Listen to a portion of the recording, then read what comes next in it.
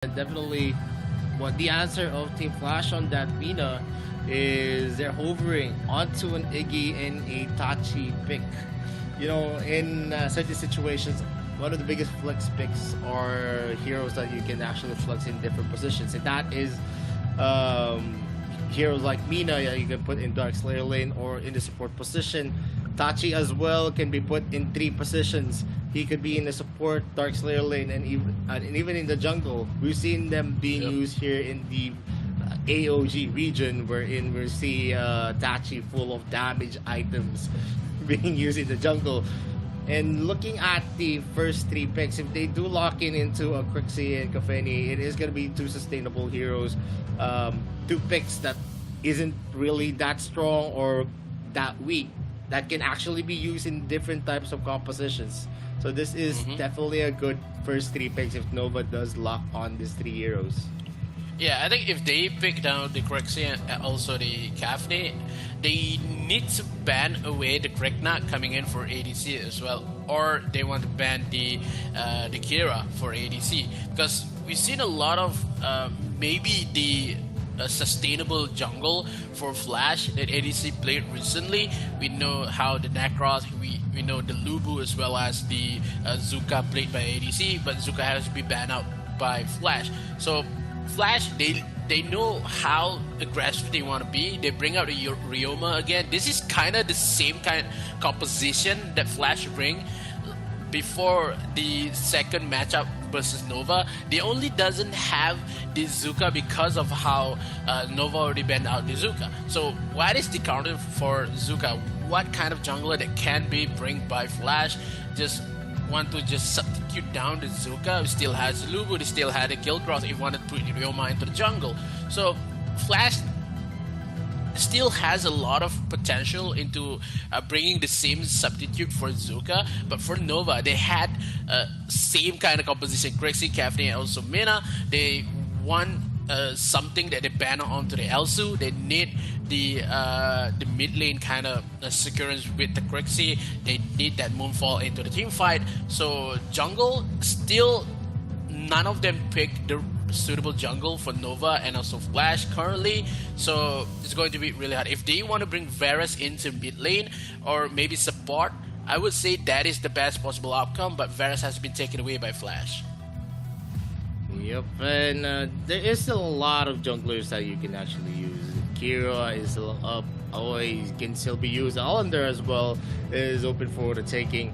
If you want to be very, very aggressive, Allender is one of the heroes that can go for an early invade and deal a lot of damage, even just having one ability, because most of the damage that he's been doing, it comes from his passive. And definitely with the kind of lineup that we're seeing from Team Flash, it is a very, very strong early game composition. Tachi and Ryoma and Iggy are early game monsters, and they can also scale very, very well to the late game. Yeah, I would say this is kind of if they want to pick down the support, they already have the Itachi. They bring down the Violet for Case. I think they doesn't want to bring down Hayate yet in game number 1. It's kind of because we know this is the global bans has been applied. If they pick the heroes in game number 1, it cannot be played in game number 2. So if Nova just spend a lot more resources in game number 1 versus Flash, because Flash has substitute onto Violet into their ADC role. So maybe game number 2, if Nova has not proceed into more kind of composition, it will be hard for Nova in game number 2. But game number 1, they just spam onto Emily and Aoi in game in terms of they need more damage. That has sustained onto Mina. Before this, we see how Hey played Mina pretty well and has a 3-man stun coming in for that Mina from Nova. Yep. And looking at the composition, one of the reasons why Violet was picked out by Team Flash is because of the range that Archer has against the Kafeni.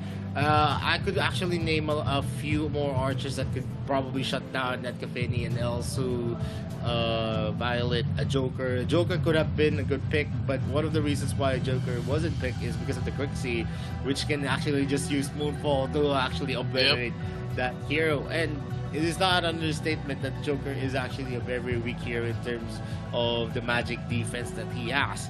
But if in the next game Joker could actually be picked out, and it is still one of the top tier archers. Hayate is actually not that good against a Kafeni, especially in a 1v1 scenario. Yes, you have Kunai Blitz and stuff, but when you have a speed up on the Kafeni, it's going to be very, very hard to catch out that Kafeni just yet if he doesn't have that slow, especially in the early parts of the game. But Hayate does scale well, very, very well into the late game. That is for sure when the attack speed is up. And we've seen the compositions right now, a Scud to add to the tank ability and sustainability of Team Flash. Well, Nova Esports, probably they could actually do this in a wombo combo style. But that is a what if. Execution of the skills are definitely going to be one of the biggest factor on Nova Esports. But on Team Flash, they have a lot of damage. They can pack a lot of damage. A lot of comeback plays could actually come out on the kit of their hero pool. But Mikos, what do you think? Wow, who do you think won the draft on both on Team Nova and Team Flash? I would say that the most creative way to draft is Nova, because they bring Emily into the support role instead of the Mina. But we know how Flash plays with their draft, and I kind of like it with the Scud on jungle and Ryoma from Katie. But a lot of the games that Katie played with the Ryoma has not been convincing enough to state it that Flash could win. But Nova, if they played aggressive in this game, it's kind of hard for them because of the Scud in the jungle. We know the ability of Scud in early game, so much damage. So Nova really needs to find a way to just cope with the early aggressive that they had, just tone it down a little bit and let Flash has their game in the early and punish them into the mid game, because it's just going to be super convenient if they just drive instead of going into the jungle of ADC. It's going to be really hard because of that Scud damage. Yup, and right now we're seeing a very, very standard start for both teams. They're not going to go for very, very aggressive plays. They're going for the fast clear here. We're going to see Case actually helping out ADC. We know Scud is a very slow starter in the jungle and needs a lot of help in clearing out the wave. And ADC is going to maybe go for an invade here, while Nova Esports is going to be answering in kind. It's a 4-man invade by Nova. Yep, 4-man invade as well as for Flash. They takes down the red buff coming in for Nova. They traded pretty well. Both of the jungles has double buffs, so currently a speed game coming in for Nova as well as Flash. In the mid lane, Pikachu with the Benji, but XP really needs to run away with Itachi itself. Now coming in with the grapple, but not enough damage coming in for XP to just living Benji away with Emily. Has a lot of armor in the early game, but look at how Nova, they played really aggressive. They doesn't want to give space for Flash in the current early game, but they tone it a little bit down despite how they show us in game number 1, in day 1. So Flash currently, maybe they just want to wait some mistake coming in for Nova. Right now, not much is going to happen. They are going to be clearing out the waves as fast as they could to actually prevent any rotations. But Benji might be in danger here, but he does not go into the brushes with the information here. But we're going to see here another beat around. He's not going to be ready for the objective sake. The dragon might be secured here by Team Flash without any kind of contest, since we are not going to see another ready for the dragon sake.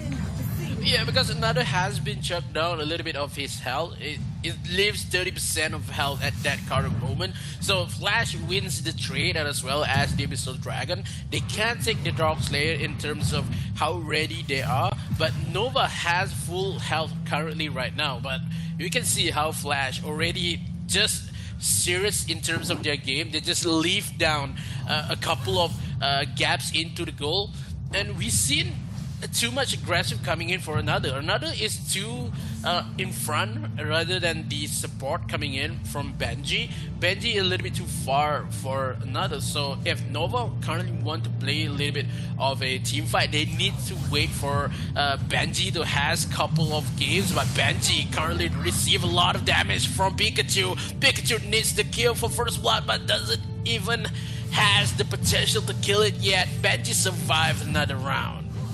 Yep, KT is going to be spotting out another at this point. Dragon's Pride is still going to be available to him. Will he be able to get this? Yes, he does, but KT goes in with a Peterbilt, gets down, jump onto another. Without the Dragon's Pride, he's not going to be invincible at that moment. And look at the tankiness of that Tachi. Once he pops off his passive, he's going to be having an additional shield. That additional shield give a moment to disbelief for Tachi user, but XP a little bit too ambitious that want to kill away Snox into the mid lane, but now been taken away with the Dark Slayer buff. Coming in another, trying to chuck a lot of damage, but KD is still into the mid lane, as well as XP and Pikachu trying to find this red buff, trying to trade it away, but the damage coming in from Flash a little bit too much to Nova handle. Living Hey onto the top side, a little that they know that still has no grips onto the top side. They cannot trade turrets with Nova. Flash secure their first turret. It depends on how Nova trying to find the synergy in their first game. Nova is currently clueless where is the objective they want to pick.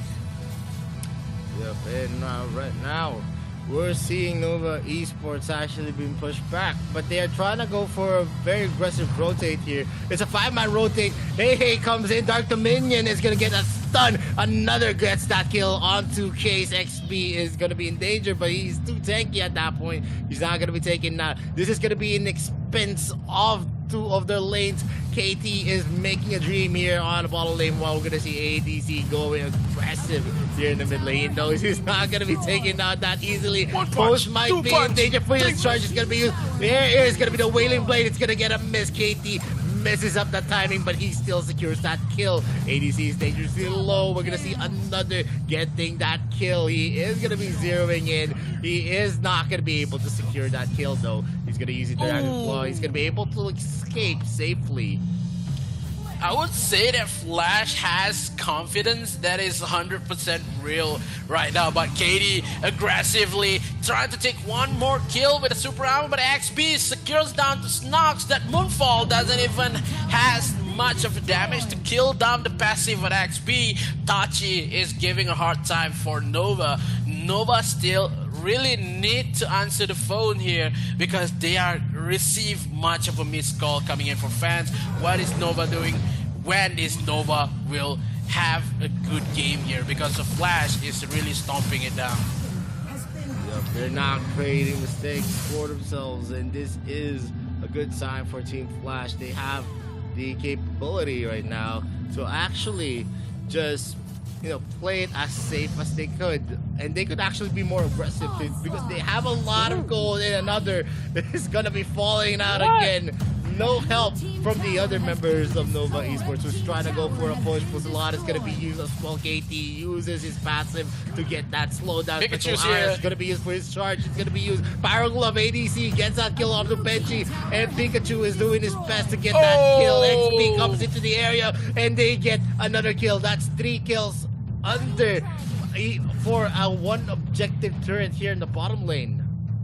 Under 7 minutes that we see how Flash currently has a lot of potential to win this game. They already have 6 objective in terms of towers, but now Nova, they need to wake up. They cannot play too aggressive like what another do in the blue buff side of Flash. He wants to steal the blue buff whilst Nova doesn't have any possession into the jungle, so that is going to be really hard here. So Nova, they really need to be careful coming in. Another, but still has the frozen orb. Cannot be with the fuselage onto the backside, but Flash, they need to run away. But Katie on the back line of the members of Nova. Katie takes one, maybe another is the one to fall, but not as escape coming in, but the damage coming in for Pose is not enough, and now Flash takes the kill, leaving another alone to defend this core. This is going to be really hard for Nova because Nova knows they are going to lose. And AA is going to be spawning up here. It's a victory run for Team Flash. This is the Wild Beast charge to get a lot of the members of Nova to not join in the fray. And the Nexus lock is going to be finished up by Team Flash. They take game number 1 in this best of 2 series. Wow, Flash just takes the game before the 15-minute marks in game number 1? Wow, this is the first game, Flash. Chill.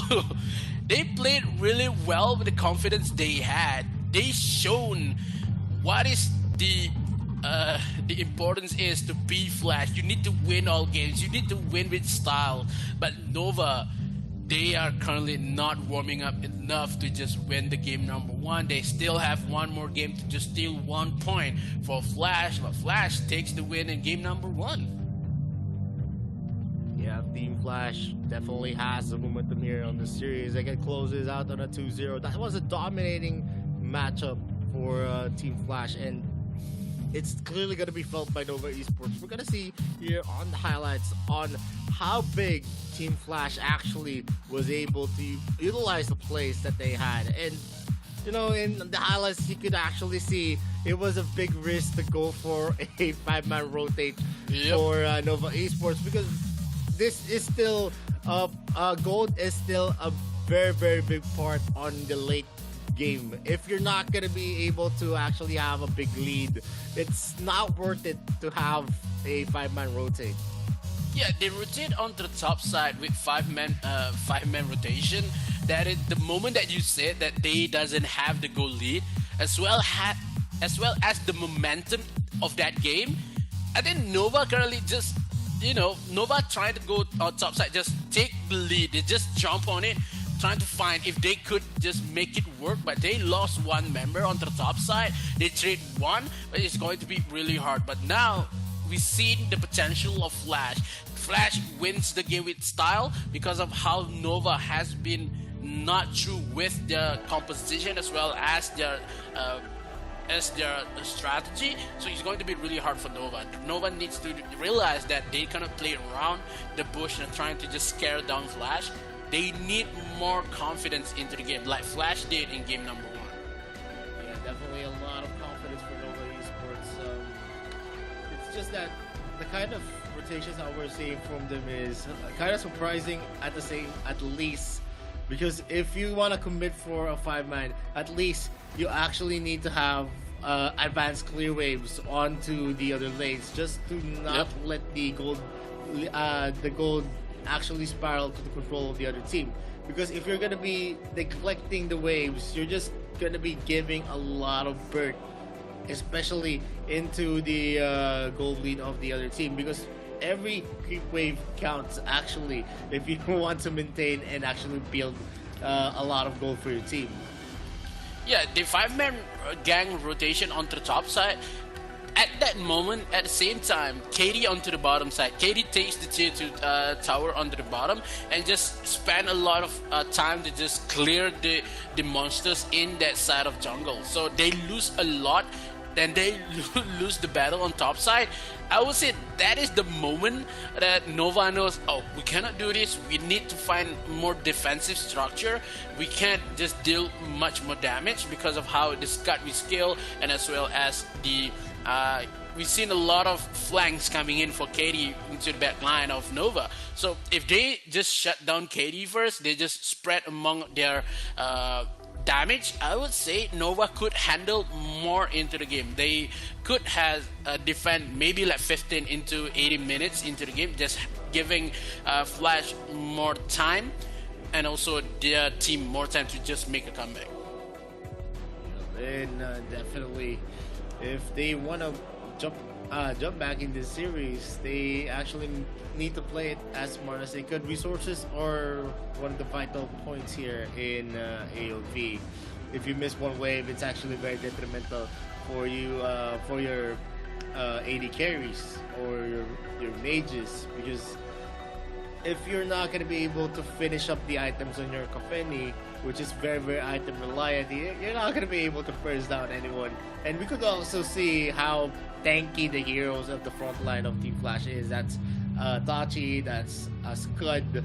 And if you can't build the items to actually penetrate the defense of these heroes, then basically you're just throwing up the games to the hands of Team Flash.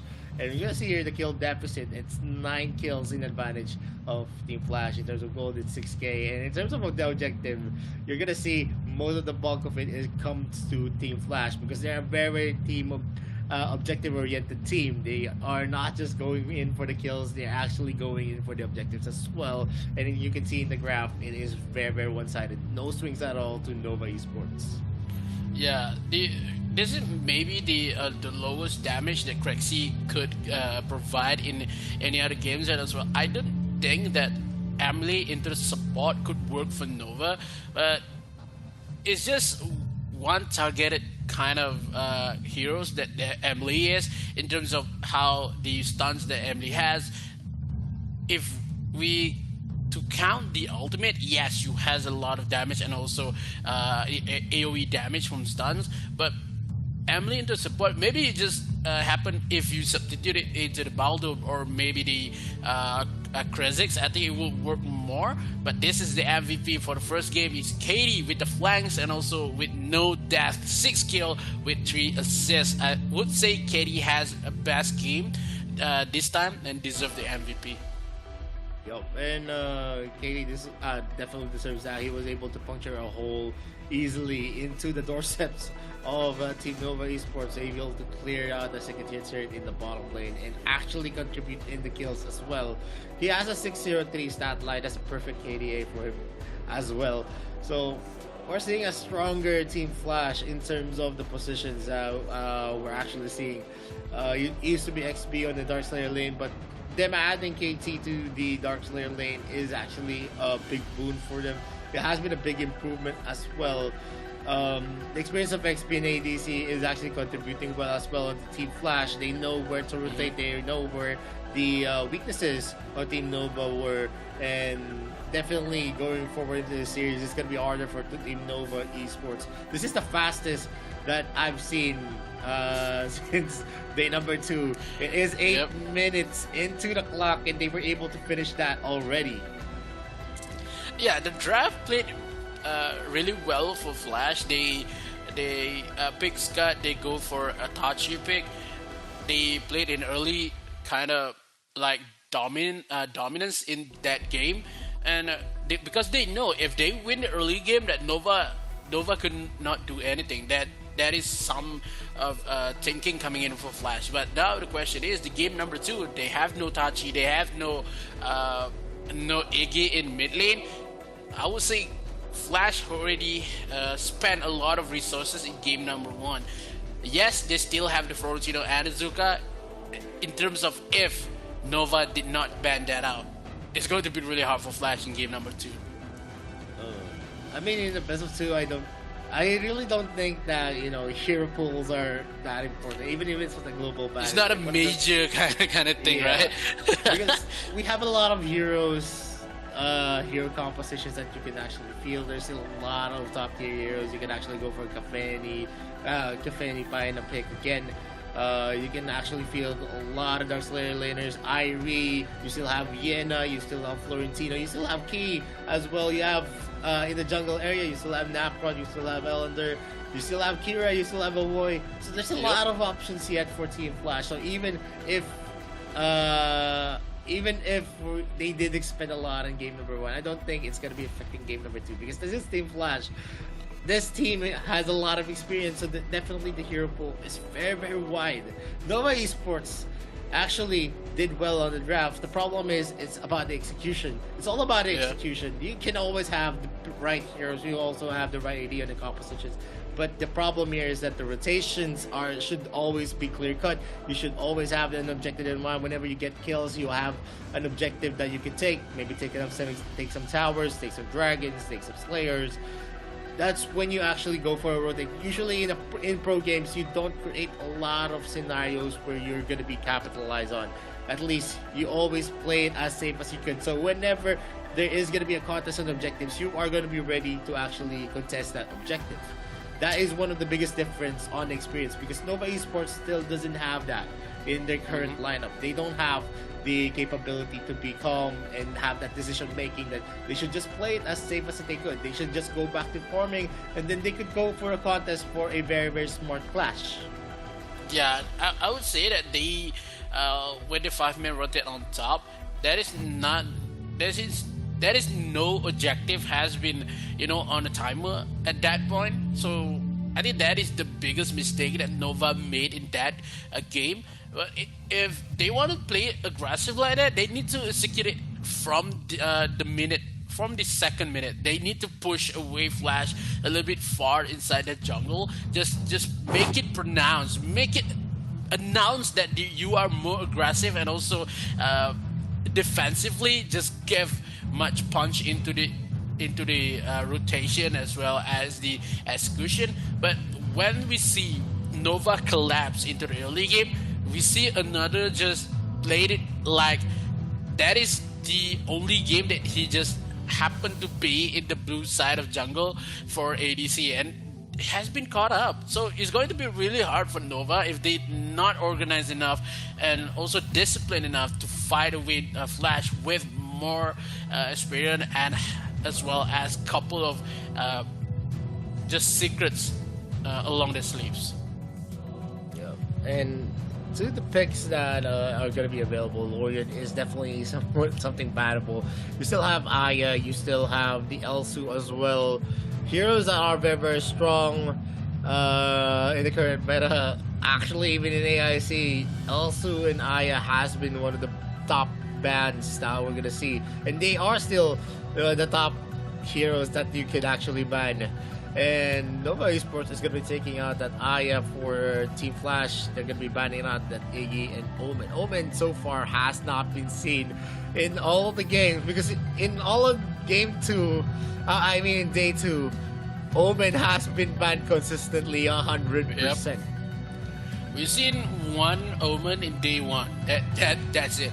Because Omen has been banned a lot, and because of how convenient Omen is, he has crowd control, he has lifesteal, he has damage, and also has the armor to make a solid defense. So Omen's kind of most reliable kind of champ that needs to be banned out, as well as the Aya and also the Lorian. So Flash, they got their man in charge. They got Zuka into the jungle. They doesn't have Tachi and Iggy. They banned Iggy for themselves, but Tachi has been picked by Nova. Nova could pick down the jungle that they need, like Pain, or with the damage that they can provide. Also, they doesn't have the mana to just complete their composition like they did on day 1. So maybe Nova needs to just play a way around the defense that they had. Bring down the Baldum Hayate maybe, or the Kha'Zix as well as the Hayate. But Aliana and the Kafni has been harvested down by Flash.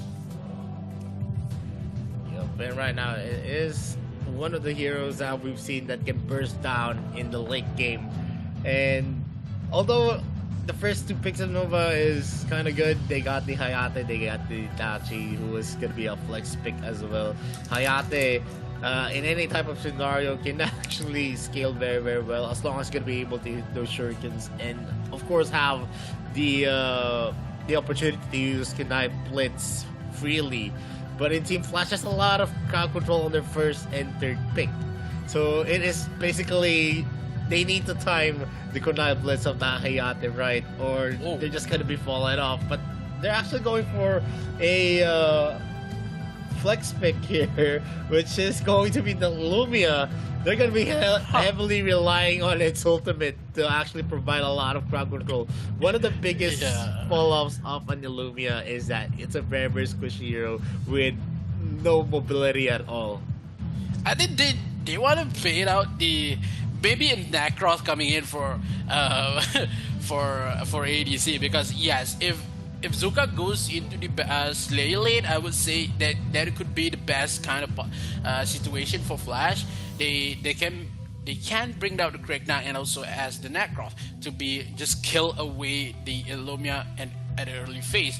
But versus a Liliana in the mid lane with Illumia, I would say Liliana has a much more movement rather than Illumia, just a little bit slow, but still has a lot of magic damage in terms of Liliana has the Bloody Light and everything. But yeah, Illumia kind of not fit a bit into the composition of Nova because they played aggressive. Bringing down Illumia is not the same composition that they bring in the AIC. And I've seen Illumia picks in a best of 5 and a best of 7, but in a best of 2 I don't, or in a best of 3 I don't really favor the usage of Illumia, because it's a hero that you can actually catch out in this type of compositions where there's a lot of mobile heroes on the other side. That's a Zuka and a Liliana. They're very, very ballsy in using that Illumia to think that it can actually be protected easily. Yeah, in terms of you have the Tachi has movement speed, Tachi has defense, but to protect a Illumia, that is a hard job for Tachi. They need one more kind of defense. Maybe a Malok in mid, it just happen to be protecting Illumia, but they bring out the Scud. Kind of weird composition coming in for Nova. I would say that. Scud Illumia. This is maybe like season 4 of AOV. Scud and Illumia in the same team. Oh no. And Team Flash is actually going to be adding a lot more of the mobility. They're taking in an Alice and an Ellender over here. They're going to be locking this. That's a very, very painful composition. It is a damage is king, and they're going to be relying heavily on how they're going to be able to use the kiting potential of these heroes. All of them has that kind of mobility to actually get close, like the Liliana and Zuka. They're going to be locking onto this Ferris as well. That's a lot of heroes that's going to be diving into the Hayate and also to the Illumia. Yeah, I think if they want to pick down the Elendor, they just flex away Zuka onto the Dog Slay lane. But they bring up the Ferris first for Katie, because we know how Katie plays a lot of flanks attack for Flash. And I would say the best add up into the composition for Flash is that the Alice with the Hissifits and also the potential to silence Scott and Illumia as well as Tachi. That is big. That is big for Flash. They know a team fight with Alice and Liliana. The members of Nova will have a hard time to just run away for the Hissifits. So maybe in the team fight, Flash will be more aggressive because they want to just shut down. If the Necroth pick coming in for Nova, that is the gateway kind of strat coming in. So they have to just split push away with that Necroth. Yep, and I don't know that. I mean, I could see a lot of wombo combos that could happen for Nova Esports. Because the problem is that it's not always going to be easy to execute the wombo combos. Especially they don't have a lot of crowd controls on them. They do have some slows for Nova Esports, but that's they have one knockback coming in for Illumia. They have one. Yeah, I mean, that is, it's actually going to be very, very hard for Nova unless Team Flash actually groups up together and, waits for the Cataclysm to hit. And that's going to be something that Team Flash is definitely not going to be doing. That's why they picked up the Alice, to have that speed up, to have the mobility to actually just safely get away or walk away from any of the crowd controls coming in from Nova Esports. They have speed boost coming in for Alice. They had Shift coming in for Liliana. They have dashes from Zuka. They have Venom for Varus. I just want to see how Nova execute this Cataclysm plan, because I would say this is going to be the hardest landing crowd control that Snox have to play, because there's too much of movement speed coming in for Flash. So one strategy has been just nullified by Flash. Nova really need things to think about it, because it's a little bit too early. Just they pick number 3. They just flashed out the Illumia. That is, I would say, that is too early for Nova. Yeah, and I do agree. Team Nova is gonna have a hard time here in the entire battlefield. We're gonna be entering here again. Let's see if Nova Esports can actually clinch a win in this best of 2 series, and they clearly need this to stay into AIC 2022. We're gonna be starting a standard start for both sides. The mage and the support is gonna be helping on clearing the mid lane. Yeah. I would say that 2 members of Nova, they know they cannot just play a lot of aggressive with the Illumia into the mid lane.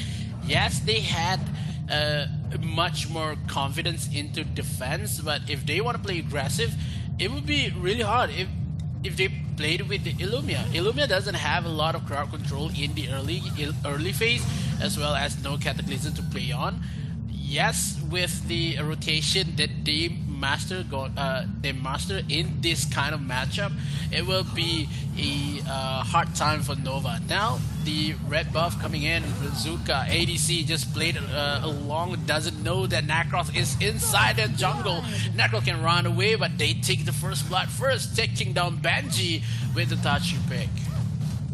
Yeah, I mean, it's a very risky play. They knew that it was going to be a 4-man team for Team Flash, and they still are going to be able to take that red buff. ADC is going to be running for the high heels. Another is going to be trying to go and catch out the members of Team Flash, and they do get ADC. The Jury Fury is going to connect with the Judgment Blade from another, and that gives him a lot of time. The red buff take a lot, but now Zuka has life back, but ADC take down the Mr. Dragon first. Now the reinforcement comes in with the stuns coming in for XP, takes down Pools. It doesn't have the hits to fit just well, doesn't even connect to somebody, but they pick 1 kill just to level it up and make Flash has currently the lead back, because Nova has been stealing away from the ADC dying on top side. Yep, and you know, it has been a characteristic of Nova Esports. They've been leaving their lanes, especially for the ADC, who, I mean, the Archer, the Hayate has been leaving his lane, and that's going to be translating to a lot more goal advantage to its opponents. Case is just going to be getting a lot of the gold onto the lane without any type of contest, without any type of being freely attack. Here, look at the railgun. Fusillade is going to be used, and from XP.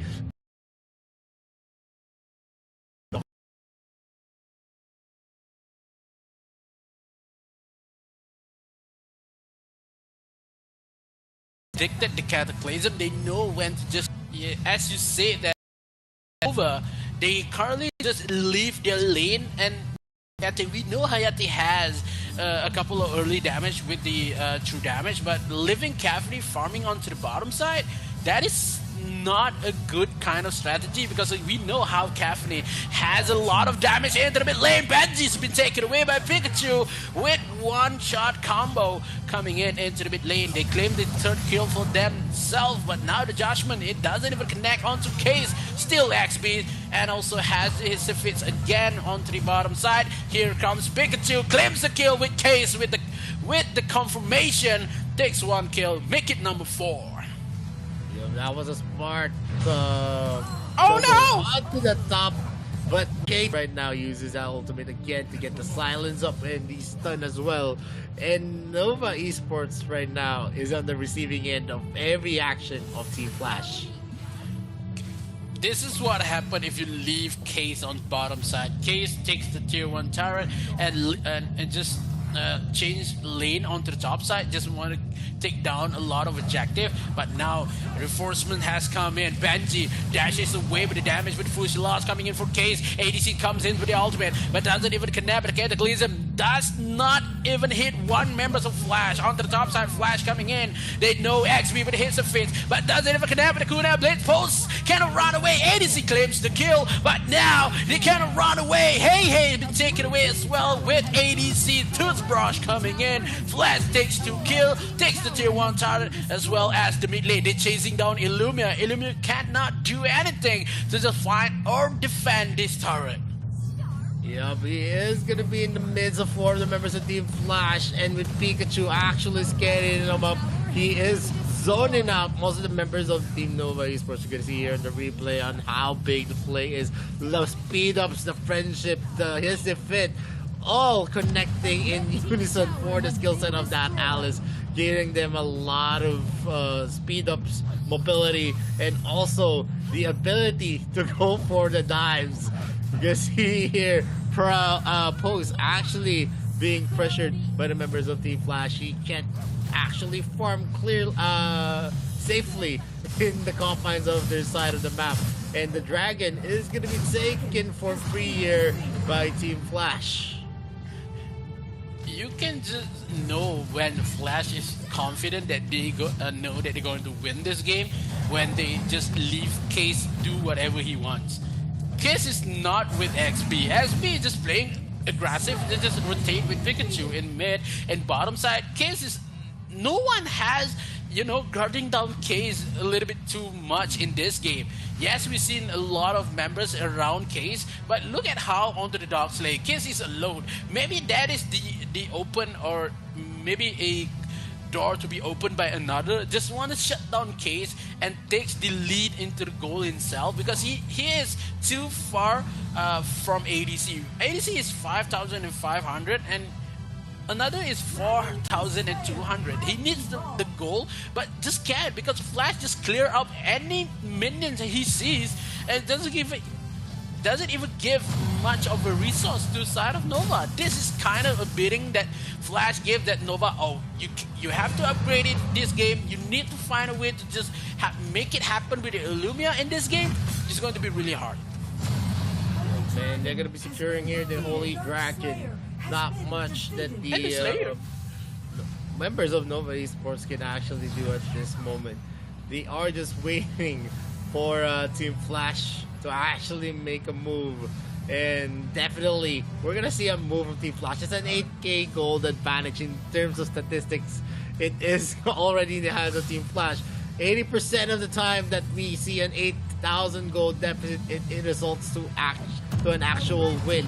And Team Flash already clears out all of the other turrets. They are now knocking into the doors of Nova Esports. Summons the Slayer here in the mid lane. They're going to do their best. That's a Shining Light and the Venom being connecting to Benji. He is going to be forced out, and that's another stun. Nox is not going to be able to run, even with the Cataclysm coming in from that Illumia. The stuns are nonsensical, because even if the stuns hit, there's not much damage that you're going to be expecting from Nova Esports. And the third tier turret is there. Skyfall hits his bit with the Sunshine and stunning down another. Another's going to be able to dash out. Post tries his best with the Kunai Blitz, but he is going to be obliterated from the damage of Pikachu.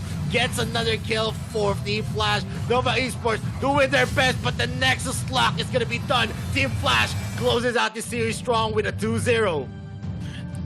Doing the best with Nova is just not enough to break down Flash. Flash is a monster of a team. They takes the game, they played it really well with the confidence and aggressive. They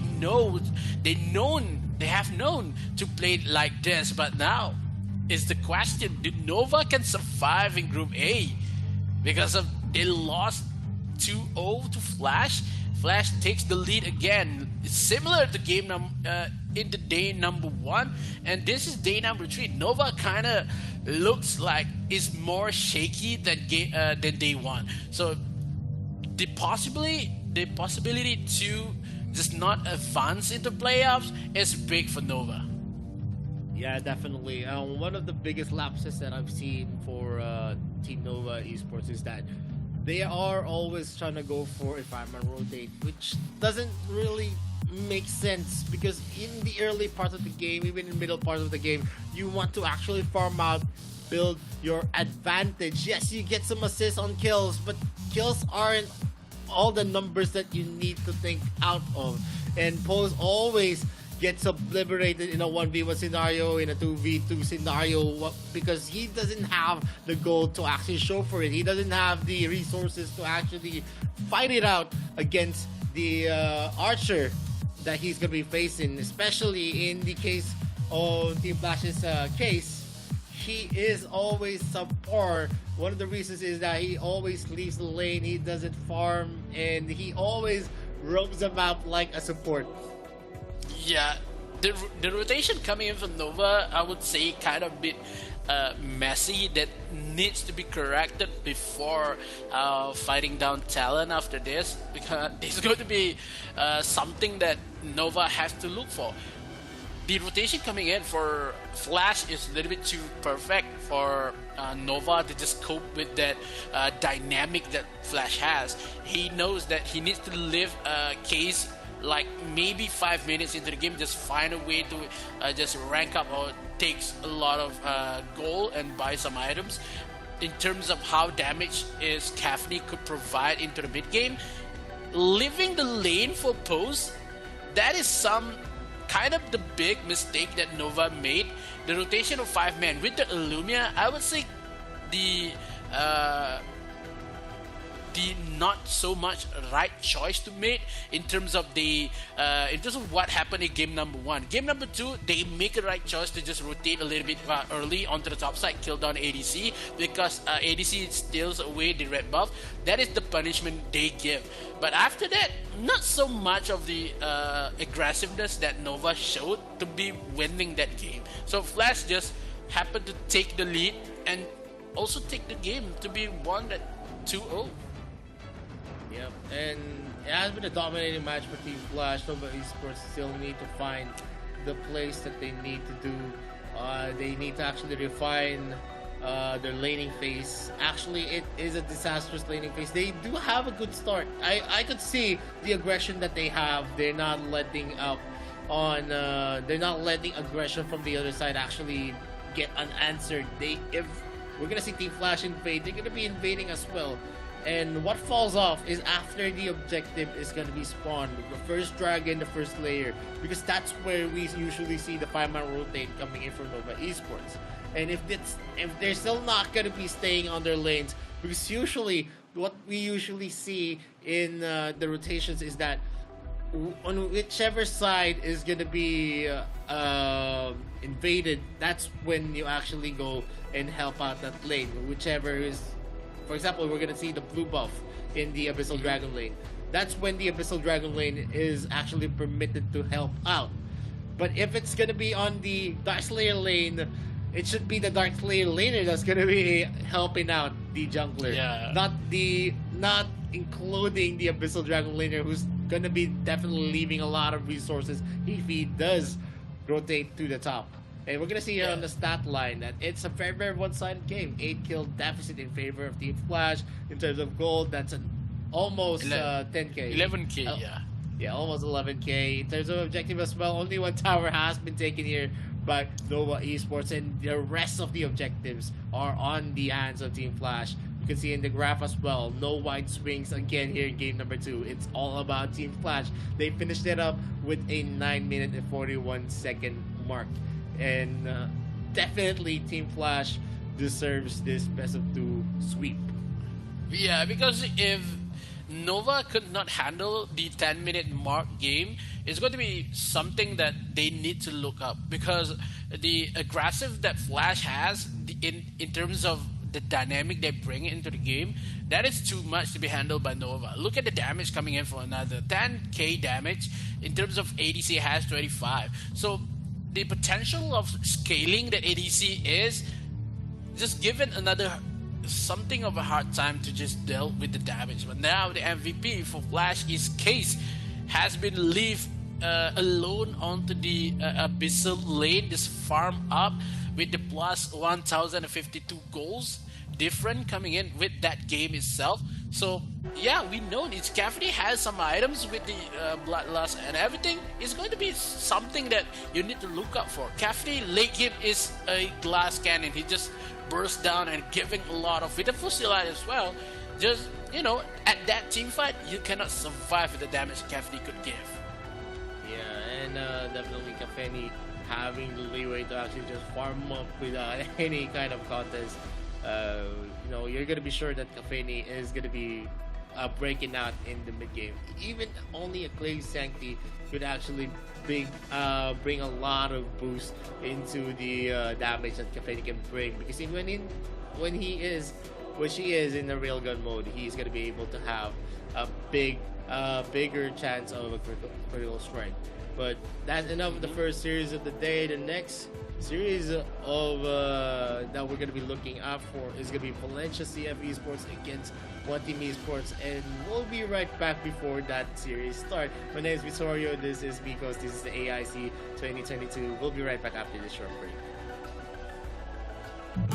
It's part of the process. They think I'm crazy, or am I really brave? I don't let nothing phase me. There's no hold up delay. I still survive. I own the confidence up in my mind. I'm running towards the light. It's time to shine and go take flight. No pain, no gain. If you don't wanna fade away, the both ways, hope pays. Heroes moving silence when they say the day. Yeah, I'm a queen. I overcome relentless pain, and I got it in my genes. I pass through anyways crisis, no matter what the price is. Prepare, protect my people, always beware. There's always the rivals everywhere. Bomb you on the light declare. I'm riding to the air. Fight for what I stand for, what I stand for. You test to me, then I go Rambo, Rambo. I'm quick to grab the grip and go. I'm best with it. Okay, I'm lit. My mind's on city mode. I'm flexing it. Okay, I'm wild. I'm tripping on my mind, investing it. I'm still high-minded. My destiny, you'll find it hard to find it. Winning street, my dubs elite, I bring it. Yeah. 50 feet step back, I'm about to speak my G, I'm with it. Yeah. Sun shines, I dream bigger. Believe in myself, I maintain rigor. Be what I wanna be, don't be little. Be. No pain, no gain. If you don't wanna fade away, the both ways, hope pays. Heroes moving silence when they say the day. Yeah, I'm a queen. I overcome relentless pain, and I got it in my genes. I pass through anyways crisis, no matter what the price is. Prepare. Hey, send me up at any location, I hold up and mow them down. Look at the constellations for consolation while I retain my crown. Back in the background, I'm a background, what goes gon' come back round. I'm self-made, built everything from the ground up, I say it proud. No pain, no gain. If you don't wanna fade away, the both ways, hope pays. Heroes moving silence when they say the day. Yeah, I'm a queen. I overcome relentless pain, and I got it in my genes. I pass through anyways crisis, no matter what the price is. Prepare, protect my people, always beware. There's always the rivals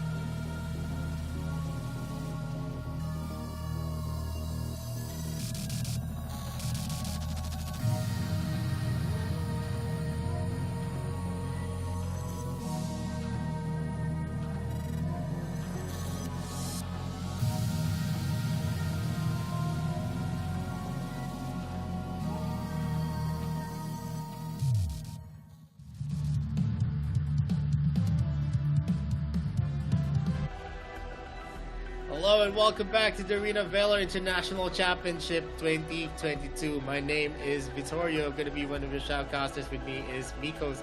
Our next series of the day, it's going to be Valencia CF Esports against One Team Esports.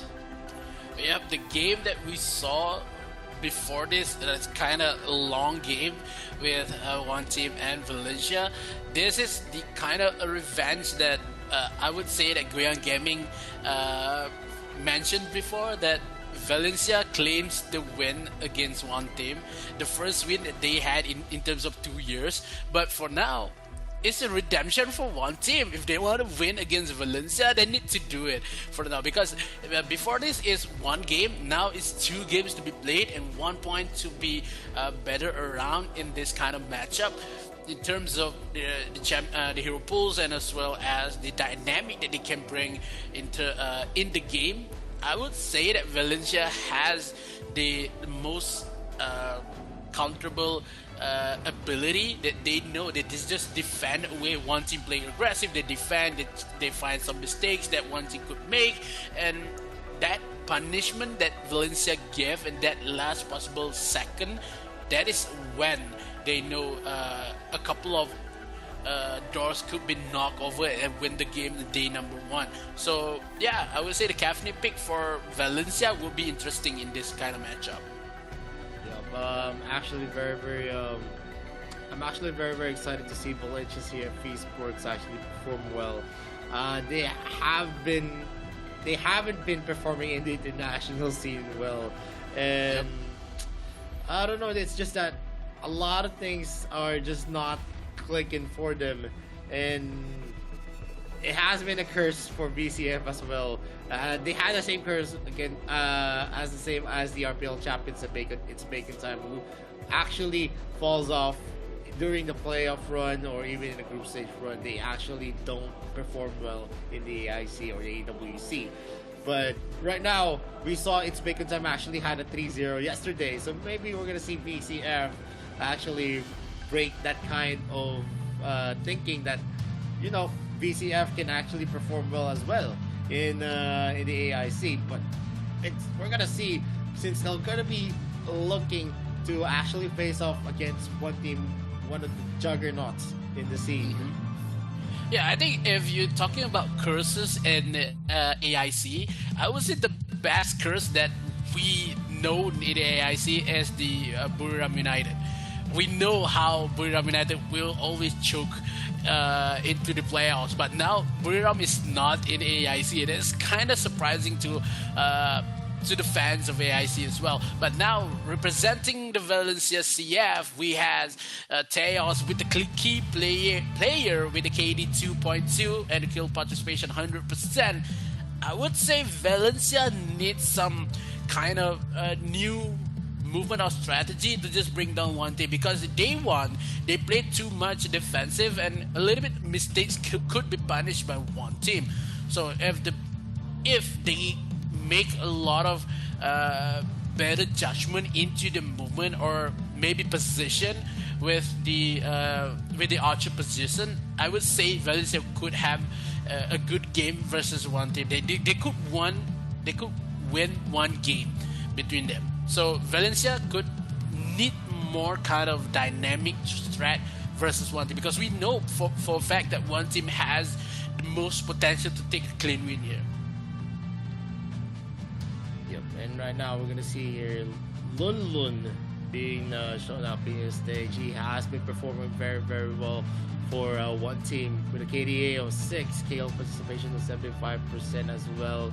You can see the big impact of the Dark Slayer lane of One Team Esports.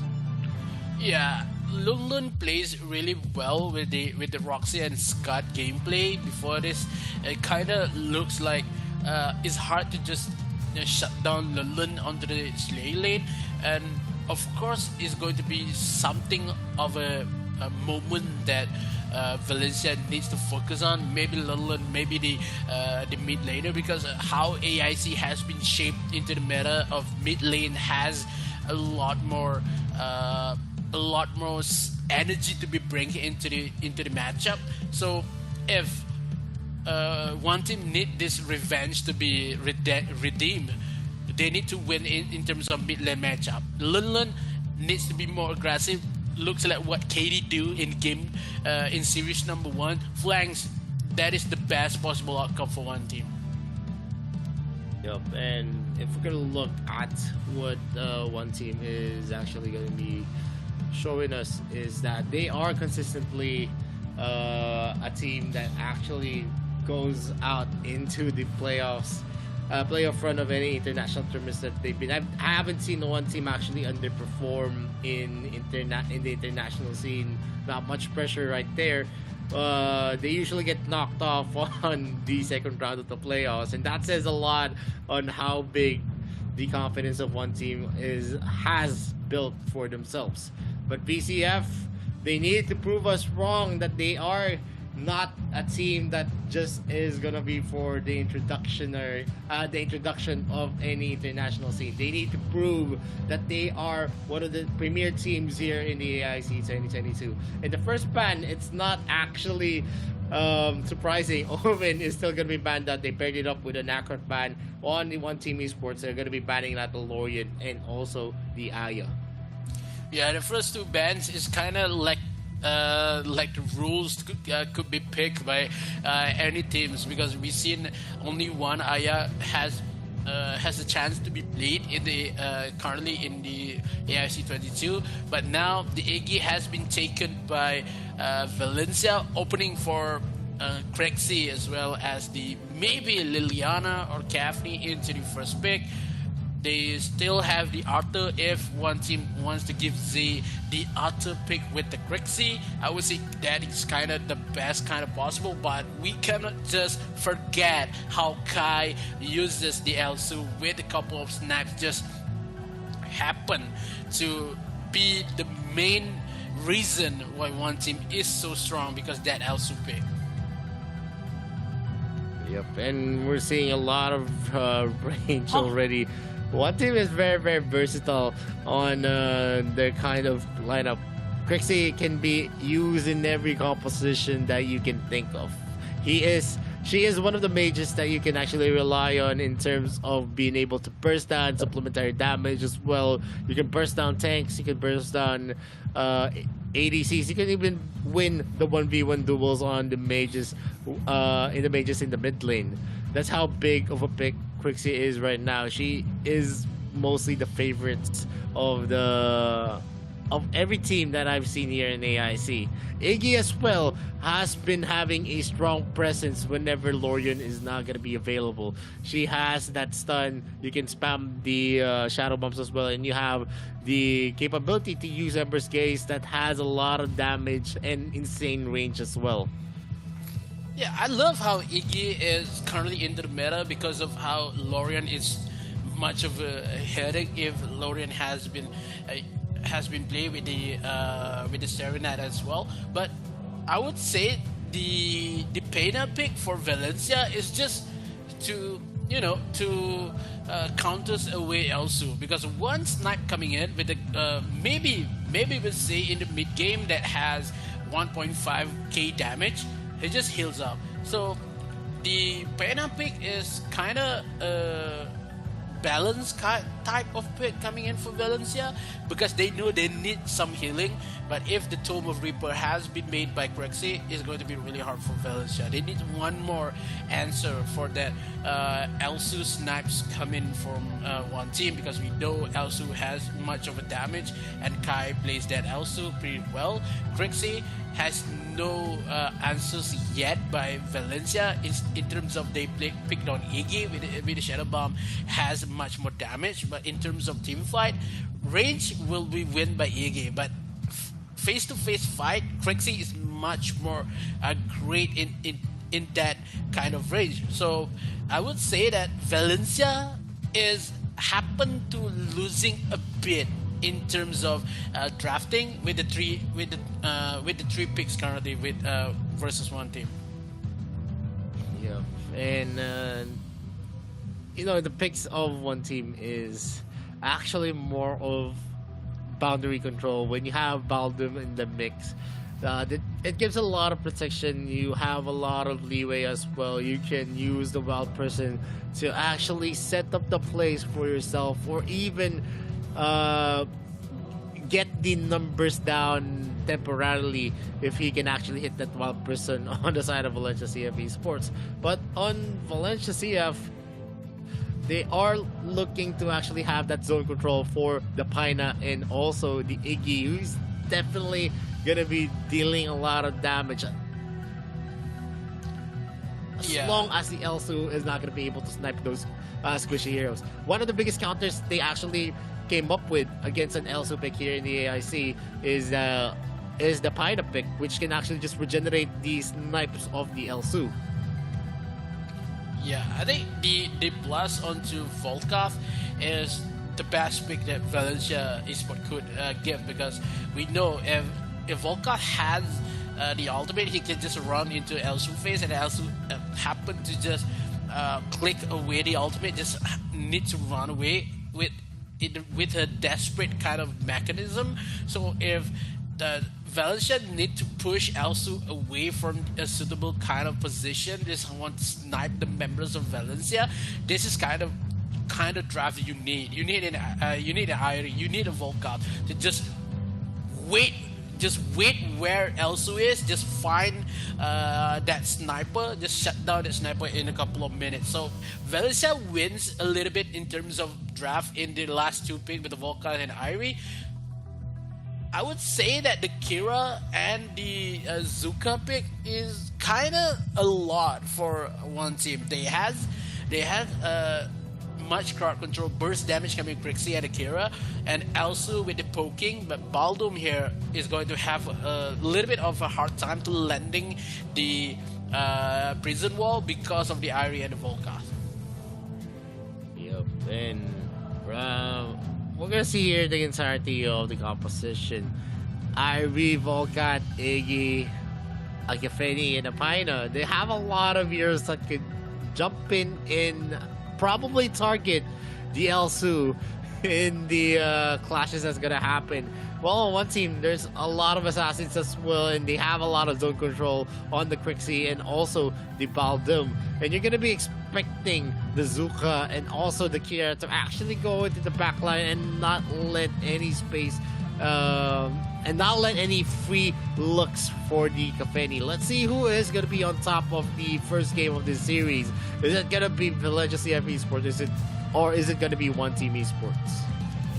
Oh, this is hard to say who's going to win the first game, because Valencia wins on top of one team in day one, but this is day number 3. At phase 2 into the playoff, we've seen the much of the changes from Flash and make it the game looks easy for them. So if one team currently is mad about Valencia, what Valencia did with the comeback that Valencia did in day 1, this is going to be something of a nightmare for Valencia. Early game matchup is won by one team because of the range that Elsu had, as well as the Zuka rotation, but they need to wait for the Kira power spike for one team. So a little bit late versus if Valencia has the Volkas and the Iggy with a couple of damage could be provided into the mid lane. So early game Valencia has the potential really big in terms of one team. They need to play along into the mid game and just proceed into late and win the game.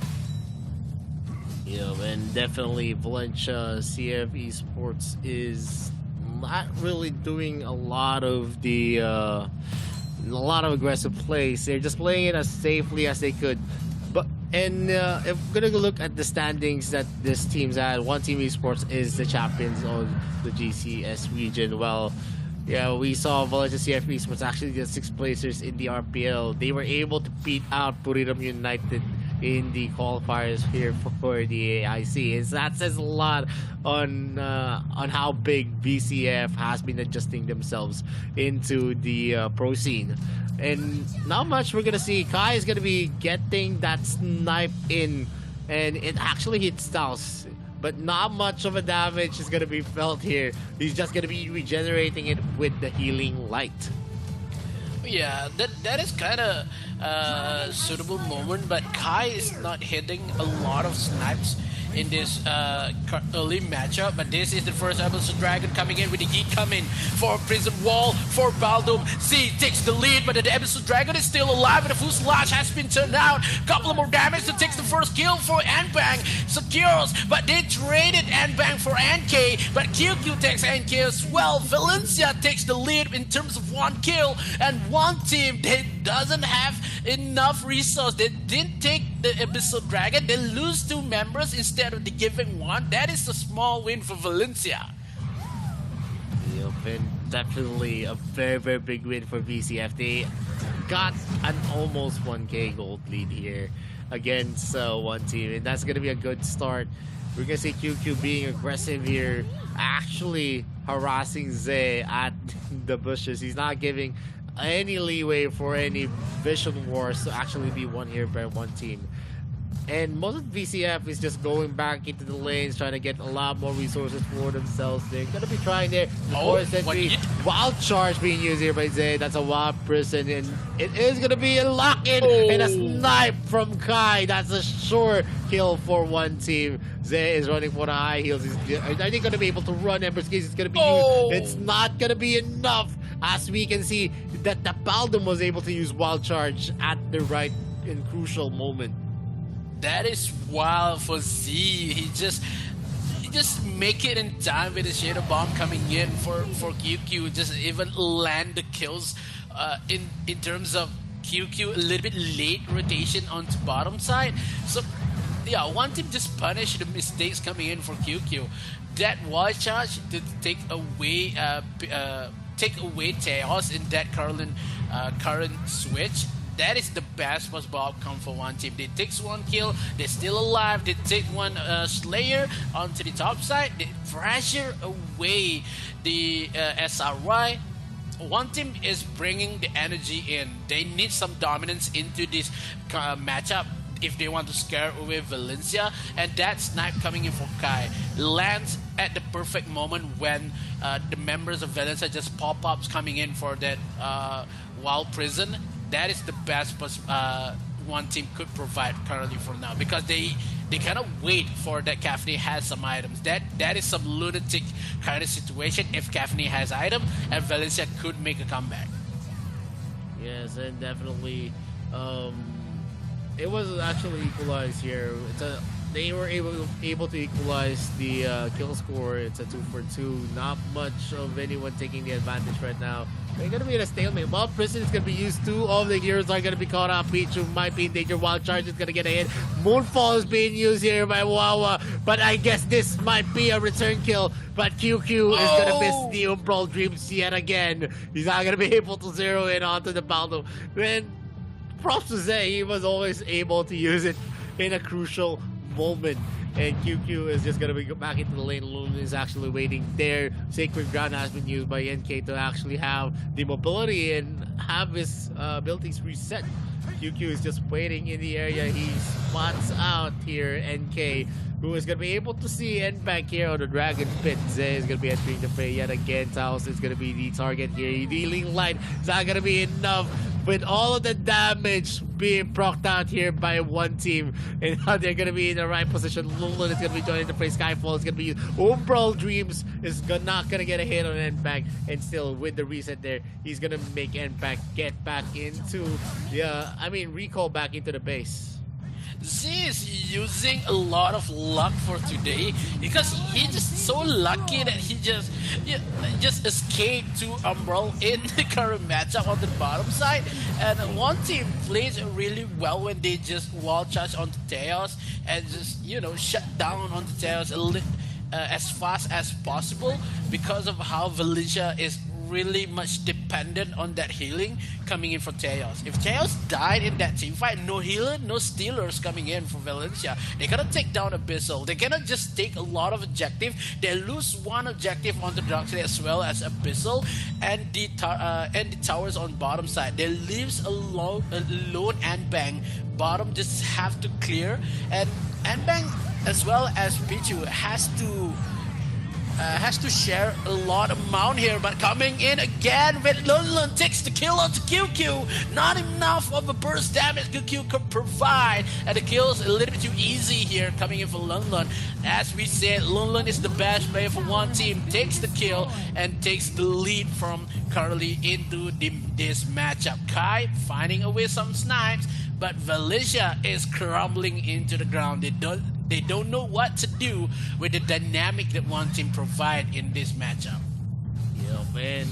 Props to the LSU of one team. Kai has been doing a lot of the good work. He's been hitting his shots in the right people. Taos always gets suppressed in most of the moments, and that is a big thing. If you have an LSU in your team that's very, very good, who has sharp eyes, he can actually get them. SRY is going to be using his Ryu to clear out the waves, and he needs to use his ultimate for the damage reduction, because the damage coming in from one team is just too substantial. They got QQ in here in the mid lane with a wild charge. Zay is doing it, making the dream work for one team. They've been getting a lot of good looks, a lot of good positions on their team because of Zay.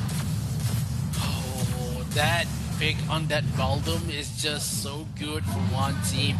Wild Charge, Wild Prison, and also the stuns that Baldum provide with the snipes follow up by Kai, and as well as stuns with the boomsticks with Wawa had, and K with a couple of crowd control, makes the dream a living for one team. Valencia needs to answer what would they do in the current stages, because this is one team that respond into their losses in day number one. We've seen this happen a lot. One team has the upper hand in terms of goal kills and also the game, but when late game appears, it's Valencia all over again. If Valencia could hold into late game, the Cafni could give a point for them, but if the Cafni could not play well in this matchup, it's going to be really hard for Valencia to just proceed into the next stage. And right now, not much of any contest here on the Slayer take. One team is now controlling the map, and we're seeing VCF actually grouping up together, and there is going to be a hit on QQ. Healing line is going to be used again. The sniper's not going to get hit, but we are going to see Moonfall being used by Wawa to get a lot of damage in. Zay is going to be ready for the wild charge. He's going to be getting one, and still, and back is going to be able to use Ultima to get a lot of invulnerability, but it's not going to be enough. Wawa takes out the kill again. They get a lot of kills, 2 for none. One team is now spiraling out of control as they are going to go for a push here onto the mid lane. Lulu's waiting into the brushes. Kai is going to be finishing up the second tier turret here in the mid lane, and the bottom lane turret has been taken by Wawa as well. Lulu is going to be positioning himself up in the upper lane. Let's see what is going to happen. VCF right now needs to hunker down, needs to make a bunker strategy wherein they need to prolong this fight to actually get the late game advantage. They have an Irie on their side, so probably they can still go for this. Let's see what is going to happen, but there is going to be a clash again. It's going to be used. Knife is going to not going to connect, but still the wild charge is going to be used on Nbank. He uses the Ultima to reposition himself up. Yeah, they lost 2 members on that clashes on top side. This is not good for Valencia. They cannot just go outside because of the position that one team had. One team had is too much to be handled with. This is a couple of damage that could be in terms of damage that one team has. This is going to be really hard. Okay, Moonfall coming in with the Ambang, needs to run away with no ultimate left. Well, Lunlun is a bit too low. Kai needs to run away with a couple of damage left, but QQ needs to find more damage to connect. If not, the defense is not there for Valencia. Yeah, definitely. It is going to be a hard fight here, as VCF is actually not that doing great here, as most of the combinations are actually falling for one team. The wild charge, the snipes, you can also see the Moonfall dealing a lot of damage coming in from the Crixie as well. And of course, Lulun is adding into the mix the Kira as well. So not much. VCF is just losing out in most of the contests in the 1v1 scenario as well. If they do fight Zuka in a 1v1, if they do fight the Kira in a 1v1, they're going to be losing out. They need to actually just group up at this point. But even if they group up, it is detrimental for them because they don't have the firepower to actually match out One Team Esports. Yeah, because One Team has more confident and as well as goal and objective. That is kind of a big retribution that given for One Team. They takes a lot of lead. They give much of a nightmare for Valencia. We saw how Valencia cope with the damage that One Team gives. They just can't because they have the Pena, not the same kind of defense that One Team has as well. Maybe look at how the Baldum play, the Wall Charge, also the Wild Prison, just initiate what possible combo that can be bring.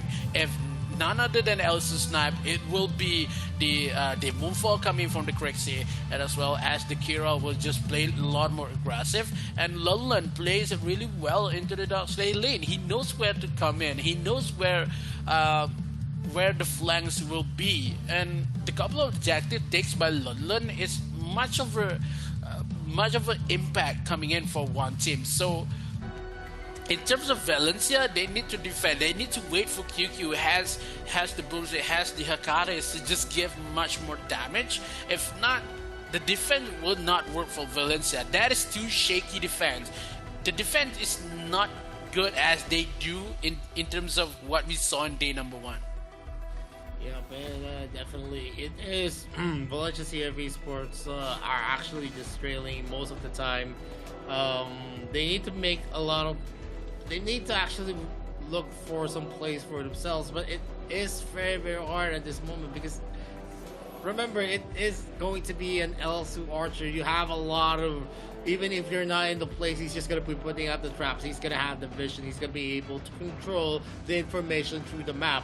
And that's one of the biggest things that we're seeing here. One team is the one controlling the information. And in that moment, if the only time they're going to be messing up is if they do commit in a very, very bad position clash, which is going to be a rare thing to happen for One Team at this point. Yeah, One Team is so dominating into the game that we want to saw how Valencia just cope with the defense, because if Valencia cannot defend, it will be the same thing what happened into Nova. But how Valencia defense currently just happened to spend much more time than Nova, because of how Nova just ended the game before the 10-minute mark, but still happened to arrive like maybe 13 to 15 minutes because how the defense and the draft coming in for Valencia. But the Pena pick here, I think, is kind of not suitable for the side of Valencia.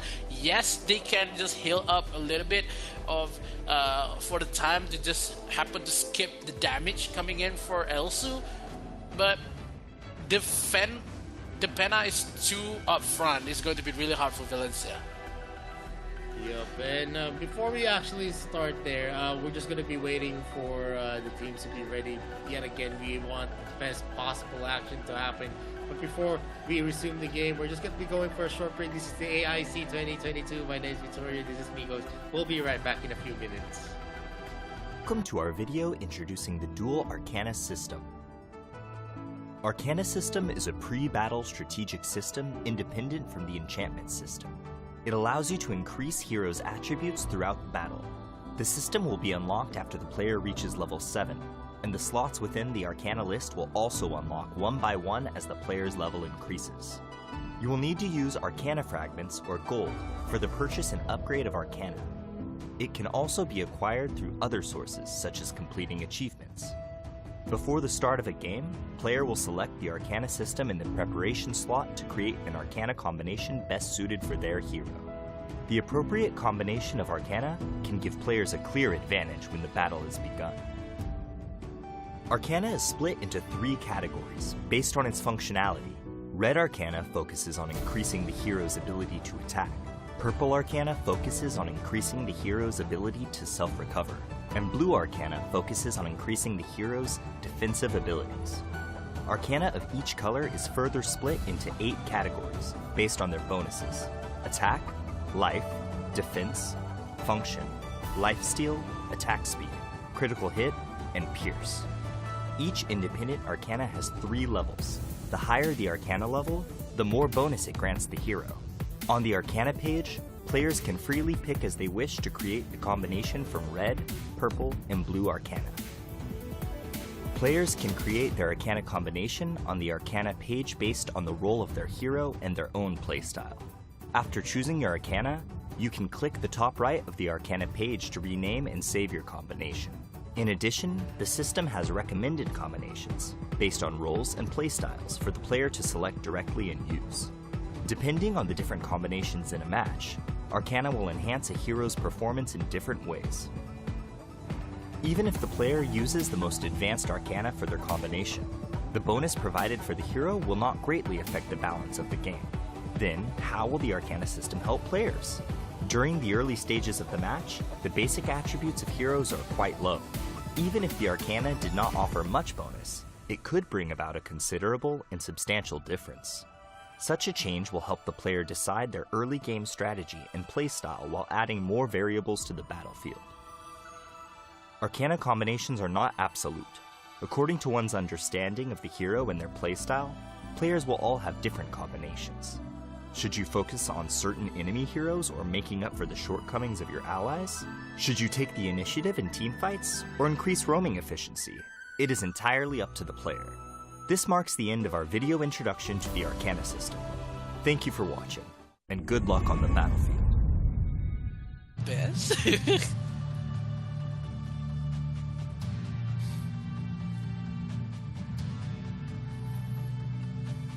Yep, and we're back again in the Arena Village International Championships 2022. My name is Visorio. This is Mikos. We'll be jumping right back into the action in a few minutes. And we're just waiting for the game to start. Yeah, I think most of the time that we saw what happened into the game, that given the possible outcome for one team to win that game is much bigger than Valencia. But I would want to know what is the style and strat could Valencia do to win the game, or maybe they strengthen their defense on some sort of maybe items or changes that Valencia need to do to just hold and wait for the Caffrey to have a little bit of item to just counter attack and win the game. What could be possibly do by Valencia? First thing that they need to do is not be hit by the Wild Prison, because if the Wild Prison actually connects, that's a lot of the firepower out for Valencia CF Esports. But that's a hard thing to do as well. And also they need to wait for the late game items of the Irie, which is the late game monster as well. We could probably see in the late game the powers of the capabilities of Irie that can just burst out that Crixie, that can burst out that Elsu, but that is still on a lot of parts of this game. It's gonna be harder since we also have a Baldum in the area. That's not gonna let things easy for anyone. Yeah, because if the Irie builds a way, like we saw the medallion and as well as the Curse of Death, but if they bring out the Yoga Age for the Irie, I would say that is not the build to be doing in this kind of matchup, because of how slow that enemy is kind of the more potential to just being catch by the Wild Prison. Because if Irie uses the ultimate, she still has the movement speed. He can just run away. But if being catches by the Wild Prison, the ultimate could finish before she just get up from the Wild Prison and gets sniped as well as a Wild Charge. So the matchup currently is always on the favor of one team, but one typical kind of a strat could be made here. They need to scale away into the late game, wait for the Caffrey as well as the Eggy to have much more damage. The medallion pick for Ahri, I would say that is smart move, just want to skip away the damage coming for the Crixie, but they need, as what you said, they need to just skip away the Wild Charge and Wild Prison. If that possible, I would say Valencia could win the game. Yeah, and one of the biggest problems there is when Taos is actually out of the contention in the clashes. Their firepower actually falls down a lot because the synergy of Paina and Kafeni is there. As long as there's gonna be a attack speed boost for coming in from the Paina, then they're gonna have a boost on the damage that they can do. So as long as they're gonna be able to keep the Paina alive, at least soak up some damage and be able to actually get back safely into the back line, they could actually win the clashes for themselves. That's how big of a factor Paina is going to be. And if we reach the late game, definitely VCF has a winning chance to actually get back the game, as long as the turrets are still going to be intact for themselves. Yeah, I think if they defend well, they wait for the Infinite Dark Slayer, that is the moment that they need to steal. They need to win that clash onto the objective to win that game. But a couple of moments here that we are going to see a lot of potential is going to be really, really hot. Yeah, and before we get back into the game, we do apologize for the delay. We're just creating an environment where everything is going to be fair and all of the players can be able to show all of their potential. So we'll just we're going into a very, very short break. And this is Vittorio, this is Migos, this is the AIC 2022. We'll be right back to Touch the Browser.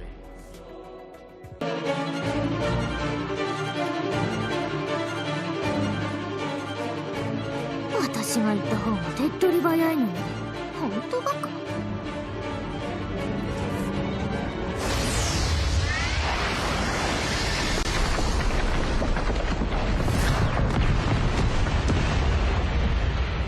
何？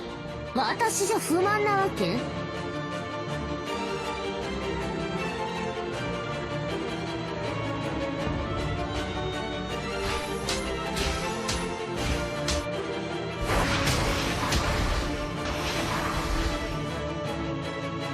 ほら、最初から私が行けばよかったじゃない。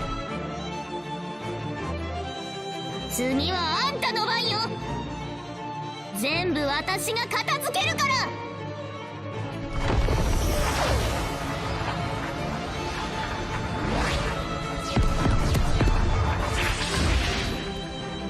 ほら、最初から私それで怖わんとか思ってるの？ほら、最初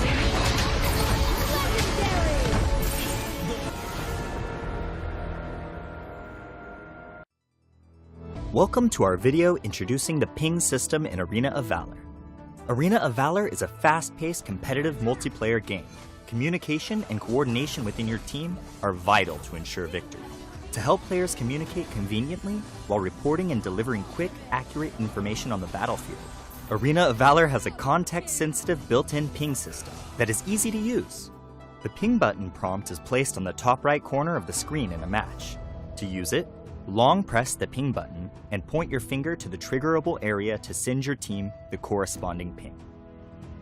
In addition, players can click the map button on the top right corner to expand the map and send pings by tapping the corresponding location on the map.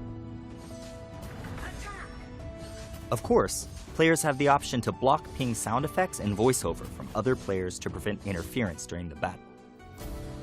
Battle Alert Pings. When players are on the move, they can send their estimated arrival time to teammates by tapping their location on the map. Players can request support from teammates by dragging the ping button prompt to their own hero. When the player is hidden in the grass, drag the ping button prompt to the grass to instruct teammates to hide themselves and ambush together. When a player is outside of the grass, dragging the ping button prompt towards the grass will notify teammates to be careful of an enemy ambush. Wilderness Status Ping. When Abyssal Dragon, Dark Slayer, or your own buff exists on the map, players can give corresponding attack commands to their teammates by tapping the corresponding monster directly on the map or by dragging the ping button prompt to the relevant monster. If a monster has yet to respawn, dragging the ping button prompt will notify the players of the corresponding monster's respawn time. Personal status ping. Players can notify teammates their skills are ready by dragging the ping button prompt onto their hero's skills. Dragging the ping button onto a skill in cooldown will alert teammates of the cooldown timer. When a hero dies, the player can drag the ping button prompt onto the death countdown to inform their teammates how long it will take to revive. In addition, players can inform teammates that they're returning to base by dragging the ping button prompt onto the recalling button while in recall. Enemy status ping. When the enemy has disappeared from a lane, the players can send an enemy missing ping by tapping on the lane. When the enemy reappears, tapping on the lane will signify how many enemies are present. Situation alert ping. Players can prompt teammates to defend structures by tapping their defense tower on the map or by dragging the ping button to the tower. When the player is not in a mid-recall state and drags the ping button prompt to the recall button, it will remind teammates to return to base. Furthermore, players can send scores to teammates by dragging and dropping the ping button prompt onto the scoreboard. There are hundreds of different ping options in Arena of Valor. Players should use them strategically to give themselves and their team a leg up on the competition. Be aware that the ping button is only a notification. The key to victory lies in making the right informed decisions. This marks the end of our video introduction to the ping system in Arena of Valor. Tell us your favorite thing to ping in the comments. Thank you for watching. Good luck on the battlefield!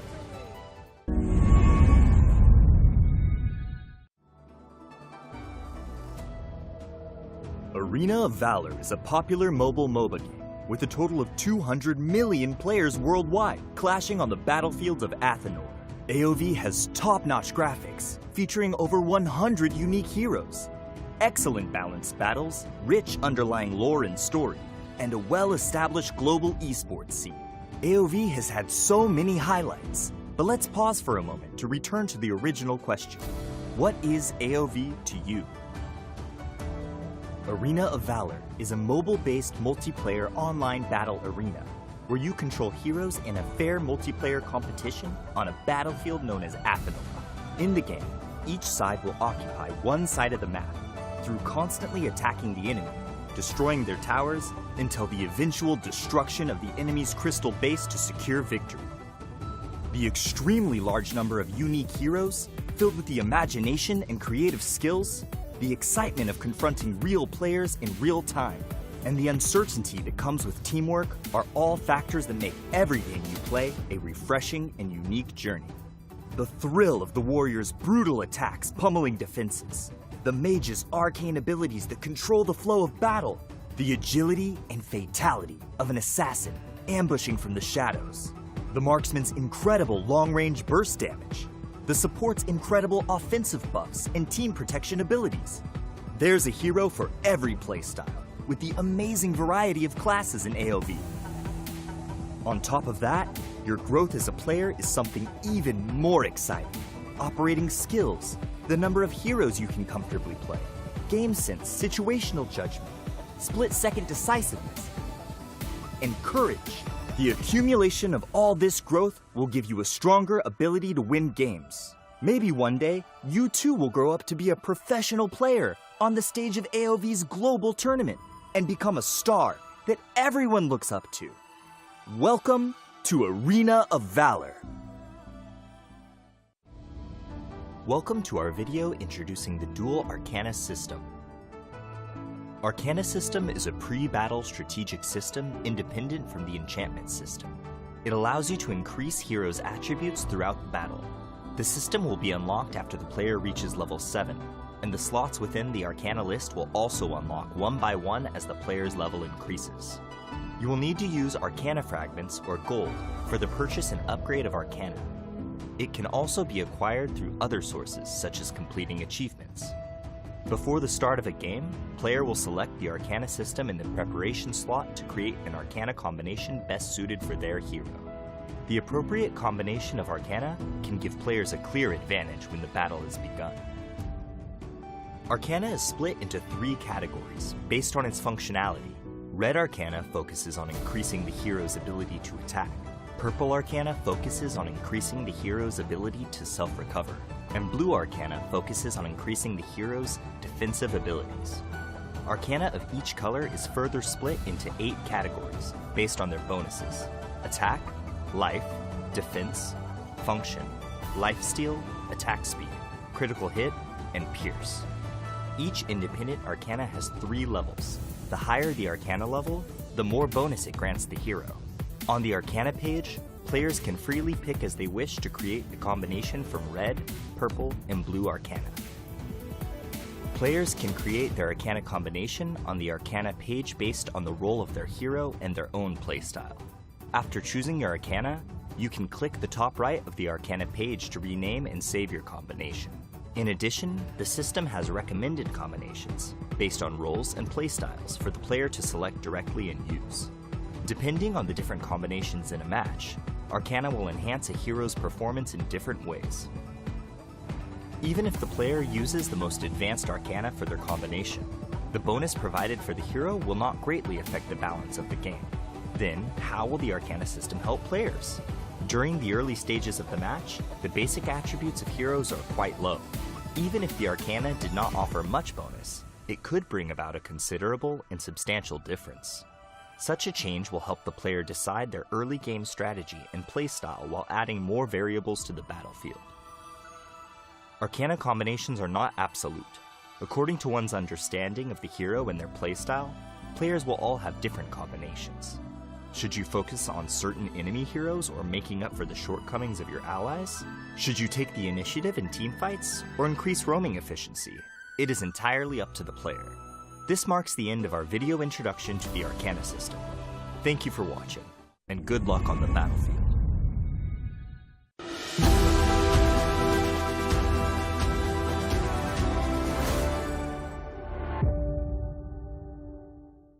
Hi there, rookie. Welcome to Arena of Valor. This is a multiplayer online battle arena mobile game. This may be your first time with a MOBA game, and you're at a loss about fighting with real players. Fear not.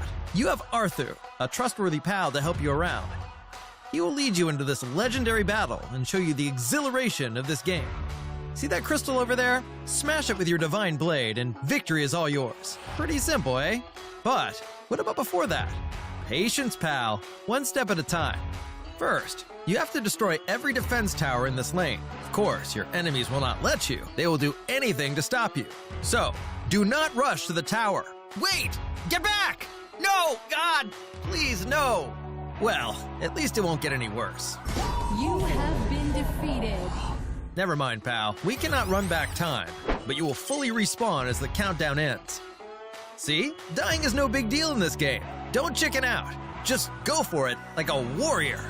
I see you have realized that you're not even qualified to fight against your opponents. Hurry up! Grab your divine blade.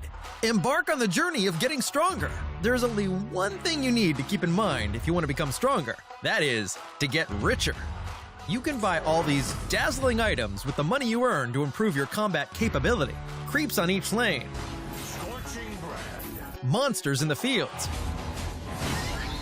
Even your enemies are all resources of your economy. The process of killing these targets and improving your abilities is called farming in Arena of Valor. Also, remember that you are not fighting on your own. There are 4 partners standing beside you. You will be a tough tank after you are fully farmed. Charge, hero! Charge! Your teammates will support you without reserve. Let your enemies fight back as all they want, but all in vain. You are no longer the rookie you used to be. Consolidate at every step. Break down every defense tower in sight. The glory of victory will eventually shine upon you. Woohoo! But if you keep dying all the time, your side will progressively lose ground. In the end, your base is destroyed by the enemies. Are you really prepared for the...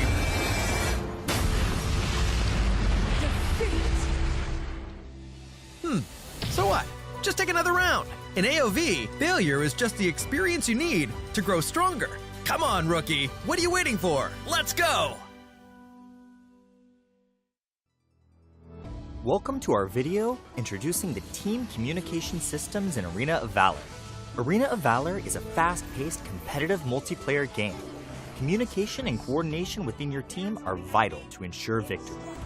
To help players communicate quickly and clearly in game, Arena of Valor has introduced team communication systems, such as pinging, quick messaging, built-in real-time voice chat, and emojis. Players can press the context-sensitive ping button prompt on the top right corner of the screen to instantly notify teammates of their status on the battlefield. Players can also drag and hold the ping button to various elements in-game for different alerts. Depending on the context, pings can be divided into types such as battle alerts, wilderness status, Our might golem has not respawned. personal status, My health is low. enemy status, In middle lane. and situational alerts. Don't look too eager. Check out our ping system introduction video to learn more about how you can use the ping system in Arena of Valor. Players can use the in-game quick message system to plan and communicate.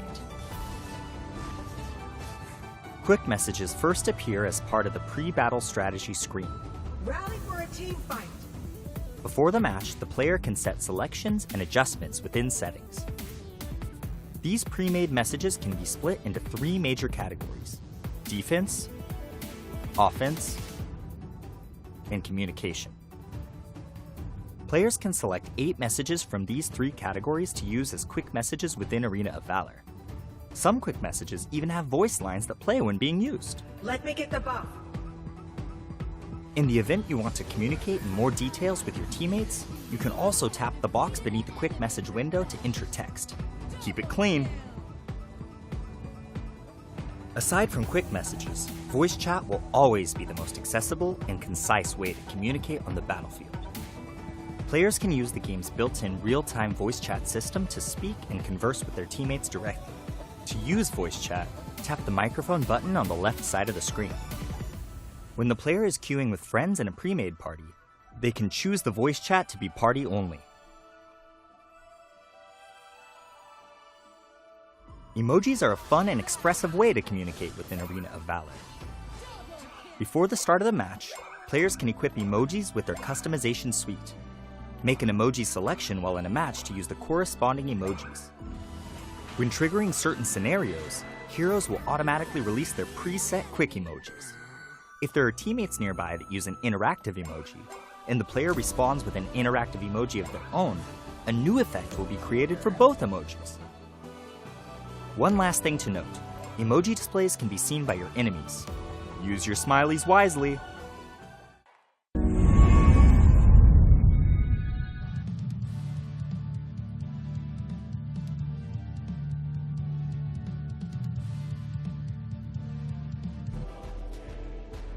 Hey, welcome back to Arena of Valor International Championship 2022. My name is Vittorio, this is Mikos. We'll be jumping right into the action in a few minutes. Once again, This is the Valencia CF Esports against One Team Esports. We're already in game number 1. We just had some technical issues on the players, so we're just waiting for them to start it up. Yeah, I think in a couple of minutes we'll be diving again into the game. But in terms of minutes that has been stopped, I think they stopped around 11 minutes and 20 seconds, I think. And to recap, what happened is one team is still in the lead, and they make a lot of progress into the inner turrets of Valencia. They are knocking on the door like 3 waves in. They're knocking top side and mid.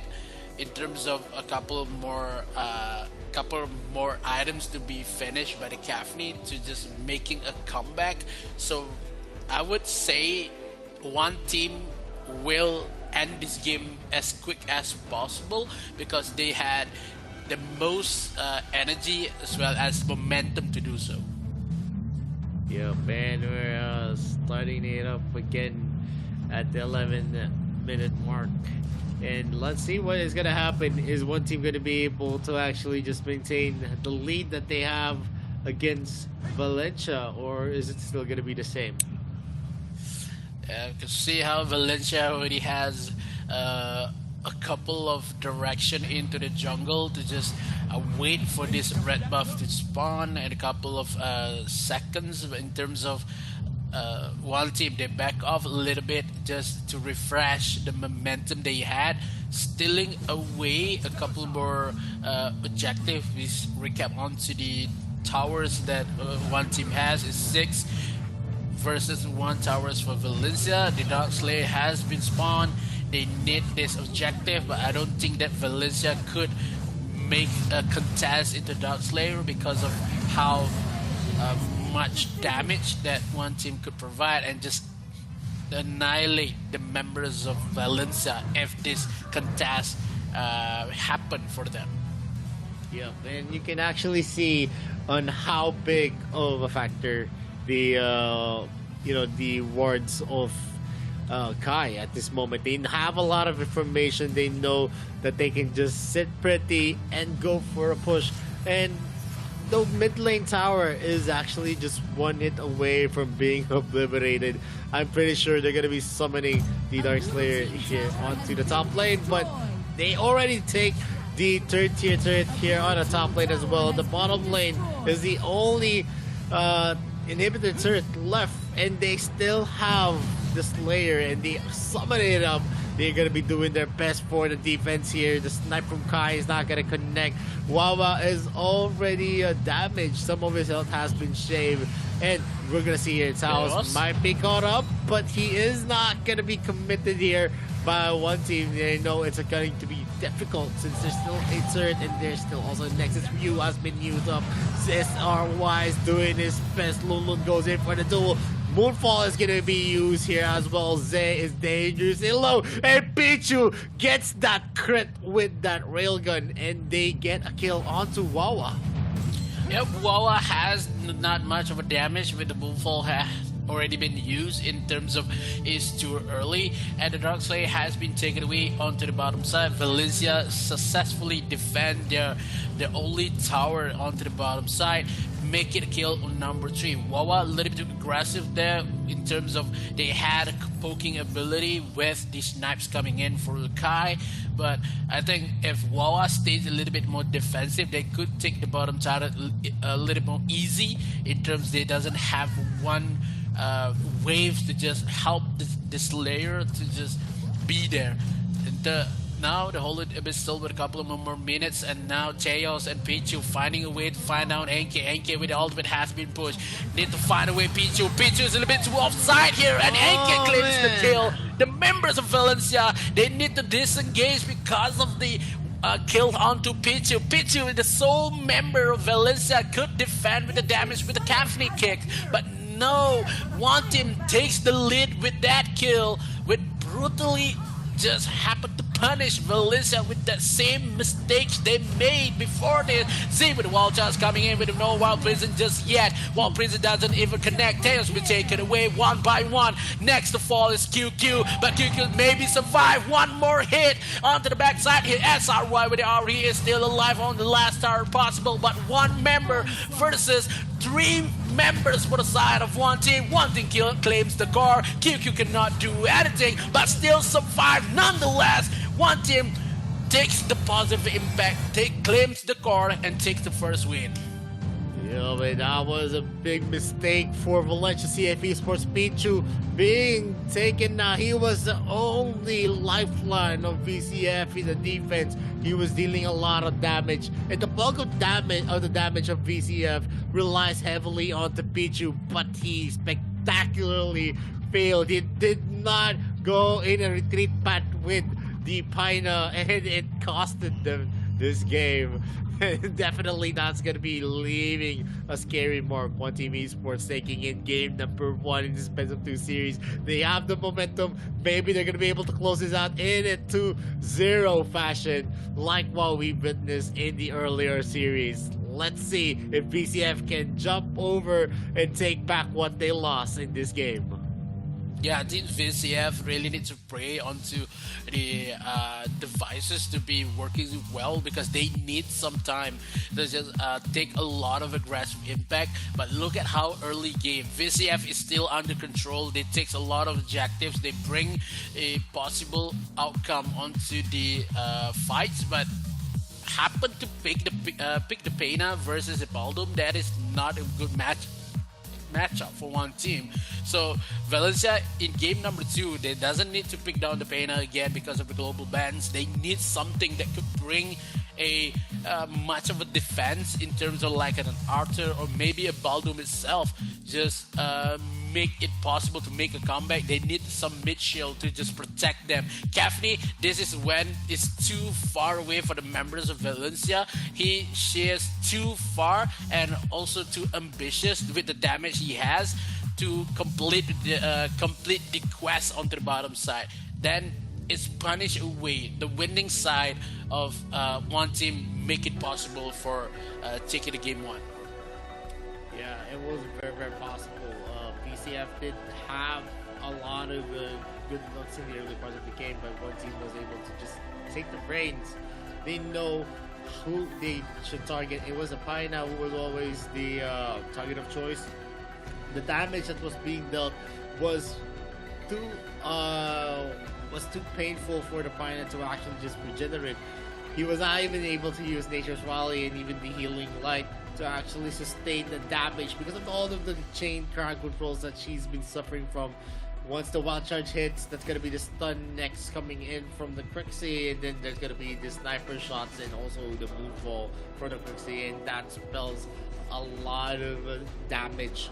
And he was not able to last. He was just bursted down in a matter of seconds.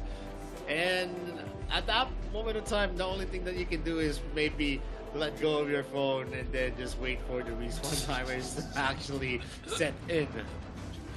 Yeah, because how the banner pick is not working for them because of he only counters one champ, that is an Elsu, but we saw how Elsu been played by Kai is not one of the backbone for one team. That is one of the mistakes that one team that Valencia could make is the drafting on the Pena, because they focus much on the defense rather than attacking is a little bit lacking for them because they doesn't have maybe like a aggressive kind of composition like an act of maybe a pain into the jungle.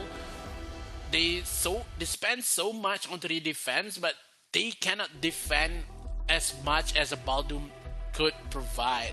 That is the main problem that the support of Valencia have in that game versus a Baldum just happened not to be the best matchup for Valencia. I could say the Pina actually works. I do agree some of the points, but the problem here is that the rotation coming in from one team was just too fast. They were able to zero in on the weakest link, which is a bot lane. Not much of any help is going to come from the other members of BCF, and it was evident that without the help of the others, the jungler and also the mid lane, we could always witness the ganks coming in from Pikachu here, and also in the mid lane has always been being ganked by the mid laner of one team, and that gave them a lot of space. I mean, Pichu. Yeah, Pikachu is Team Flash. It's Team Flash. I'm sorry. I mean, it's also the same, so I do apologize for that. But you can see in the stat line that there is a 7-kill deficit. One team has been leading on throughout its game, and the only parts that they actually lost to VCF was on the early parts of the game where they actually contested the Abyssal Dragon.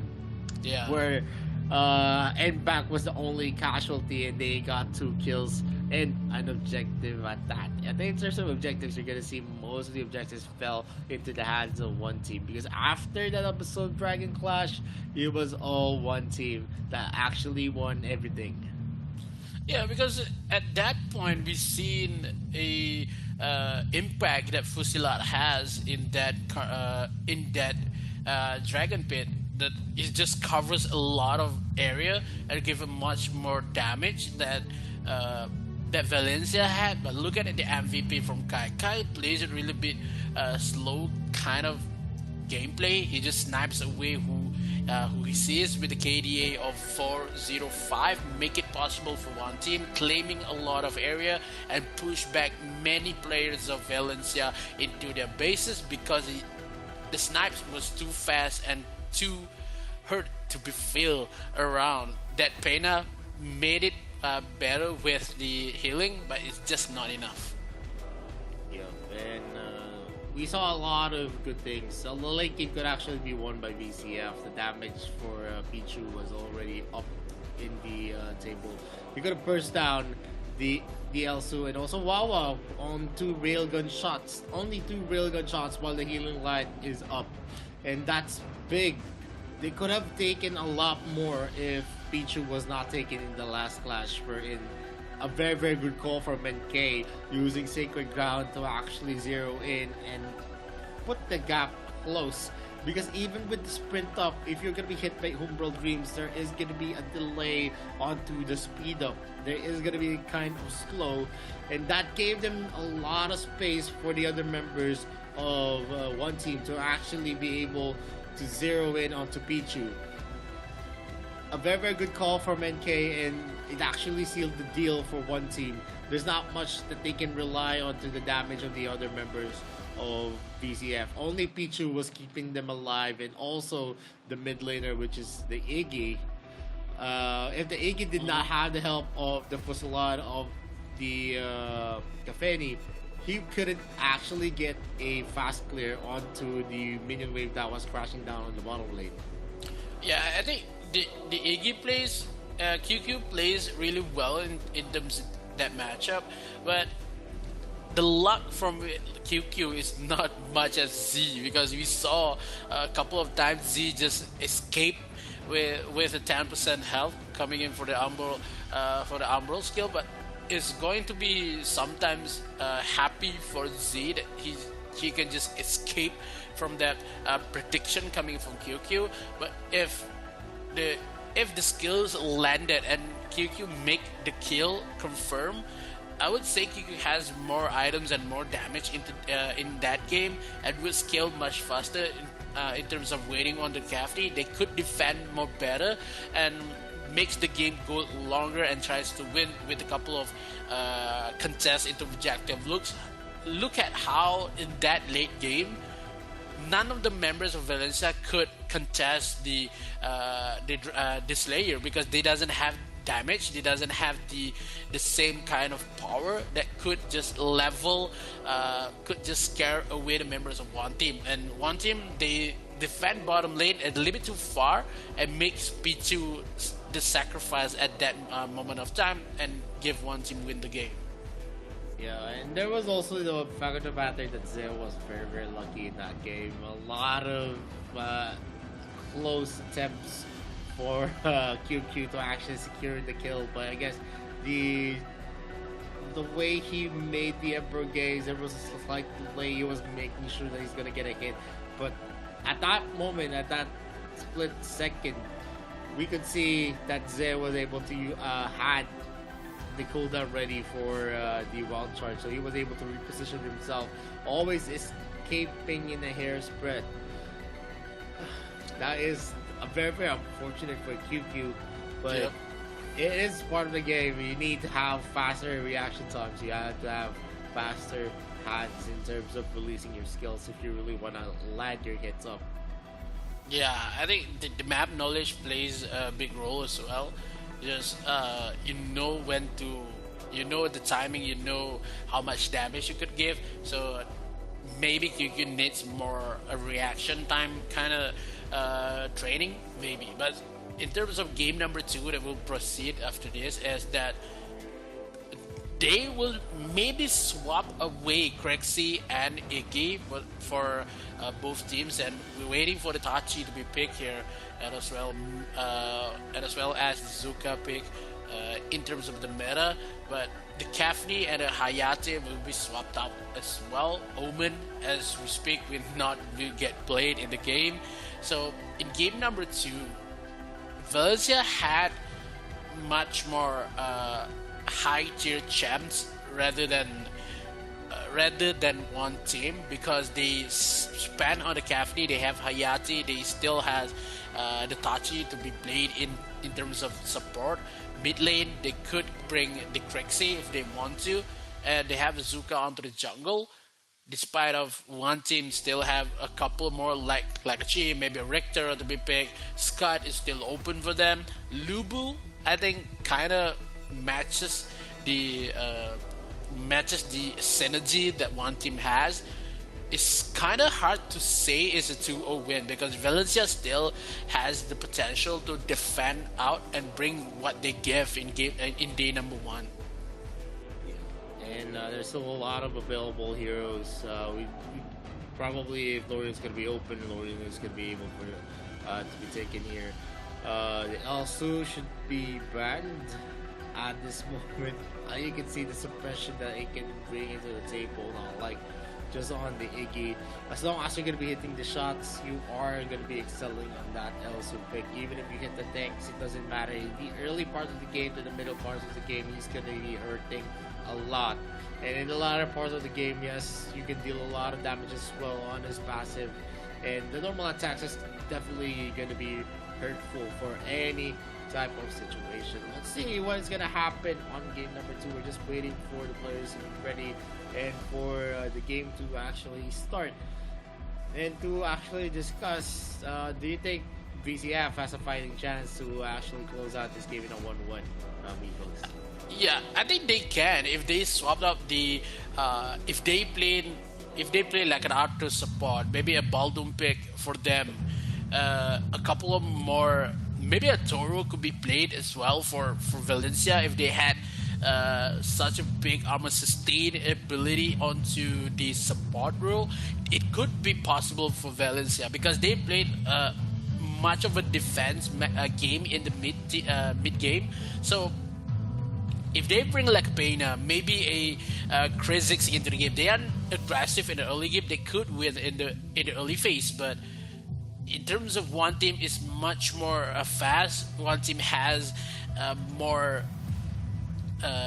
integrity into their game. They are faster in terms of discipline and also the experience. Valencia needs that basic kind of heroes that could defend. Maybe a Toro, maybe they bring around an Astrid or a Superman to be a support. They could win it in the late game. To be in fact, sometimes one team trying to end the game into the mid phase.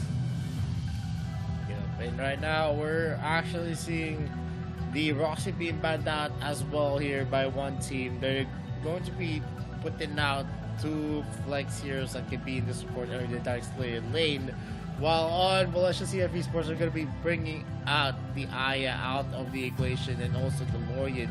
Nakron is going to be the first pick here by One Team Esports. They're going to be very, very confident. A lot of mobility, a lot of split pushing potential as well is going to be in the hands of One Team Esports. They are going to be sporting a mobile setup for sure if they're going to be pairing it up with a Nakron or someone that can actually have a lot of zone control. So even without the Nakron's help, they're going to be able to win the clashes. Well, HSCFP Sports, though, they are going to be hovering onto the Liliana and onto the Zuka pick. I think the Liliana and Zuka pick is the best pick versus the Nakros instead of if they bring out the Grixie as well. Because the stuns coming in for Liliana could make it Nakros hard to just engage and disengage. So with the Zuka has a couple of knockups, could make Nakros a hard time in this game. But they need a Tachi for support for the side of Valencia if they wanted to play a more aggressive lineups. Tachi maybe a Prizix if they want to. And Richter, as I mentioned, the Richter could be placed here. Early matchup, Joker, Richter, and the Nakros has high sustain and movement ability, as well as the burst damage could give by the Joker. Early game matchup coming in from one team, so much of ability could be spent on one champion to win by one team. But Valencia respond with the Scud pick. I love the Scud pick, just to find and giving a hard time for the Richter. and it is gonna be a matter of fact. They are like my predictions. They did go for a very very mobile setup. They went in for the Joker as their archer, who has a speed up of himself. Also has some invulnerability whenever he uses a cat laughter. Has that range as well. The killing joke can actually be used to counter up if ever there is going to be an Elsu pick. Usually, whenever an Elsu is being picked up, they pick up a Joker. So they already had actually preemptively to maybe deter the Elsu pick in the first 3 picks. But we're going to see here one team actually banning out the Elsu already. So they are going to be removing the Archer with the most suppressive skill set. While Valencia CFE Sports removed 2 Dark Slayer lanes yet again, and even the jungler, a jungle Kilgrot, a Dark Slayer Kilgrot, and a Dark Slayer Florentino. They removed the Hayate for the last ban of one team, so archers are definitely going to be limited. Maybe a Kafeni, no, not a Kafeni. It's already Violet. Violet is actually going to be a viable option here for Valencia CFE Sports. Yeah, I think, if they go for a Tate, maybe a Slims and a Violet could be picked by Valencia. They still have the whips if they want to. I don't think that the Moran could be picked by Valencia, because Moran really needs a long time to farm, because they already been banned onto the Hayate and the Elsu. Elandor pick on the side lane maybe could work. Maybe they can put onto the Zuka jungle, Elandor side lane. That is maybe the best possible outcome could be made by Valencia. Richter and Joker could be something of a nightmare for Elandor itself, because the Can of Laughter could just burst down Elandor in a matter of seconds, and the L'Oreal and the Varus pick. That is some defense could be set up by one team. Team fight mechanism on the Varus and L'Oreal. Richter, Joker, and the Nacroth could find a way to just making the game possible to just pick off any heroes could be seen in the map. So one team has a balanced composition instead of Valencia really has the team fight composition with the Tain and the Scud alongside the Liliana. Laville pick, I love Laville pick. That double trouble could just making a game and just stun away maybe Joker or Richter. Yep. Usually, the double trouble Laville is the one that they actually use to engage to start the clash, and that's gonna be a good sign if it's gonna get a hit. But if it does not hit the right people, it is going to be difficult. But with this kind of combination, there's a lot of crowd control on the side of Valencia CFE Sports, which they can actually just use to, chain crowd control a person. Then definitely Valencia CFE Sports is good for pickoffs. But on the side of one team esports, it's a very, very mobile composition. Everyone has the mobility to actually go in hard. So let's see if it's going to be translating. There is a lot of sustainability in Valencia CF, but if they do get a pick off onto the Laville, onto the Liliana, into the Zuka, then it's going to be a disaster waiting to happen for Valencia CF. Yeah, Valencia, if they got caught up with Richter and Nacroth, they still can run away. If Zuka got caught up, Zuka can still run away. If Joker is present with one team, that is where the moment get a little bit tricky, because the Can of Laughter gives slow movement. If going to be really, really hard if the Joker is one of the members who could rotate with the Richter. So one team has much more promising draft in this game number 2. I'm kind of rooting for one team because they had much of a sustain, and the Richter pick is making the game possible for them with the Man of Mark and as well as the Can of Laughter. But inside of Valencia, they had a lot of team fight tactics. They bring a lot of potential with the Tain, with the Kiss of Glory, but numbers of team fight that one team could provide is not much. So Valencia needs to take the lead and make the fight happen for them. They have to force one team to take the fight. Yup, and right now we're seeing some aggression here Taos is going to be pushing back Zay. Zay is going to be entering the fray. He's going to be helping up the clear wave here by Wawa, who is going to be using the L'Oreal. It's actually new to me that we're going to see a L'Oreal here in AIC. We haven't seen it in 2021, but now it is being openly taken here by one team. We're seeing a loss in the trades. Wawa is being pushed back here by QQ using that Liliana. Yeah, Liliana in early game a little bit much damage rather than the L'Oreal. L'Oreal has the I think one of the slowest movement kind of in the game. Look at damage coming from Pichu on the side of Kai. Kai is still giving damage as well, but the Laville has the more potential to just poke down.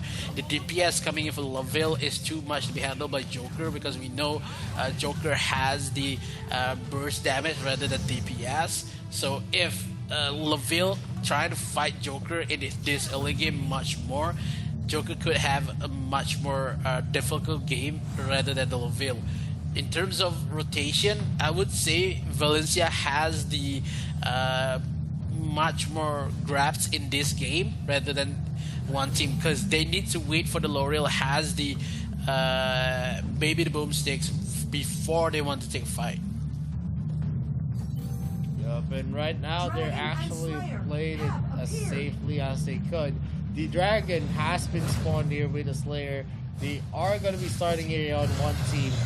One team has the advantage here right now on the Abyssal Dragon Pit. Not much that Taos is going to be doing. He's going to be using Abyssal Spear, but steal is not going to happen. Lumen as well is just in the area. He's not going to use the Venom at that point. QQ is going to be able to safely get away. Disengage with the Fox form.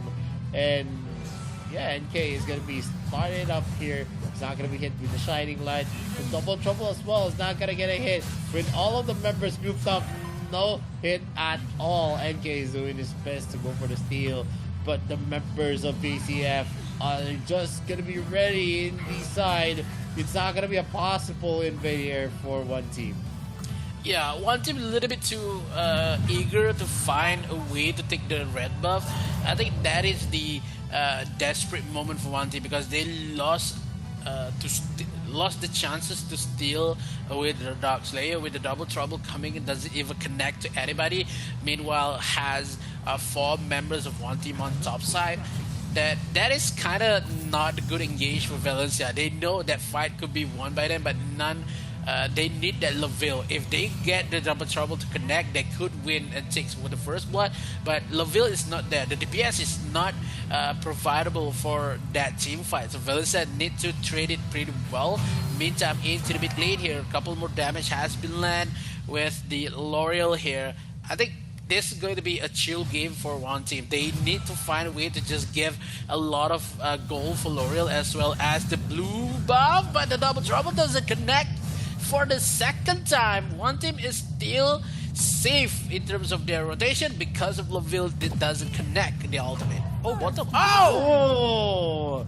Kai gets that kill using the canned laughter with a killing joke as well, because he knows that there is no Double Trouble ready for that Laville. He doesn't have the crowd control to actually deter Kai on using his skull set. And NK right now and Lula and the others are going in high. Look at the damage here in the replay. Kai finishes that off. And he is very, very good in landing his kill shots from the Elsu and now from the Joker. He is a top tier archer in terms of the skill shots that he can actually bring to the table. Yeah, but the killing joke takes the first blood, and the second blood coming in for one team. This is blue buff, will be contested by the members of one team. They find a way. Joker is still alive. Kai really needs to run a bit. Double Trouble with the flash hits here, but Tay doesn't have to connect into the CC chain. They want to take the revenge on the first kill. They managed to take away Kai first, but still low onto health with Z. Z is still in contention, but Z managed to survive the damage. DPS coming in for Pinchu to take the first start for the side of Valencia. They do get that tower. They do get a kill. One on the top lane. They get a tower themselves for one team esports. And we're going to see here Wawa coming in hot, using that L'Oreal. He's just gonna be dashing in, dealing some damage, getting some slow to mid lane as well. We're gonna see VCF going back into the resources, but the stacks for the junglers are definitely gonna be in favor of NK, who has repeatedly taken the resources of Bank from VCF. He's just harassing them repeatedly. He's not giving in the right stacks. But right now on the mid lane, we're gonna see Zeh being in trouble. The ultimate carrier NK gets the Abyssal Dragon, while Wawa is gonna be able to spam up his skills up into the faces of VCF. Again, on the top side with the Can of Laughter, really needs to run away for Zuka. Still able to survive with State as well on the top side. 3 members with the with the Killing Joke. Still goes in with L'Oreal, but the damage doesn't even dare. He just can't much more chunk of the damage on the top side. But one team really give much of a punishment for the members of Valencia, because they currently, this is going into the mid phase. Valencia doesn't know what to do with the double trouble hits, but none other than helped by the members of Valencia. Takes another turret for the side of one team, make it to 2 turrets before Valencia could manage to get the same level of goal here, because the lead is getting wider and wider for one team. And one team esports is now actually being more aggressive on their takes. Yes, they do get some they get pushed back, but at the same time they're the ones always in the pushing position. We're gonna see Zeh here using the parry, using the Mark of the Hunter as well. We see Wawa use the smite. A lot of the regeneration is there. Kai uses the Cat Laughter, and the first damage is gonna be there. And Lunlun, meanwhile, is going in for a duel here. He uses the stuns, and that's a lot of crowd controls on their side. Impact almost taken out here by one team, but superficially, we're gonna see an outplay coming in from Wawa using the blink. He becomes invulnerable, and the damage coming in from QQ is not gonna be enough to burst down anyone from one team. Just really hard if you've 2v1 Judgment on top side. That Pichu is still alive, but Can of Laughter is still available for Kai. The fight is still engaged, but the members of Valencia, they need to defend this mid tower. If not, they will get exposed into the jungle. Killer Joe takes a little bit of information onto the face of Teos. Teos is a little bit more passive rather than the members of Valencia. Plays really aggressive in terms of they need more resources, but this is versus an Acron Judgment again with the Jury Fury coming in, but SRY survived that chaos in terms of how NK is aggressive as he could be, taking away the Holy Abyssal Dragon. Valencia is still has no answer with the aggressive they could give by one team. Yeah, well, we're gonna be almost building up to a 2.5k gold lead for one team.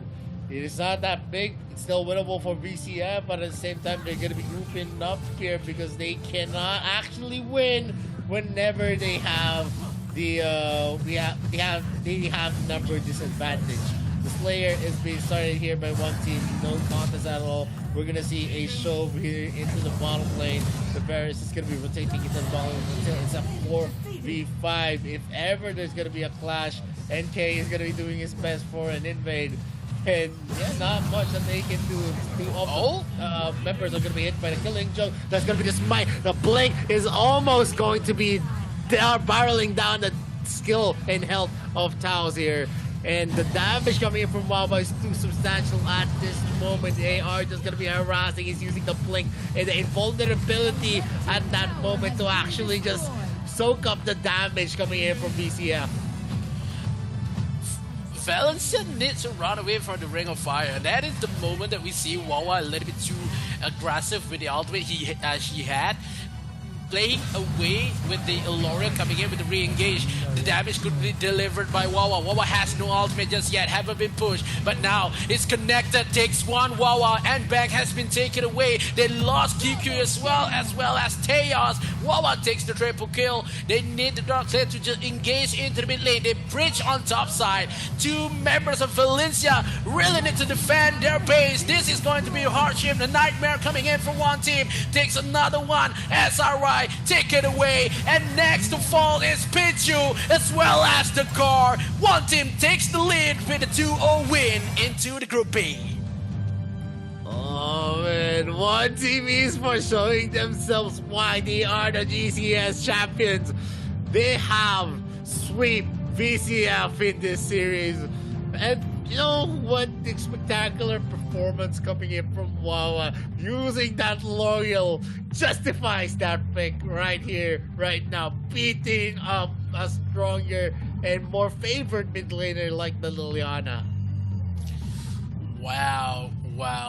The L'Oreal pick is kind of new, and it is an innovation. They need the L'Oreal not to be in the late game. They burst away with a couple more damage that L'Oreal could give.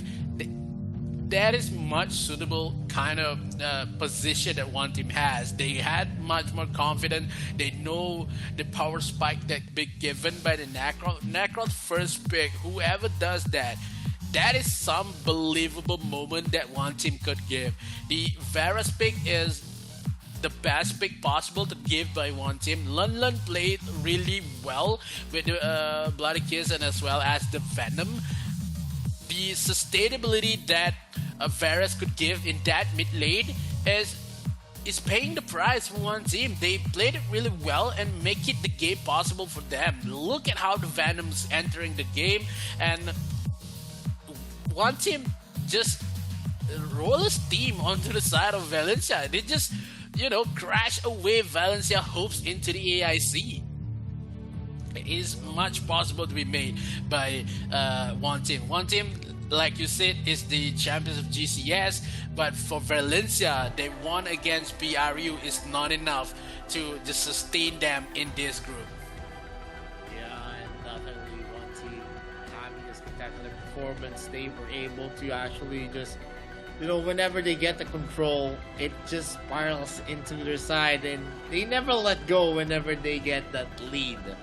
And that's how you do it in this kind of game, because if you have the lead, you have the confidence to go in, you have the confidence to go for the invades, you have the confidence to be aggressive in your place, you have the leeway because you have the advantage, you have the itemizations, as long as you are still gonna be you're still gonna be using the rotations with the teammates that you have, because usually when we see an overconfident player, we're gonna see a lot of mistakes, and that overconfidence somewhat destroys the rotation for your team. But here we're seeing a very clear cut on how they're doing the strategic callouts, on how they're actually interacting with each other. They never go in alone. They always have something in mind.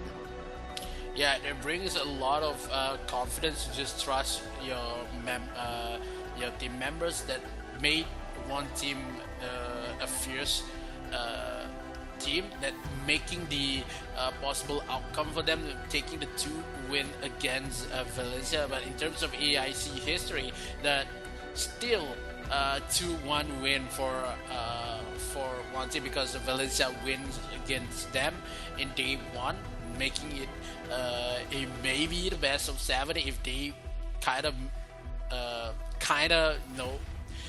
knock out a little bit early, just face down in the playoffs to be more possible. But kudos to side of one team. They won a convincing game in game number 2 with the draft that could not brain a little more because of that L'Oreal pick. They draft so much heavily into crowd control that Varus had, as well as the Joker, Necros, and the Richter pit. I will say that we have not seen much of a play coming in for that Richter, but for that Joker, we have seen a lot. There's a lot of plays coming in from Kai as well. Kyle was one of the winning pieces in the early parts of the game, and then when it went to the middle game, it was all Wawa who was just racking him up.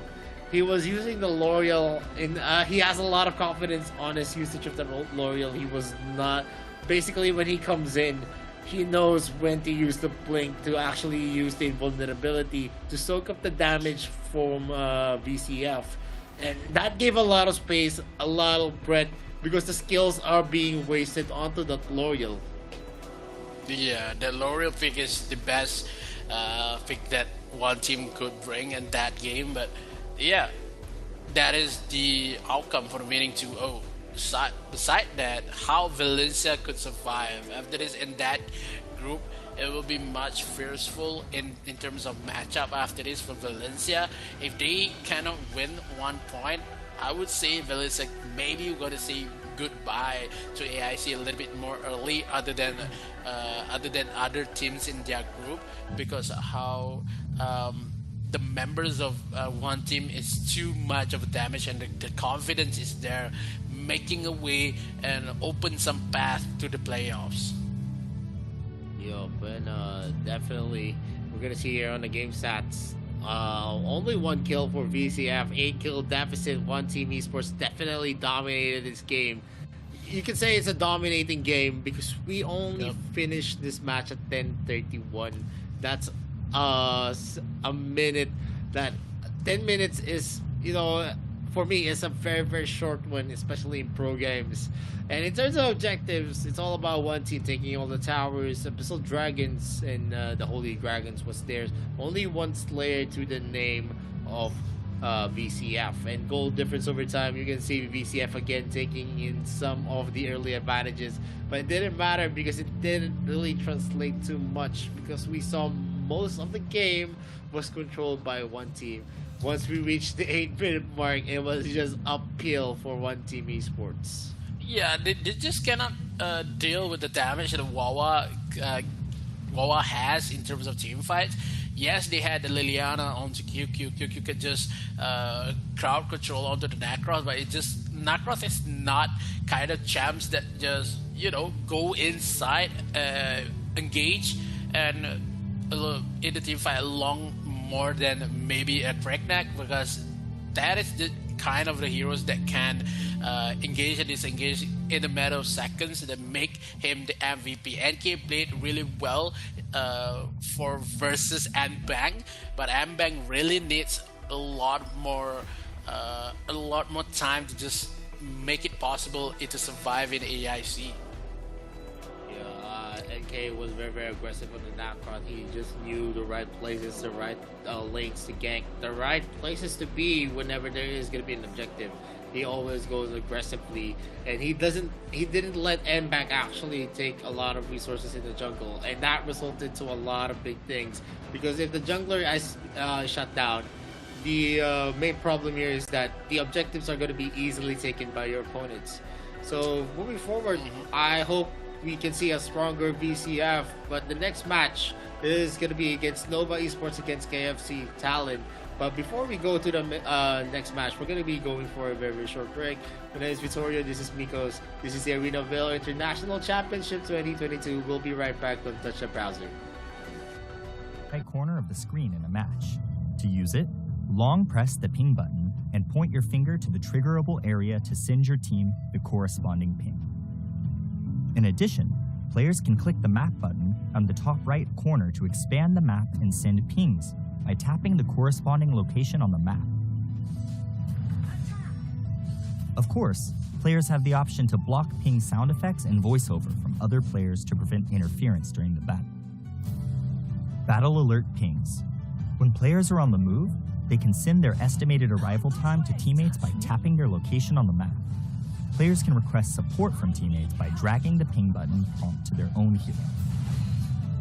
When the player is hidden in the grass, drag the ping button prompt to the grass to instruct teammates to hide themselves and ambush together.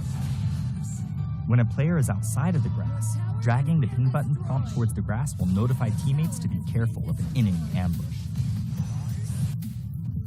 Wilderness status ping. When Abyssal Dragon, Dark Slayer, or your own buff exists on the map. Players can give corresponding attack commands to their teammates by tapping the corresponding monster directly on the map or by dragging the ping button prompt to the relevant monster. If a monster has yet to respawn, dragging the ping button prompt will notify the players of the corresponding monster's respawn time. Personal status ping. Players can notify teammates their skills are ready by dragging the ping button prompt onto their hero's skills. Dragging the ping button onto a skill in cooldown will alert teammates of the cooldown timer. When a hero dies, the player can drag the ping button prompt onto the death counter to inform their teammates how long it will take to revive. In addition, players can inform teammates that they're returning to base by dragging the ping button prompt onto the recalling button while in recall. Enemy status ping. When the enemy has disappeared from a lane, the players can send an enemy missing ping by tapping on the lane. When the enemy reappears, tapping on the lane will signify how many enemies are present. Situation alert ping. Players can prompt teammates to defend structures by tapping their defense tower on the map or by dragging the ping button to the tower. When the player is not in a mid-recall state and drags the ping button prompt to the recall button, it will remind teammates to return to base. Furthermore, players can send scores to teammates by dragging and dropping the ping button prompt onto the scoreboard. There are hundreds of different ping options in Arena of Valor. Players should use them strategically to give themselves and their team a leg up on the competition. Be aware that the ping button is only a notification. The key to victory lies in making the right informed decisions. This marks the end of our video introduction to the ping system in Arena of Valor. Tell us your favorite thing to ping in the comments. Thank you for watching. Good luck on the battlefield.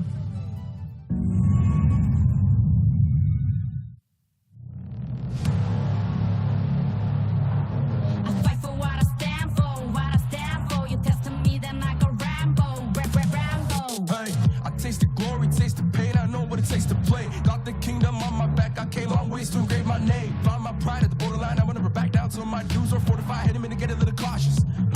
It's part of the process. They think I'm crazy, or am I really brave? I don't let nothing faze me, there's no hold up delay. I still survive, I own the confidence up in my mind. I'm running towards the light, it's time to shine and go take flight. No pain, no gain, if you don't wanna fade away. The both ways, hold pace. Heroes moving silence when they say the day. Yeah, I'm a queen, I overcome relentless pain. And I got it in my genes, I pass through anyways crisis. No matter what the price is, prepare. Protect my people, always beware. There's always the rivals everywhere. Bomb you on the light declare. I'm riding to the air. Fight for what I stand for, what I stand for. You test me, then I go Rambo, Rambo. I'm quick to grab the grip and go, I'm best with it. Okay, I'm lit. My mind's on city mode, I'm flexing it. Okay, I'm wild. I'm tripping on my mind, investing it. I'm still high mind.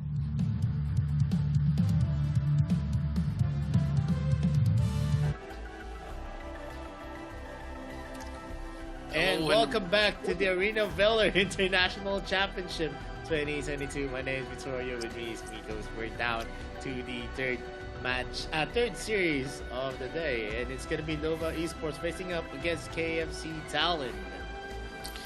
Yeah, I would say that Nova, after their maybe a little bit of embarrassing game versus Flash in series number 1, they need some redemption. They need some more energy to bring versus KFC Talon, because if this is the game that be casted by GG, he would love KFC Talon, man. He knows how KFC Talon is one of the best team in the league. He knows, but in terms of Nova, we saw what happened in series number 1. 8 minutes game, 9 minutes game. That is not the Nova we know. Nova needs something that could bring into the defense. What happened to Valencia before this is the same kind of momentum that Nova produced in series number 1. If series number 2, Nova still produced the same kind of energy, they will be the one who fall from the group stage. Yeah, and definitely Nova Esports has been underperforming on their rotations that they've done. If we're gonna see another 5-man rotation, I think it's gonna be another disaster waiting to happen for Nova Esports. And I've said this again and again. That kind of rotation does not work if you're not gonna be able to clear your lanes. If you're gonna be able to advance clear your lanes, maybe go to the second tier turn and then clear up the lanes, then that's the moment that you can go for a 5-man rotation. But if you can't do that, then better yet, just stay on your lane, try to go and build up some items for yourself, especially if you're an archer that needs a lot of gold to be effective. Yeah, you just need to stay in the lane. Yeah, I think the staying in the lane, I would understand why Nova is not staying in the lane for an Hayate, but if they pick up away with the Kafni, I think it's going to be really hard because Kafni needs some farm instead of Hayate. Yes, Hayate has some stacks with the true damage. Yes, it could make it possible, but it's hard to land full stacks coming in that team fight as well. But Kuna Blitz doesn't even connect. It's going to be really hard for Nova. But if Nova want to bring away that 5-man rotation, they need the Joker. Maybe they need the Elandor to bring some of the movement kind of early composition heroes to just cope with the 5-man rotation. If they bring up the Cavity again, maybe a Violet is going to be really hard. They need to stay on lane. They need to play a basic kind of abyssal lane. Just stay in lane, get some farm, maybe 1 or 2 items, just proceed for the next objective. Yeah, actually, if you want to go for a 5-man rotation as well, you need to have an objective in mind. And most of the times how we see a 5-man rotation, they just want to get and secure a kill, maybe surprise a jungler, but after that there's no objective actually open for the taking, because usually what the pros do is, even if they do they actually die out on their lanes, they actually clear up the waves so the pushes are not going to be possible, especially in the early game where the death timers are relatively low, wherein they just go back into the game, get back up in the farm, and just delay the pushing off their lanes. Yeah, I would love to see how Nova cope with their mistakes in series number 1 and making a hard decision to just play a lot of early composition like an Akrath, maybe a Crixie as well to be played. If they want to bring the Tachi again, they need some kind of early aggressive that they did in day number 1. It could possibly work. They need the Mina, they need the Tachi as well as the Crixie, maybe an Iggy in the mid lane to bring some spice into the game. But in terms of how the jungle play like another, we've seen a lot of maybe a selfish gameplay when he bring himself to just steal away the blue buff. None of the members of Nova is there. He just cannot run away. Instead of, he knows he plays in our way, he can run away, but versus Azuka as well as an Iggy, it will be so hard to run away. The touchy play from XB before this a little bit too perfect to execute by XB. So if they could make it possible, they have the Mina, they have the touchy, they as well as the pain before this in day 1, they make it happen versus Terry Hope, they still can survive. Maybe number 2 in the group. Yeah, as long as they're gonna be able to shut down KFC Talon, and that's a what if. That is a what if. It's gonna be a daunting task. To say the least, KFC Talon is one of the was the number 1 seed on the qualifiers, and also they have the experience to be the AWC 2021 champions as well. This is the same lineup that we saw on that day, so yeah, probably it is still going to be very, very difficult. Yeah, you're not convinced that Nova could win against Talon, is it? I'm not gonna say now. Things can happen, but if we're gonna look at the power rankings, the way KFC Talon plays, then based on logic, I would say the based on statistics that it is gonna be KFC Talon is gonna be having a sweep here. But if maybe Nova Esports is gonna show us a different kind of play, where they're not gonna group up again in a 5-man rotation, then lose 2 towers in the other lanes, like the mid lane and then the bottom lane. Like what happened where they got 2 towers in the bottom lane, 1 tower in the mid lane, and they even got kills. Yeah, I think if we want to see more an easy logic is that Flash loses to KFC Talent. So if Nova could not beat Flash, it would also say that Talent will have an amazing game versus them because of how they lost. Because how Nova lost to Flash in the matter of minutes before we hit the 10-minute marker. So if this is going to be a mountain to climb for Nova, they need to find a way to just shut down Talent, because Talent currently is one of the most perfect team that we know in this AIC, in the Group A, same as well as the Flash. But Nova lacking onto rotation as well as their drafts, and maybe some of the players has not enough of experience into AIC. They bring it to play it pretty well. They played Mina from Hey, so good. But in terms of realistic thinking, Talent could have a 2-0 win. Yeah, and looking at there, it's just that KFC Talent is just looking strong.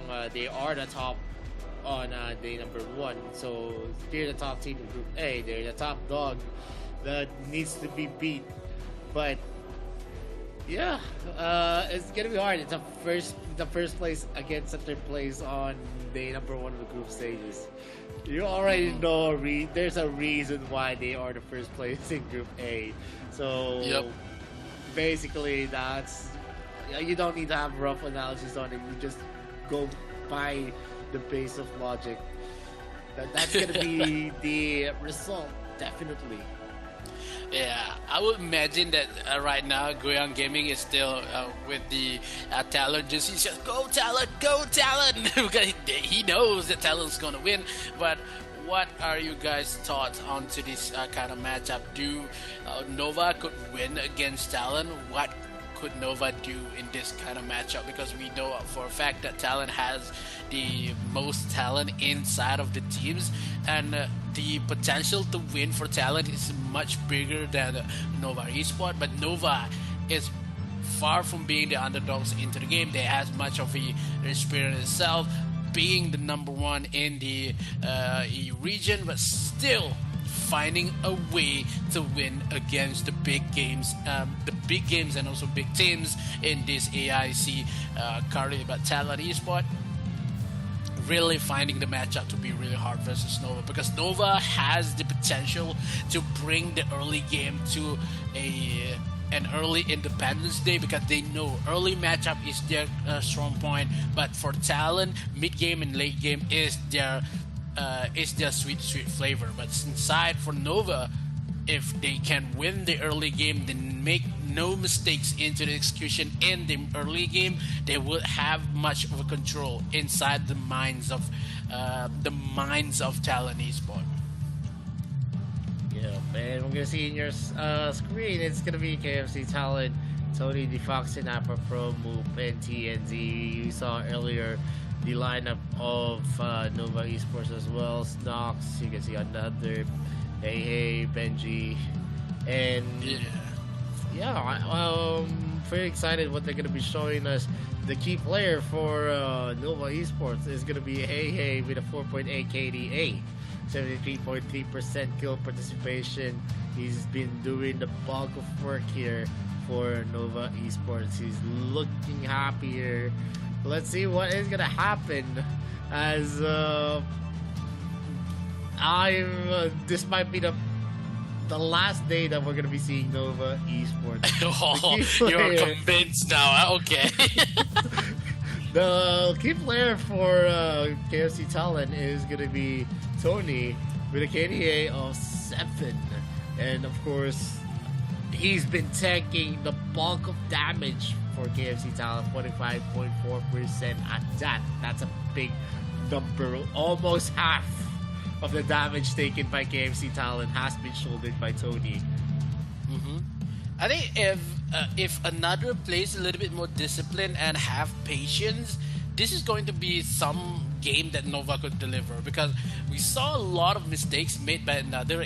He is too aggressive in terms of rotation. They play Aoi, he play Pain, but if he plays Pain, he knows when to enter a fight. He plays a little bit more defensive. He rotates a little bit more slow in terms of he doesn't want to get caught up, but he plays Aoi a little bit more aggressive. He always in front of ADC. He trying to just close ADC rotation, but it doesn't even make the point that ADC play the Zuka, ADC play the Kira, so it's going to be really hard for versus his Scott as well. So if they want to play a little bit more defensive in this kind of game, or balanced type of composition, they need to sit down another. They need another to be more alive in that game rather than play more aggressive and not enough of a backup plan if he been caught up with that rotation. And right now, we're gonna see a hover on Little Bam. Florentino has been the ban of choice of Nova Esports. Maybe they want an Omen pick for themselves. Aya is gonna be the ban of choice of Talon.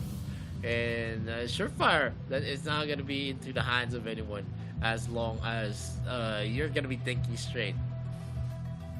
Yeah, I think if they want to Omen, they ban Florentino, as well as maybe a Yena ban here, maybe a Nacroth ban as well, but Aya has been taken away, and Lorian will not be.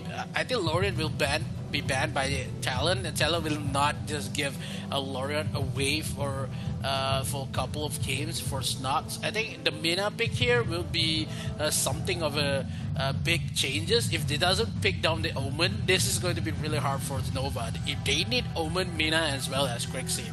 If they pick Crixie away, Omen will be taken away from Talon, because if Katie gets Omen, that is maybe a game over, because we know how Omen is currently the best Dark Slayer laner in the game, and currently Yena could substitute it about, so it's going to be really hard if Omen been taken by Talon.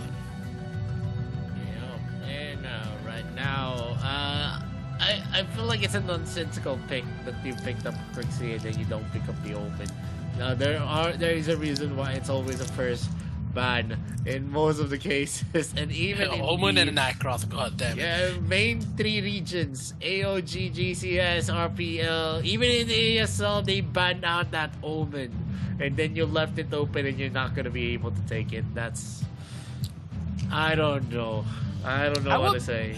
I would pray that Nova has some sort of counter attack if they doesn't want to pick the Omen. They doesn't ban it. They doesn't pick it. They pick that down to Crixie first.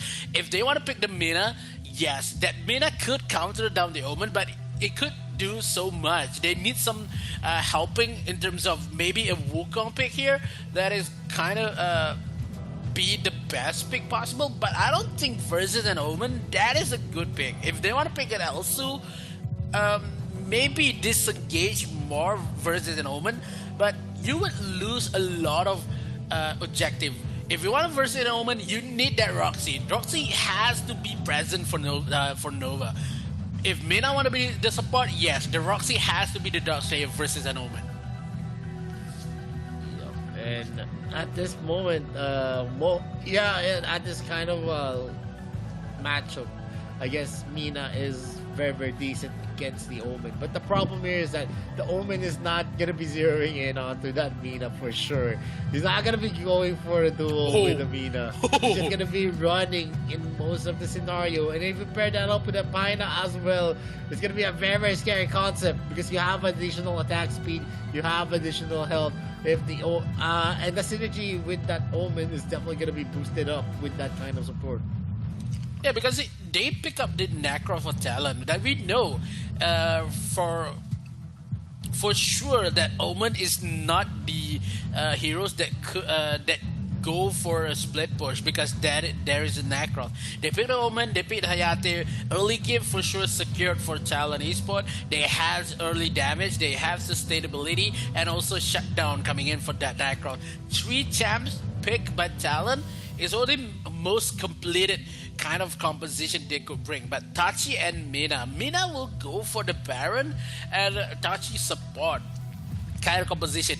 Nova wants to bring the some sort of the same kind of composition that Flash do with the Tachi and the Grixie.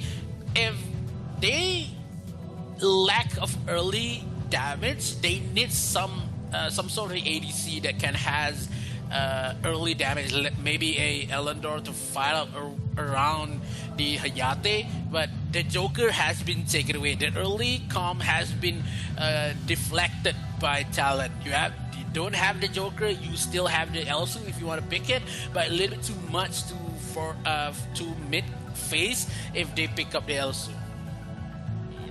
And right now, they're hovering onto an L on their bat for KFC Talent. They don't want any kind of fast clear to happen for Nova Esports. They're not going to be letting that pick go. And right now, it's hover for Nova Esports. They're banning out the Liliana. Ipa Pro is a very, very well-known Liliana player. He's a very, very gifted mid laner, so to speak. He is in the conversation with Nunu as one of the best mid laners in the AOV international scenes. We're seeing a lot of the resurgence of mid laners that can actually make a difference in that lane. iPad Pro, Wawa, a lot has been has been seen in this kind of players. Those players that has MVP performance as well. I think if they pick a Zata, maybe a Tulan pick here for Talon. This is an early composition that Talon needs to shut this game before 10 minutes mark. So if the Zata pick here, maybe into the mid game phase, they need some securance into mid. They could bring the Lorian, the L'Oreal if they want to for Talon, but I think Zata pick is good as well, because of the Ascent give much more damage, and now Nova respond with a Kafni pick. Oh god. This is going to be something for Nova. They bring away Kafni late game and Pain. Maybe Pain is a good answer rather than Aoi. Because we see how Aoi played by another in the first matchup. It's not as good as the Pain played by another. Pain, I don't know. I've seen Hyper Pro use the Zata, and I'm pretty scared for Nova Esports because I've seen him coming in from the Dragon Pit into the bottom lane just using the Ascend. And Nova Esports did lock onto a Kafeni and also to an Avoy to actually match up the mobility of the Nakrot. But a problem will arise here. They're going to be needing to defend Kafeni, and if it is going to be a Tachi support, it is going to be a difficult thing to actually execute for sure. Yeah, no members of Nova, or maybe the damage in the Nova could provide, just needed to just take away the numbers of health for Dane. They doesn't have a lot of early damage. They only have the Tachi as well as the Aoi, but the Tate pick here is the number one problem for Nova. The Kafni early game is not much of a help, and they have the Mina. Maybe Mina is the giving to Snox, because we know how Snox plays. Mina plays pretty well, but in terms of energy and synergy that Nova has is currently depleting. It's going to be really hard. Plummets away for Nova. They need to just execute it perfectly with the comp they had. Mid game galore for Nova, but for the Talon, they had early matchup all the way along. They have the security into the Hayate and the Omen mid game and late game, but the Nacross and the Zata is the best way possible to go in the early game. Possible invade coming in for Nova is big because they have the Mina. But if Talon knows about this, there's going to be 2 kills early for Talon Esports. Yup, and we're going to be starting and entering the entire battlefield soon enough. Yeah, big expectations for Nova Esports. I still think this is going to be KFC Talon's game unless we see something changes on the rotation of Nova Esports. Let's see if that change is going to be substantial enough to actually propel them to win this best of 2. All right, no invade coming in, but they need to clear first wave first, and Benji as well as Heihei just go onto the red buff, waiting for another to arrive. But a couple more damage here has been neglected by the members of KFC Talent. They know the invasion coming in. They wait for the Foxin on top side. They swap a little bit of lane, leaving Kafni versus a Omen onto the bottom side. A little bit low here for Benji. Benji needs to back off. Defense is solid for the members of Talent. Yep, and we're seeing here Ayate picking up the Dark Slayer lane. They want the advantage against Benji and Snox here onto the top lane as well.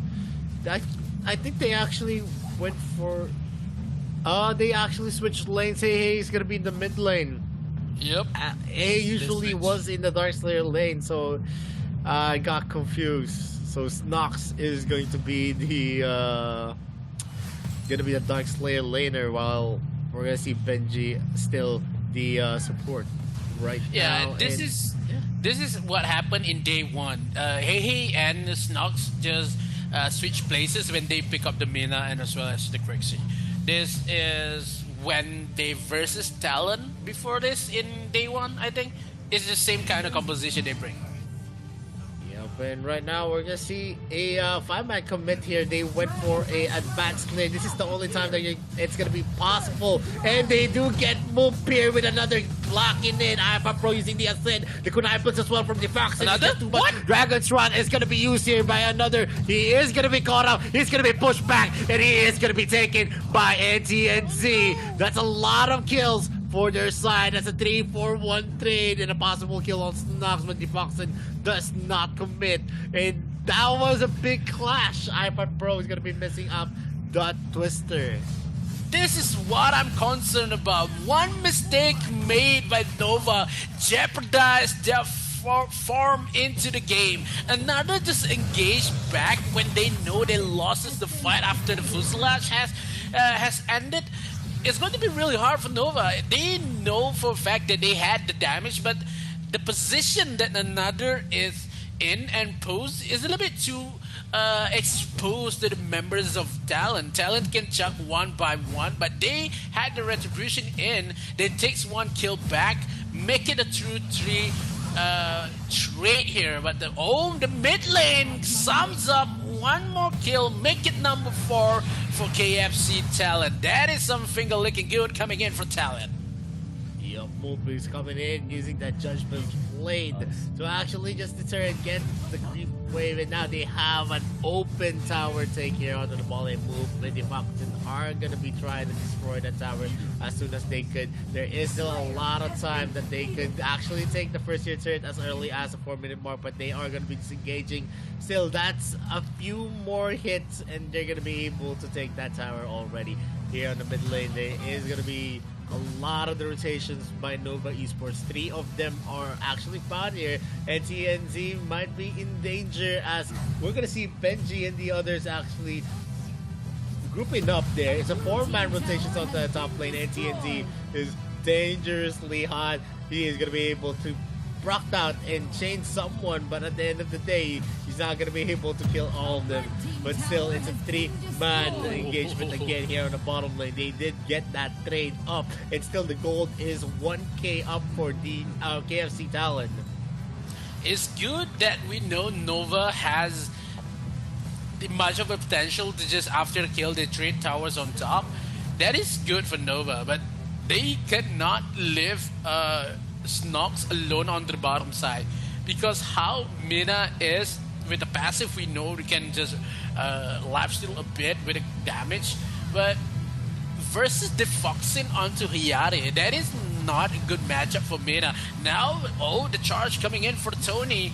but still doesn't want to commit 100% onto that team fight because of 45 seconds into the next Abyssal and 4 seconds for the Slayer. Top side, moves coming in with the Kuna Blitz coming for Devoxin. Really needs to disengage, but now coming with the scare jump for the Crixie. Hey takes the kill. Mob on the top side coming in with the Kafni. Really has the orb. Still needs to survive the couple more damage, but now the Judgment and the Jury Fury coming in from Mob. Takes the trade onto the face of Nova. Talon Esports takes one more lead in terms of kill. Another is still there, but versus NTNZ is not a good matchup for an AOE. Yo, Benet able to secure a kill of themselves, but the Tech Talon is not gonna let that kill unanswered. They get the kill for themselves. And this has been the story. Whenever KFC Talon knows information that there is going to be a number of people on the other side of the map, they're going to be competing hard. And that's what happened. Even with the right timing on the orb and even the skill of Benji to use the Cliff Breaker where he's immune, the Ascent was not actually connecting, but it doesn't matter because the damage coming in from Mappa Pro, his move is just too substantial. They don't really need to use the Ascent to actually just get the kill. And Nova Esports right now is trailing still by 1k. KFC Talon and is actually doing a lot in terms of the rotations here. It's the one dictating right now where the placements of the clashes are gonna happen. But you know, Nova Esports is actually doing pretty well in this game. Because this is a do or die moment for Nova Esports. They already played 2 games. If they loses this, in terms of 1-1 or 2-0, they will not advance into the knockout stage. Coming in again with the Judgment coming from Move. Another arrive into the mid lane. Tony with the dashes trying to lock onto Benji. Benji is still chilling in terms of how many damage he could receive with the passive that Benji has. Bottom side, Zara, bottom side, Hyper Pro and NTNZ is trying to push away the tier 2 turrets, and now 5-man rotation coming in for Nova. They want this Slayer, they want it, but Benji with the ultimate coming in. Super armor has been called, but Tony is still alive. Kuna Blitz has not been taken away, but Devoxin really needs to run away. Bottom side, tier 2 title will be taken away with the orb. Hyper Pro secures onto Snox. Mid game, mid lane is not in the favor of Nova because of Talon Esports has been just putting away the members of Nova into 2 different groups and just slay one by one. This is a divide and conquer by KFC Talon. Again, I said it's going to be used by Alpha Pro. Very, very scary there. Pose is going to fall with Benji. And TNT makes sure that they are going to be securing that kill. And we're going to see Hey here on the top lane. Moop is going to be in the fire of that turret. Hey uses that moonfall. He's going to be able to actually run away. Hey is not going to be able to live another day. And TNZ is there again in the area. They're going to be going for an invade with Moop. They get that blue buff. They are now open for the taking onto the Slayer or to the Dragon. Are they going to be taking the tower yet again here in the mid lane without any contest? And the answer is yes. They're going to go for that Slayer next. This is what happened if you leave Omen's side. Omen is still playable onto the, okay, another coming in a little bit too early onto the Dark Slayer. Defoxing is a little bit too late with the Kuna Blaze. Mobs takes away the Dark Slayer, takes one. Benji is still alive. None other the members coming in for Talon and Nova has been taken away just yet. NTNZ is the first one to fall, but a sense for an Hyper Pro, it doesn't even connect. But now Tony is alone with the members of Nova. Tony survived. They trade 1 per 1. NTNZ and the hates of another. Jungle with the Baron. I think that is the win for Talon. Oh my gosh, that prediction outplay coming in from iPad Pro after the Dragon Strand. It was already iPad Pro using the Ascend. Moop is going to be caught out here by Snox. He doesn't care. Uses the Desert Blade to actually go. Although there is no damage coming in from Moop, it doesn't matter. He's just going to be securing a lot more resources. A lot more of the waves are going to be taken here by KFC Talon, we're seeing a almost 4K gold lead. He is now harassing here Benji, who's not able to deal damage to Whoop whatsoever. The top lane turret is going to be falling down. 3 of the members of KFC Talon is there. They're going to be taking more resources from the jungle as well. Nova Esports is there. You're going to see here the Desert Blaze connecting into stock. Tony is dangerously low. Puslot has been used, and TNC uses the rock shield. He's going to be able to live. Another is going in hot. He is going to be trying to get that kill. Dagger Stride is going to be used, but he is going to be used and pulled back by NTNC. They are going to be securing that kill for sure. KFC Talon is going in hot. It's just one clash after another. More action is going to be seen here as they're going to be pushing here the third tier turn. We're going to see IFI Pro. Maybe he is going to be using the ascent, and he scares down Hey, and he is going to be staring down on that middler laner using that ascent. Talon accepting a clash that make a splash for Nova.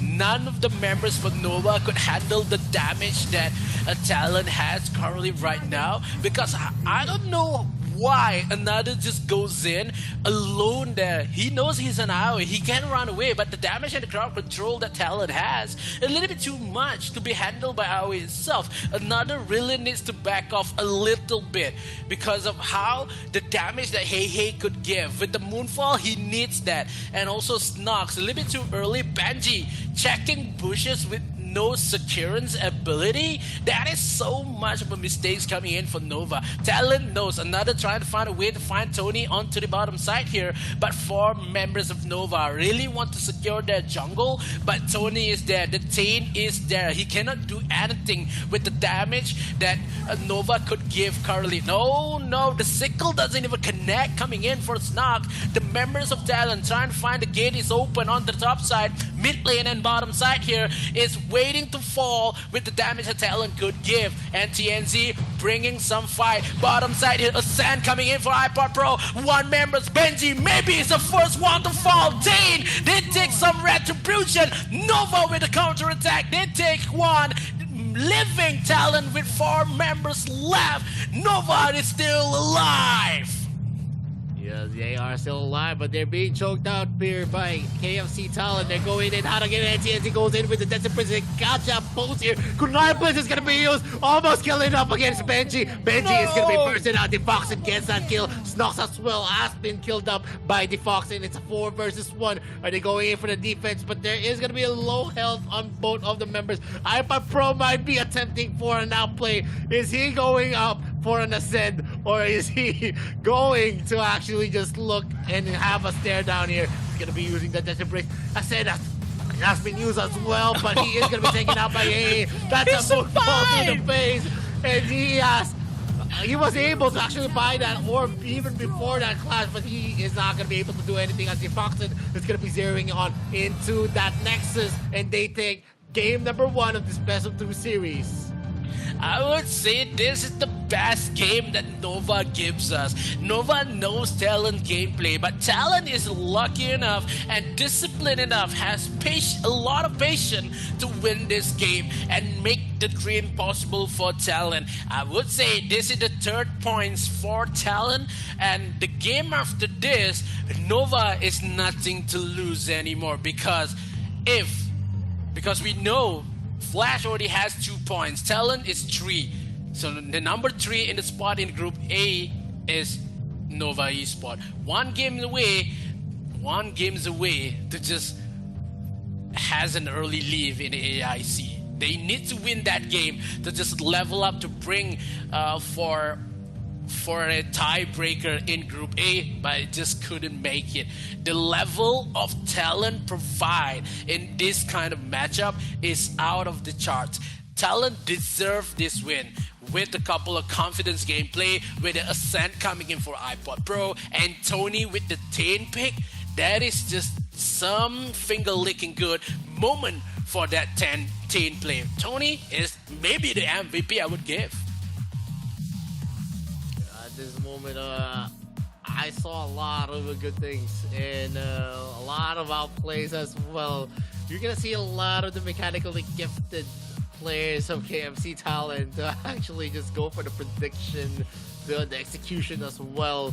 and there was some fight coming in from Nova. They did their best, but the problem here is that even at their best, they were outdrafted. They were always out of place in the moments. You're seeing a lot of the heroes of KFC talent that can deal a lot of damage in an area of effect. So in that moment, it is very, very hard to actually execute if you just group up. Yeah, I think the moment that we saw a lot of potential for Nova when when happened to be a clash between objective, they can restart the objective in the hands of Talon, but Talon knows the perfect position to be is iPod Pro. iPod Pro has the prediction of maybe a mystic art, I don't know, but he knows when to fight and when to back off at the crucial moment. Bottom side, late game, we saw they won. They take away Tony, but that is a support. Yes, a 10, we know that. Currently at that position is a big win for the Nova. But when they re-engage at the Dark Slayer, that is, I think, a hard truth to be told that Nova make a mistake there. They need to defend bottom side, mid lane. But when they go for objective contest, that is the moment when Talon, oh, you are here. You doesn't have much of a skill yet at that moment. We're just going to run down one by one, be taken away, and Nova suffer a loss in game 1. And that goes to show why most of the RPL teams has the best mid laners. You get to see a lot of those kinds of plays. It's not an overstatement to say that iPod Pro is one of the best junglers. I mean, the best mid laners in the AIC 2022 right now. In terms of the quality of mid laners, it has been the RPL. Then you're gonna see the Boon of Talents and the GCS as well. But right now in the AIC 2022, we actually see a lot of mid laners actually stepping up to the plate. We're gonna see Wawa. You're gonna see Maris as well. There's a lot of players that you can name, but you know, the one that stands out for me right now is iPod Pro. And if we're going to be seeing the advent of the other mid laners, the best mid laners here in the AIC 2022, they should have this kind of performance, an MVP performance that you can actually see. And we've been back into this conversation. One of the reasons why I think KFC Talon is one of the best teams is because KFC Talon does not have one single star player. There's a lot of players that can actually step up to the plate, move. You're gonna see NTNZ as well. You're gonna see iPod Pro. You can see even the other Abyssal Dragon laner Ares to actually step up to the plate, and even Tony, who has been seeing the bulk of the work in terms of being tanking the damage for his team. That's how big the arsenal of KFC Talon is. So if this is the kind of KFC talent we're going to show, maybe we're going to see another international championship being secured here by KFC talent. That's just still a what if. We are still in the group stages. That's still early. So we're going to be looking at this objectively. It's just a performance right now in the group stages. I'm not going to say that KFC talent is going to be taking the win. But still, this kind of performance is, for the playoffs, for the championship kind of performance. Yeah, I think iPod Pro stands high a lot because we haven't seen the comeback coming in for Flash. Maybe if XP plays in mid lane, we have BRU Nunu back in the AIC. That will be some fearful kind of matchup into the mid lane because we know how capable this player is, but now XP plays onto the support role, and we saw BRU is not even in an AIC. But yeah, kudos to iPod Pro. Plays it really well in day 1 and also in day 3. He always has an outplay to just deliver it for KFC talent. Plays it pretty well. Doesn't even make much of a mistakes with the Iggy plays as well as the I think the Grexy plays, iPod Pro plays pretty well also. So it's going to be really hard if Nova wants to play around iPod Pro. Looks the damage coming in for Hey. He gives 81,000. In fact, the iPod Pro gives 77, but the rotation and the patience that iPod Pro has, the mechanical ability that iPod Pro gives in that game is top of the charts coming in for Hey Hey as well. But the level this team combined is far much more greater than Nova currently has. Yeah, I mean, in terms of stats, you can see a lot of damage coming from Apple Pro, from the Fox, and they actually, all of KFC Talent actually contributed to this win. They did a lot of damage. Moop as well. He's at the 50k damage. And most of the damage in the other lanes, yes, we're going to see Nova Esports actually trailing from Pose and AA. But the other supporting cast was not able to actually do the work for them. They were not able to deal the damage. They were not able to lock in on those squishy heroes. And the difference here is that Hey Hey, yes, he's gonna be giving out a lot of damage using that crazy, but it's a point and click hero. You just need to click that ultimate, which is a moonfall. Then you're just gonna be pointing out his first skill and then your second skill. But here we're gonna see the MVP of the game, Mapa Pro, using Zata, who is you need a lot of mechanical skills to actually maneuver. And he is the MVP of this game, and definitely we're gonna see a lot more of Viper Pro on the MVP stage. Let's see what is gonna be in store for game number 2 of this best of 2 series. There is still a chance for Nova Esports. It's not a one-sided stomp. I mean, we're seeing Nova Esports actually fight it out against KFC Talent. It's just that the rotations has been meshing well for them. They are able to trade, but whenever they get that advantage, KFC Talent takes it back on the other side of the map. So they need that kind of conversation as well, that hey, most of the enemy champions are actually not here. Most of the members of KFC Talent is not here in the bot lane while we're ganking this marksman. So you better be careful in the top lane. Just give out the first tier turret. But what they're doing is they're going for a forceful defense. They're trying to clear out the creep wave, even though he knows that it's 4 people or 3 people who's gonna be barreling down into the top lane. I just want to get back to the Zata plays coming in for iPod Pro.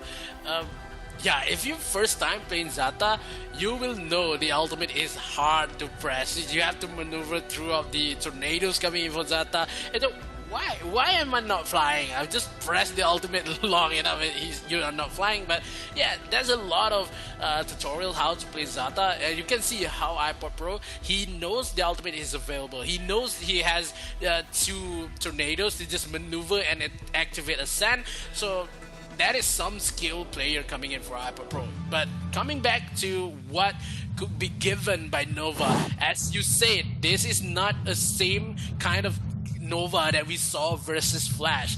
This is the level up Nova. It's not a one-sided storm coming in for KFC Talent, but Nova still has a long way to go. They maybe sure is not going to make out of this group because they doesn't have 1 point yet. Flash has 2, Talent has 1 currently, but it's going to be possible for Nova if he can just make this 1-1 win.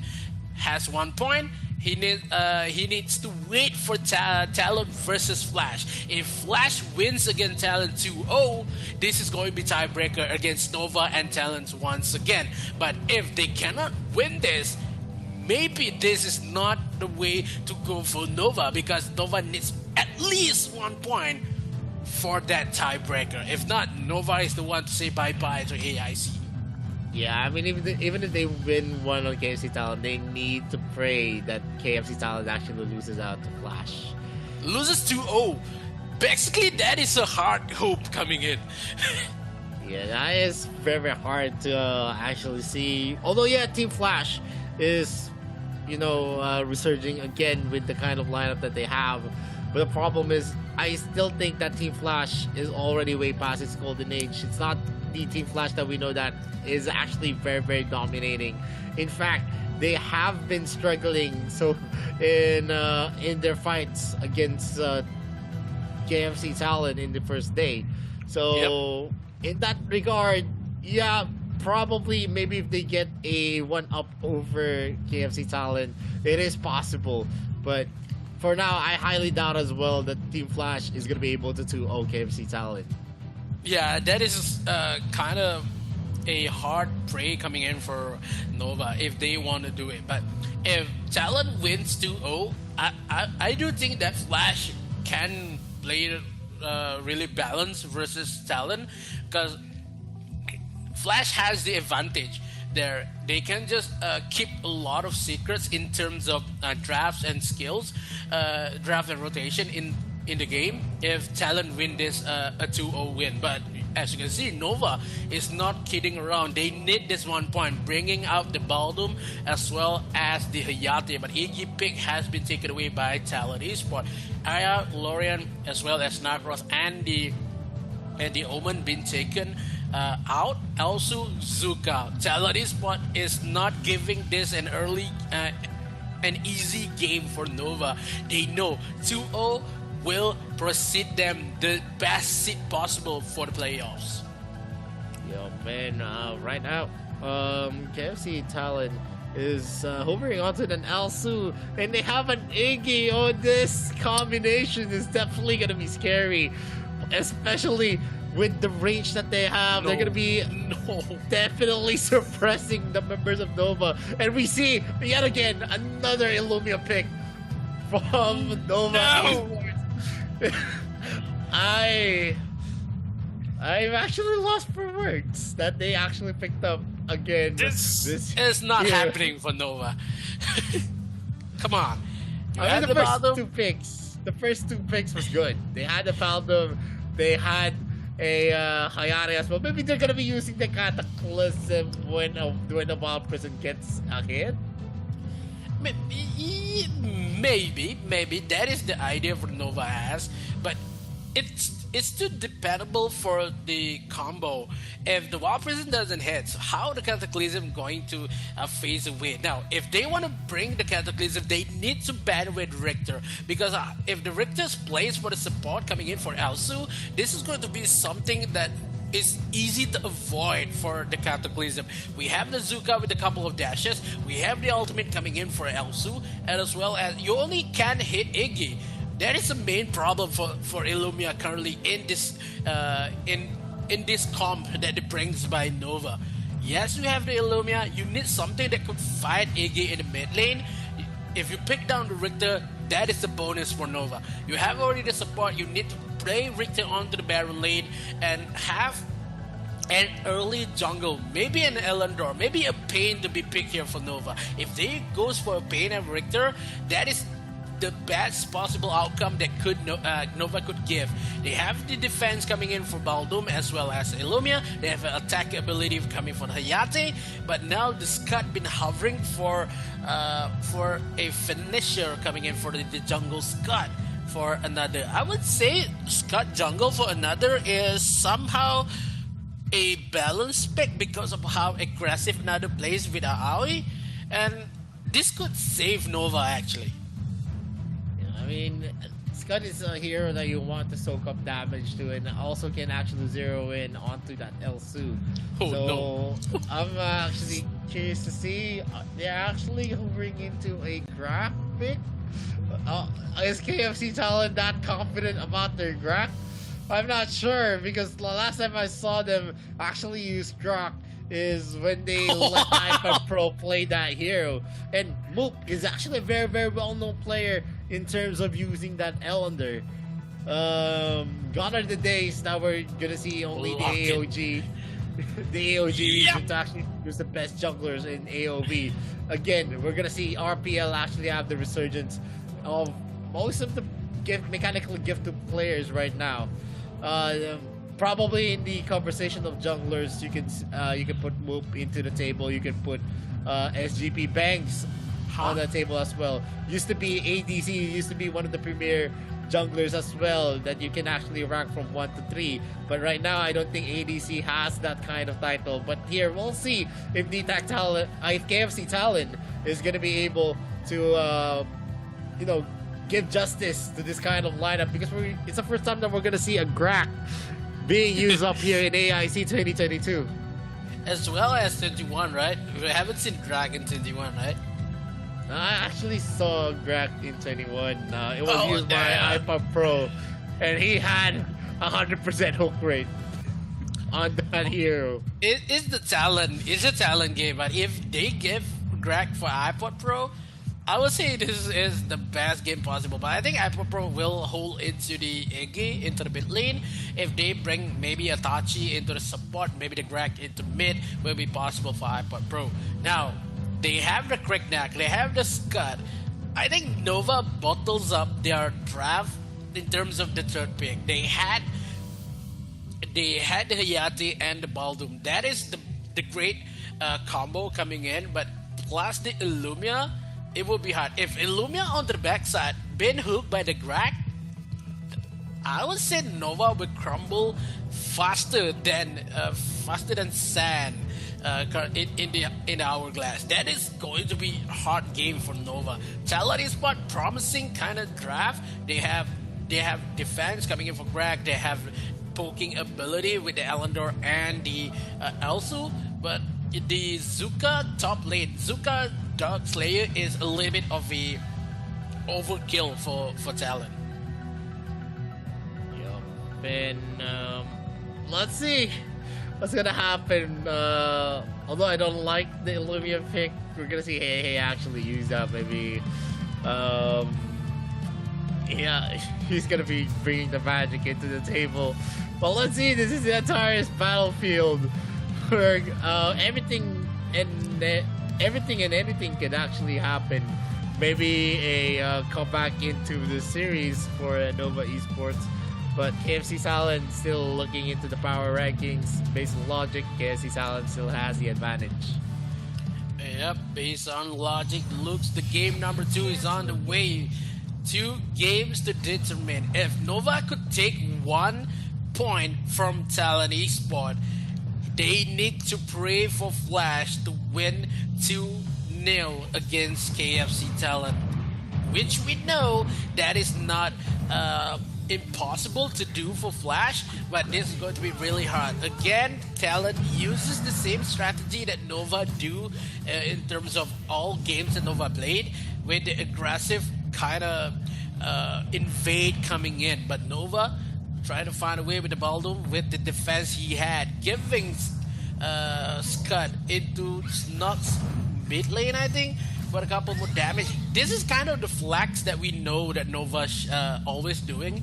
That they plan to have Hey onto the top side, but now giving Hey into mid with the helps of Snox into the Scud. So it's going to be really hard for Nova.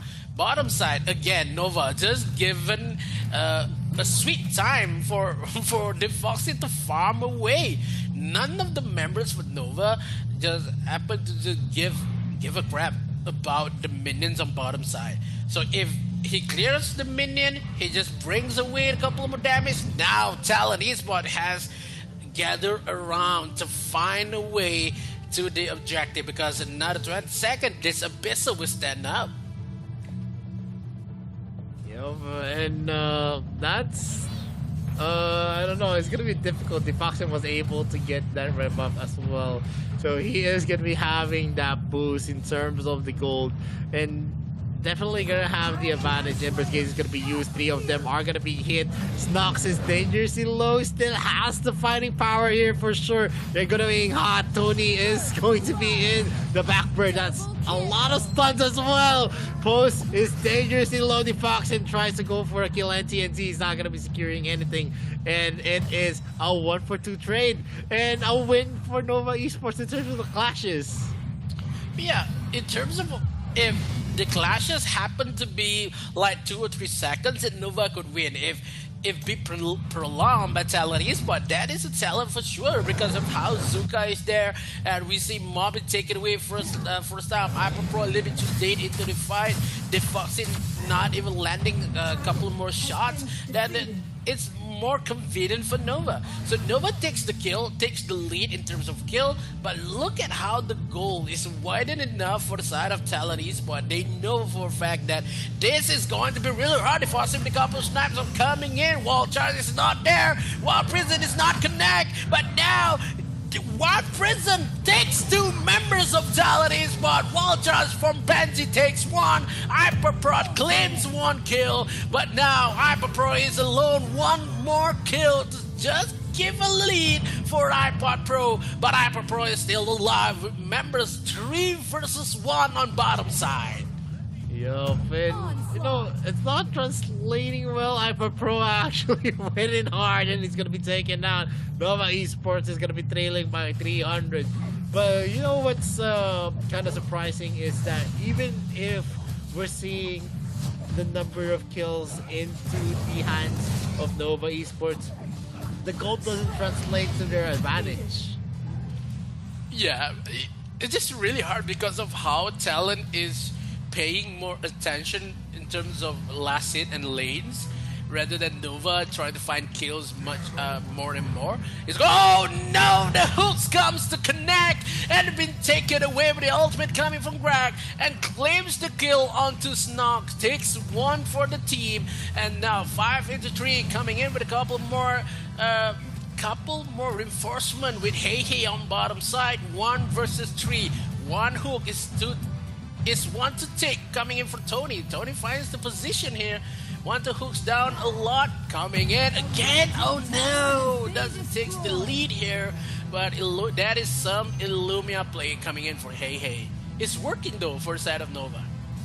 Yeah, it's definitely working. They're trying to actually get NTNZ here, but without any kind of creep wave, you're not going to be taking it. Cataclysm is going to hit on 3 of the members of the KFC Talon. And right now, they are going to be trailing by 1.3k. KFC Talon still leading in terms of the gold. Yes, there's going to be the kill. That's a lot of damage from iPod Pro as well. He's going to be hooked back by Tony. Is he going to be able to escape this? A wild charge is going to be used. Benji is going to be taken here by iPod Pro. Ember's Gaze as well. It's going to be damaging AA under the turret.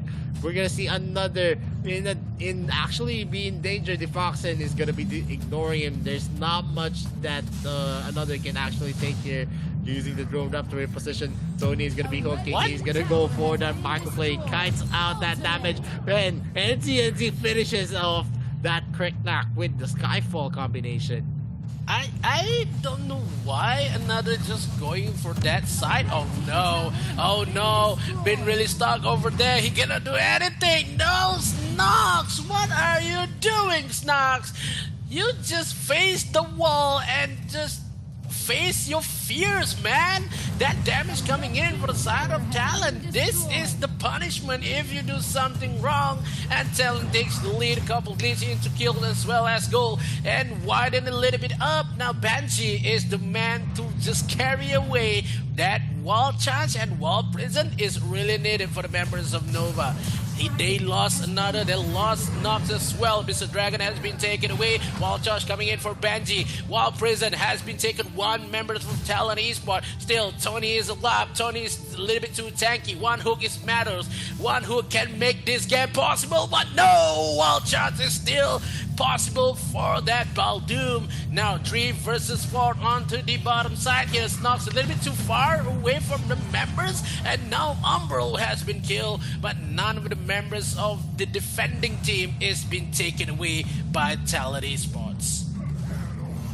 Oh man, we're gonna see here more. The hook is not gonna connect. The shadow bombs are just there. Look at the suppression coming in from KFC Talon. They cannot just go in safely because even before the clashes start, but we're gonna see here the Cataclysm is gonna connect. They disengage as well. The Foxen is gonna be able to flicker out, and that's gonna be safely disengaging himself away from danger. Ipa Pro going in for the duel, and the Hayate is going in hot. Is he gonna be able to take Ipa Pro out? It is still out of the open. As we can see, Emperor's Gaze is going to be used. He's not going to get a hit again. Pose is not really committing to any 1v1s just yet. Hey, might be in danger. He's going to be using the flicker to get out of danger. And still, Moop is going to be in the area. They're going to be able to secure that second tier turret here in the mid lane. I think this is what happened if Nova just commit 5-man gang on bottom side. They lost a couple more objectives on top side. They lost 2 waves instead of kills on bottom. it's going to be really hard. If the Faucet can flicker away, running from the Cataclysm, that is not the intention to picking down the Illumia. Level 9 Illumia, meanwhile, the side with other members is already 10 and 11. This is the hardship that Nova could feel. 5 kill is enough, but a 7 kill for the side of Talon is not enough just yet. Anti-NZ on the backside of Dark Slayer. One more hit, Cataclysm push, a little bit too early there to go in for the anti-NZ, but now the members of Talon Esports just knocking the mid door, coming in for Nova. They takes the lead, they just happen to have a lot of damage into objective. They claims one more, and now Snipes will be connected by the Fox in one hook. What is Matros coming in? They force come. Then now Pose takes one kill onto Tony. 4 members of Talon is still alive. Oh, the Wamba combo for anti-NZ just chuck a lot of damage for the side of Nova, but Nova still, they have the Dark Slayer, they push away, they lost 2 inner tyrants and only top is left. The last tower for Nova, the last hope for them. They need to survive this, if not they are going home. Yup, and that was a very, very fast take. They did not need this Slayer at all. It is because this is an Ellender, this is we're gonna see an Iggy, and we're gonna see an Elsu who is just suppressing the members of Nova Esports, and they're now going here onto the top lane. They're gonna be ignoring the information where everyone is still missing from the map. They're gonna go for the recall, or someone is someone gonna be able to take someone out here from KFC Talon. They're not gonna be able to spot out anyone. Tony goes for a blind hook, checking out the bushes as well. KFC Talon is going to maybe push here onto the top lane, as that's the only third tier turret that's left in the game. Wild Charge is going to be used by Benji. A hook again from Tony. Wild Prison as well is going to be used, but Alpha Pro finishes that off. Shadow bombs into their faces. Ember's Case as well is going to be ready. It gets a hit onto another, and that's a lot of damage as well. Look at that, one more snipe, and that's going to be the end. Okay, we're gonna see here Tony going back, move, going in hot, going to use and gets the teleportations back as well. Disengage is gonna be used. We're gonna see the Blitz. He gets that defoxing, but he gets traded out by Moop. There is a 3-man team still defending here the base of Nova Esports, and they're going to be disengaging yet again. They still have a lot of time to wait for the Slayer and for the Dragon. 11 minutes to the clock, and everything is already open in the base of Nova. This is maybe the rival that Nova has. He needs to overcome Talon Esports. They doesn't have any towers left. They only have the core intact. None of the damage has been taken away yet onto the core, but now the members of Talon, they know one hook coming in with a couple more damage, but the Cataclysm hits. But now Hyperpro say no, you gotta run from the massacre for Talon Esports. It's giving one by one, it's taken away. Snogs, Benji is on the timer. 3 members left for Nova. They are going to defend this core with their honor and their last hope possible. 5 members versus 3. What could happen for Nova? They cannot defend. One snipe, one hook is in a matter of time only. Talon Esports will claim this victory, but they couldn't have this with the orb coming in. They trade one, but still alive. Mob is a little bit too low. Outplay coming in for Nova, but now Talon is still going for the win. 3 members still. Cataclysm again takes down the numbers of health for Move, and now Snuffs is still alive. The ultimate coming in from that anti-NZ. They cannot run away. Killed by the Fox, and Benji is taken away. One hook from the Fountain of Life, but Talon Esports claims the win, making a 2-0 win for Talon Esports. Yeah, best of 2 sweep coming in from KFC Talon, and yeah, definitely showing up the caliber of KFC Talon at this game. It's kind of not one-sided, but at the same time one-sided, just because, yeah, in the early parts of the game we saw Nova Esports actually taking in the reins in terms of kills, but you can actually see in terms of strategy KFC Talon was way up there. They know the winning condition. They know how to get the resources up for themselves. They know how to get the gold. They know how to make the lane management work. And even if the kills was not onto their hands, even if the kill count was actually in deficit of them, they know how to get back into the game. And you can see here on the highlights, Nova Esports just going in hot in most of the engagements. They get most of the positional wins. They get the ganks here right, and they get a lot of kills for themselves. You can see the hooks from Tony actually connecting well with the World Devourer. Good outplays as well, and a lot of outplays coming in from KFC Talent at that moment. Yeah, I would say that Illumia making a way, making it possible for the side of Nova. The Illumia pick is not as bad as we think, but the damage from Illumia not giving it possible to win for the side of Nova. As we can see how Snox has been taking the wall for himself. He cannot run away with the damage coming from that Elendor, but Talon Esport, I would say they are currently the best team that could handle a hard position and hard situation. They could win it. But after this, Talon Esport could face away with versus Team Flash. After this, it's going to be a really, really hard game, and also maybe the best game for today, because both of them has 2 points currently, who was going to be number 1 and determine their seats in the playoffs.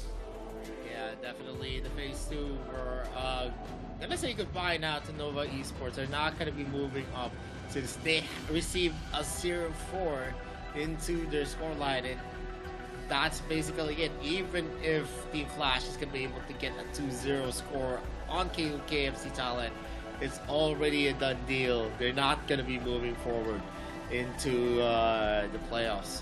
And kudos to KFC Talent.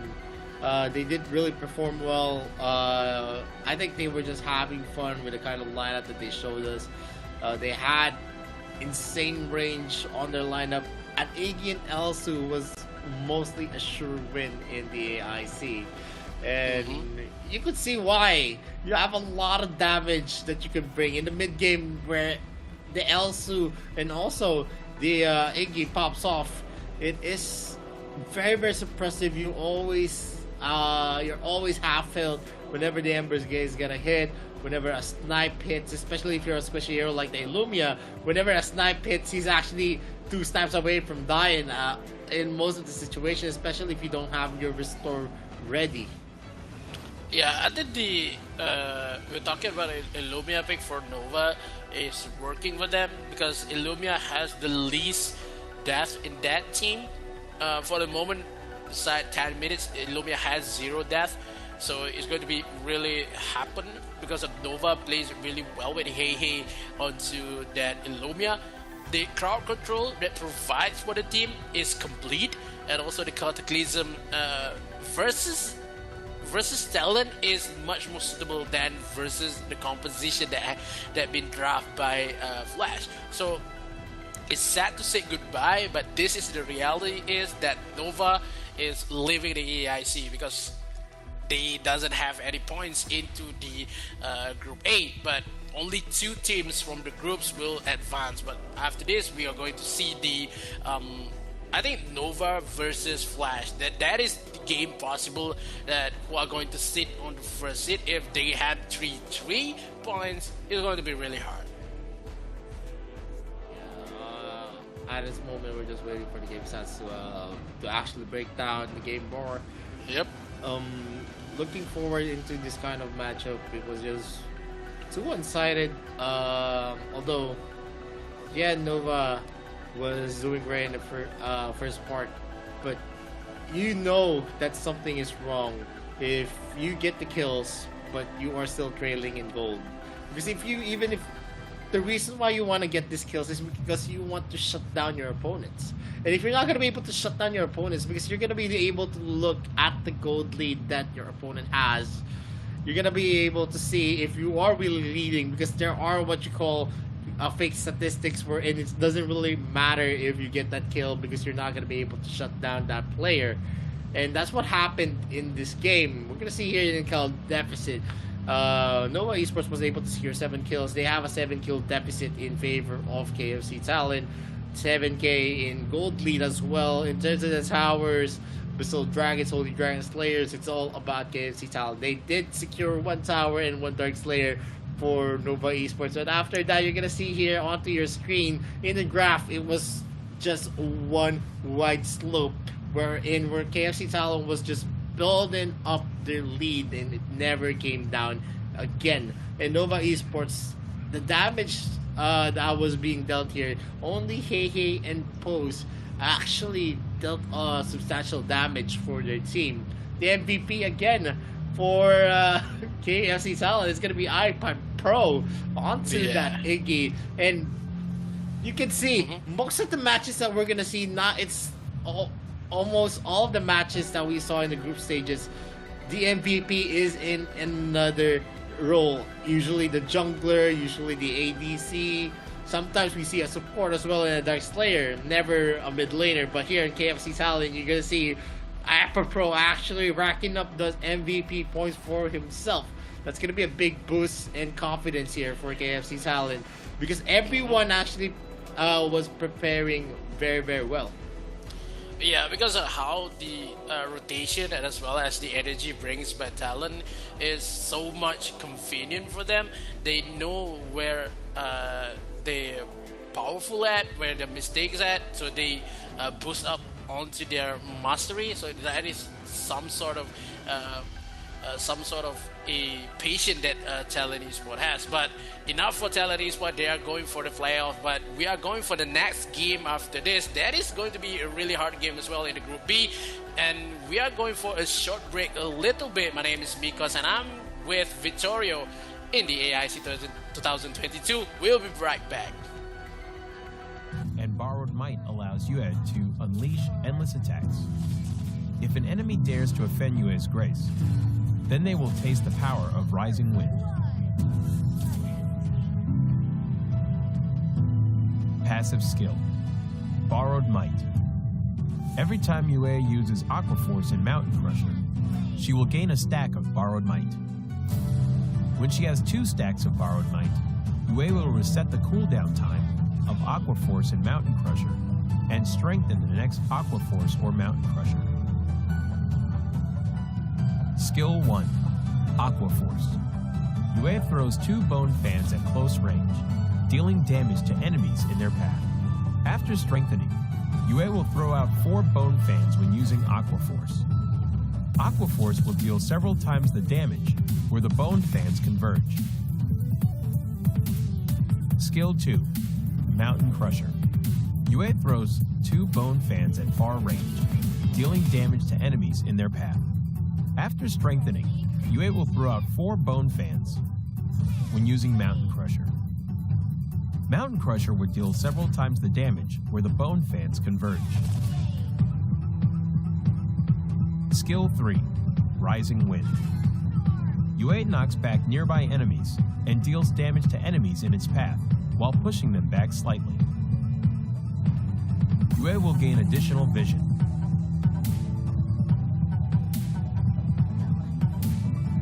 Yue is a long-range mage with a powerful ability to exhaust the enemies, but is complicated to operate. To deal perfect damage using Yue, you need to be skilled in combining her skills to deal damage multiple times stronger. However, when Yue overlaps with the enemy, both Aqua Force and Mountain Crusher can deal full damage. When in the lane period, Yue can quickly clear enemy creeps via refreshing her skills through her passive skill and then assist the side lanes. In team fights, Yue needs to use Mountain Crusher multiple times to exhaust the enemies and frequently use Aqua Force to charge up her passive skill to look out for chances to kill or exhaust fragile enemy heroes. The core combo of Yue is to save up a stack of her passive in advance and instantly use Mountain Crusher twice to deal burst damage. But be cautious. Yu's ultimate is the only life-saving skill, so she needs to save her ultimate to be aware of enemy assassins' heroes in team fights.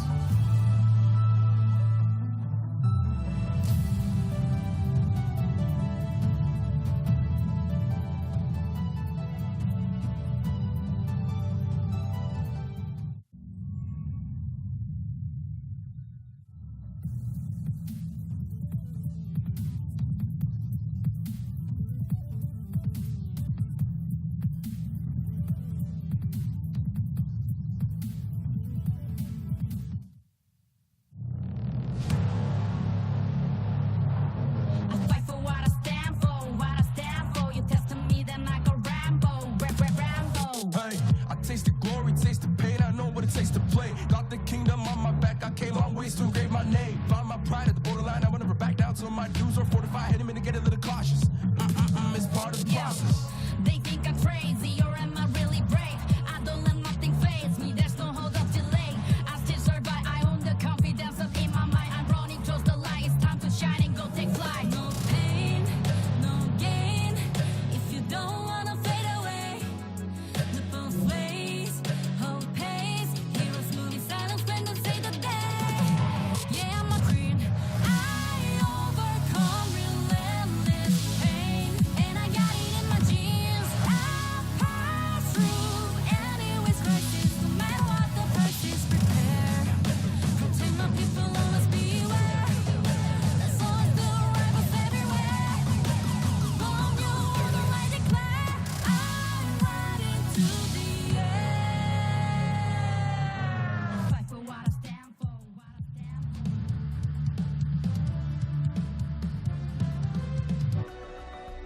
And we're back to the Arena Villa International Championship 2022. My name is Vittorio. This is Mikos. We're in the fourth series of the day. It's one team against Saigon Phantom. Saigon Phantom did well in the group stages. Day number 1, they had a 2-0 record. And I'm pretty excited to see. One team had a 0-2 record, but they were able to have a 2-0 on the earlier series of the day. So are we going to see an upset again by one team, or SGP is still going to be maintaining that form and finesse that they shown us in day number 1? I would say this is the game for SGP because I'm kind of like the old supporters of AOV, because we support Team Flash, we support SGP and BRU, but now we know that SGP has a couple of plays that not been shown it yet in the AIC, but one team, they bring a lot of experience versus the first series that they had before this, but SGP tend to play a little bit more aggressive in the mid stages. So SGP versus one team, long ago they saw each other that I think SGP win, but now SGP trying to bring the 2 games deficit with one team. With one team already has 2 points, but SGP, this is their first game. Yup, and we're gonna see here Core, Redfish, Bang, and Niue as actually representing SG Saigon Phantom. And one team esports, Zek, Kai, Wawa, NK, and Lunlun is going to be on your screens. They did spectacularly well onto the earlier series, securing a 2-0 and a convincing 2-0 at that. A sweep to be remembered against VCF. But SJP, we're gonna see here the key player. It's gonna be Fish with KDA of 15, 82.5% KP damage that he's dealt, 40.3%. That's very substantial. 10% less, and 10% more, and he's gonna be dealing half of the damage for SGP. And key player introduction here for one team, it's gonna be Kai with a KDA of 7, the ADC here of one team. He has 53.5% damage. He has a roll goal difference of minus 675, but it doesn't really matter because what matters is taking home the win. Yeah, I think for the stats here is much more in terms of winning for SGP. For one team, they won before this with the suitable kind of play style winning. But now SGP, their first game, maybe a little bit a bit of warm up needed for SGP, because experience for SGP a little much as well, and bringing the potential with a couple of drafts. They have much more experience in the global bands kind of matchup. So SGP, what could they bring? They want to bring Akira, they want to bring the Tachi as well as the Quixie pick. So it's in the question. But SGP doesn't want to see the Omen pick to be lost in the members of one team. They ban it, the Aya be taken out, and also as well as the Necros and the Omen is a no-go. What happened for the talent that they take down, they take away the Necros and the Omen, makes the game looks easy for them. SGP first hovering into the Elsu. I would sure this is a lock, leaving Crixie, Tachi, and as well as Zuka in the hands of one team. Yup, and now we're gonna see a hover onto the Elsu. Let's see if it's gonna be translating to a win, as Elsu has been one of the winningest archer. Whoever has the Elsu, as long as the shots hit, it is gonna be a hero that brings you victory. And there's a lot of counters. You can pick out Joker, you can pick out maybe someone that is very, very mobile as well. And in the AOG League, that's a 47.75% win percentage on that hero. And what one team is going to do is they're going to be hovering onto the Roxy, and also to give them a lot of range as well, the Iggy pick. Iggy pick is the, I would say, the balanced kind of pick that one team can give, because we saw how Wawa used Iggy a little bit more aggressive rather than any other players in the league. But Roxy pick here, I think, is the best pick, because we know for that Roxy can go for a Baron, maybe a support kind of role. But the grabs coming in for Roxy needed the intention if they want to fight down the Tain, maybe the Talon to be picked here. So Roxy is the best possible lineup for one team. One more pick here versus the Tain and the Talon. They know if they want to put the Roxy into support, maybe they go for a Baron pick here, or maybe the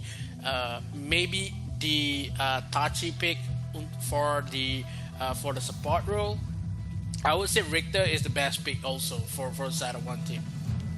Yep, and actually, if we're gonna be talking about SGP, you know what's funny about the AG region? You only see 3 teams actually compete for the international scenes. Just SGP, Team Flash, and then you also have B Gaming. And you know, the best thing about SGP right now is that it's not all about Bang in Saigon Phantom. It used to be all about the jungler, all about Bang, but right now we have the resurgence of the players like Iwei, who has been doing pretty well in the AOG League. He was crowned as the MVP of the Grand Final, so definitely a lot of good performances are expected onto the other lanes of SGP. They are the champions of the AOG region, and one team is the champions of the GCS regions as well. So this is a big fight. The number 1 seed of Vietnam and the number 1 seed of Chinese Taipei. Let's see who is going to be the better region in terms of the champions that we're seeing. In the first 3 picks, it's a Elsu, a Tain, and also a Tulen. Tulen is a fast clear in the jungle. You have a lot of protection in the Tain as well. One team, you have a lot of protection in the Roxy. As long as Agnes Europe is going to get a hit, it is going to be a crucial play for sure. You have some late game monster on that Laville as well. And the Iggy is going to give them a lot of range. Yeah, I think Iggy versus Elsu is kind of the OG kind of fights because of how long range Iggy has as well as the Elsu. But in terms of banning currently, they banned out the Pena, maybe a Pura. So for SGP, because they know the the Elsu will chunk a lot of damage with the snipes, and they doesn't want the Pena to be present in the side of one team, because one team already have Roxy. Roxy may be the front line for one team, and they living a lot, given a lot of tasks for the Pena to be healing the members of one team. So Zuka been Harvard for them. They ban out Florentino and the Chi. So I would say they ban a lot of Dark Slayer lanes. They still have the Yena been taken away by SGP as well. Kilgross is still playable. Maybe an Alta if they want to play so. But the Varus is still open, as well as the Ryoma for SGP. Zuka been taken away by one team. I would love that to see this Panda to be played again. Aoi in the jungle as well as Ryoma. Early composition brings the magic for SGP. They have Ryoma poking, they have Elsu snipes as well as Aoi in the early matchup. Tulan will be played in mid, maybe, because of if Aoi be locked, Tulan will be mid. If Aoi is not locked, Tulan will be jungle. So the Mina here, the Baron Mina, I think this is more to sustain kind of defense setup for SGP. And let's see what is going to be shown to us. NK of one team is one of the best jungglers as well in the GCS. So that brings a lot of talent in this matchup alone. I feel like this is the matchup wherein you see them usually in the finals, semifinals. To make it exciting, let's see what is going to happen in the first game of this series, as they're going to be hovering onto the Varus pick. It's going to be bringing a lot of mobility as well. The Venom is always a gap closer that you can rely on, and also a finisher if you really want. And if the Venom actually hits on a very, very low health hero, it's usually a sure kill for that hero. And I feel like this is going to be a lock-in as the 6-second mark is already there. It is going to be a Varus pick. In terms of the composition, you see a lot of sustainability and tankability on the side of Saigon Fountain. They have a lot that can zone out the people of one team. You have the Mina, you have the Tain for the protection. The only range hero that you can rely on here is going to be on that Elsu, because Tulan is a hero that excels in skirmishes. To actually, you can actually use that hero in to be effective. He needs that certain kind of range to actually hit out all of his skill shots. And on one team, there is going to be a lot of initiator, a lot of gap closers there. You have Zuka, you have Varus. The protection is falling into the hands of Roxy. If they're going to be able to use Magnus Grip effectively to bring out any crucial targets from SJP, then definitely one team is gonna have a better time using that Roxy. But if it's not gonna be hitting the right targets, SJP can actually punish them. Okay, I have to ask you, Vittorio. SJP or one team gonna take the game number one? Which one is your favorite?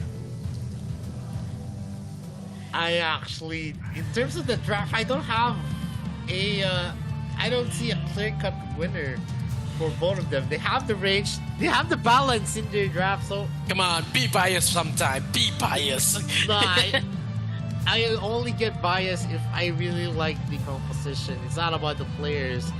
Although I do have a lot of information on some of the players, I do have, like, I know the AOG team's better than the GCS, but at the same time, I always look at the draft that they're showing us, and I don't see a clear winner who is actually on top. Especially in this game, wherein everything is balanced. You have a lot of close range, I have a lot of long range as well. Alright, so we will not have an answer from Victoria, but now the clashes has been awakened with a couple of damage coming in for Lunlun, given the damage into the bottom side with the bloody kiss. But now couple of rotation that we saw. A little bit too aggressive for Mina, and given the hard time for NK on the bottom side.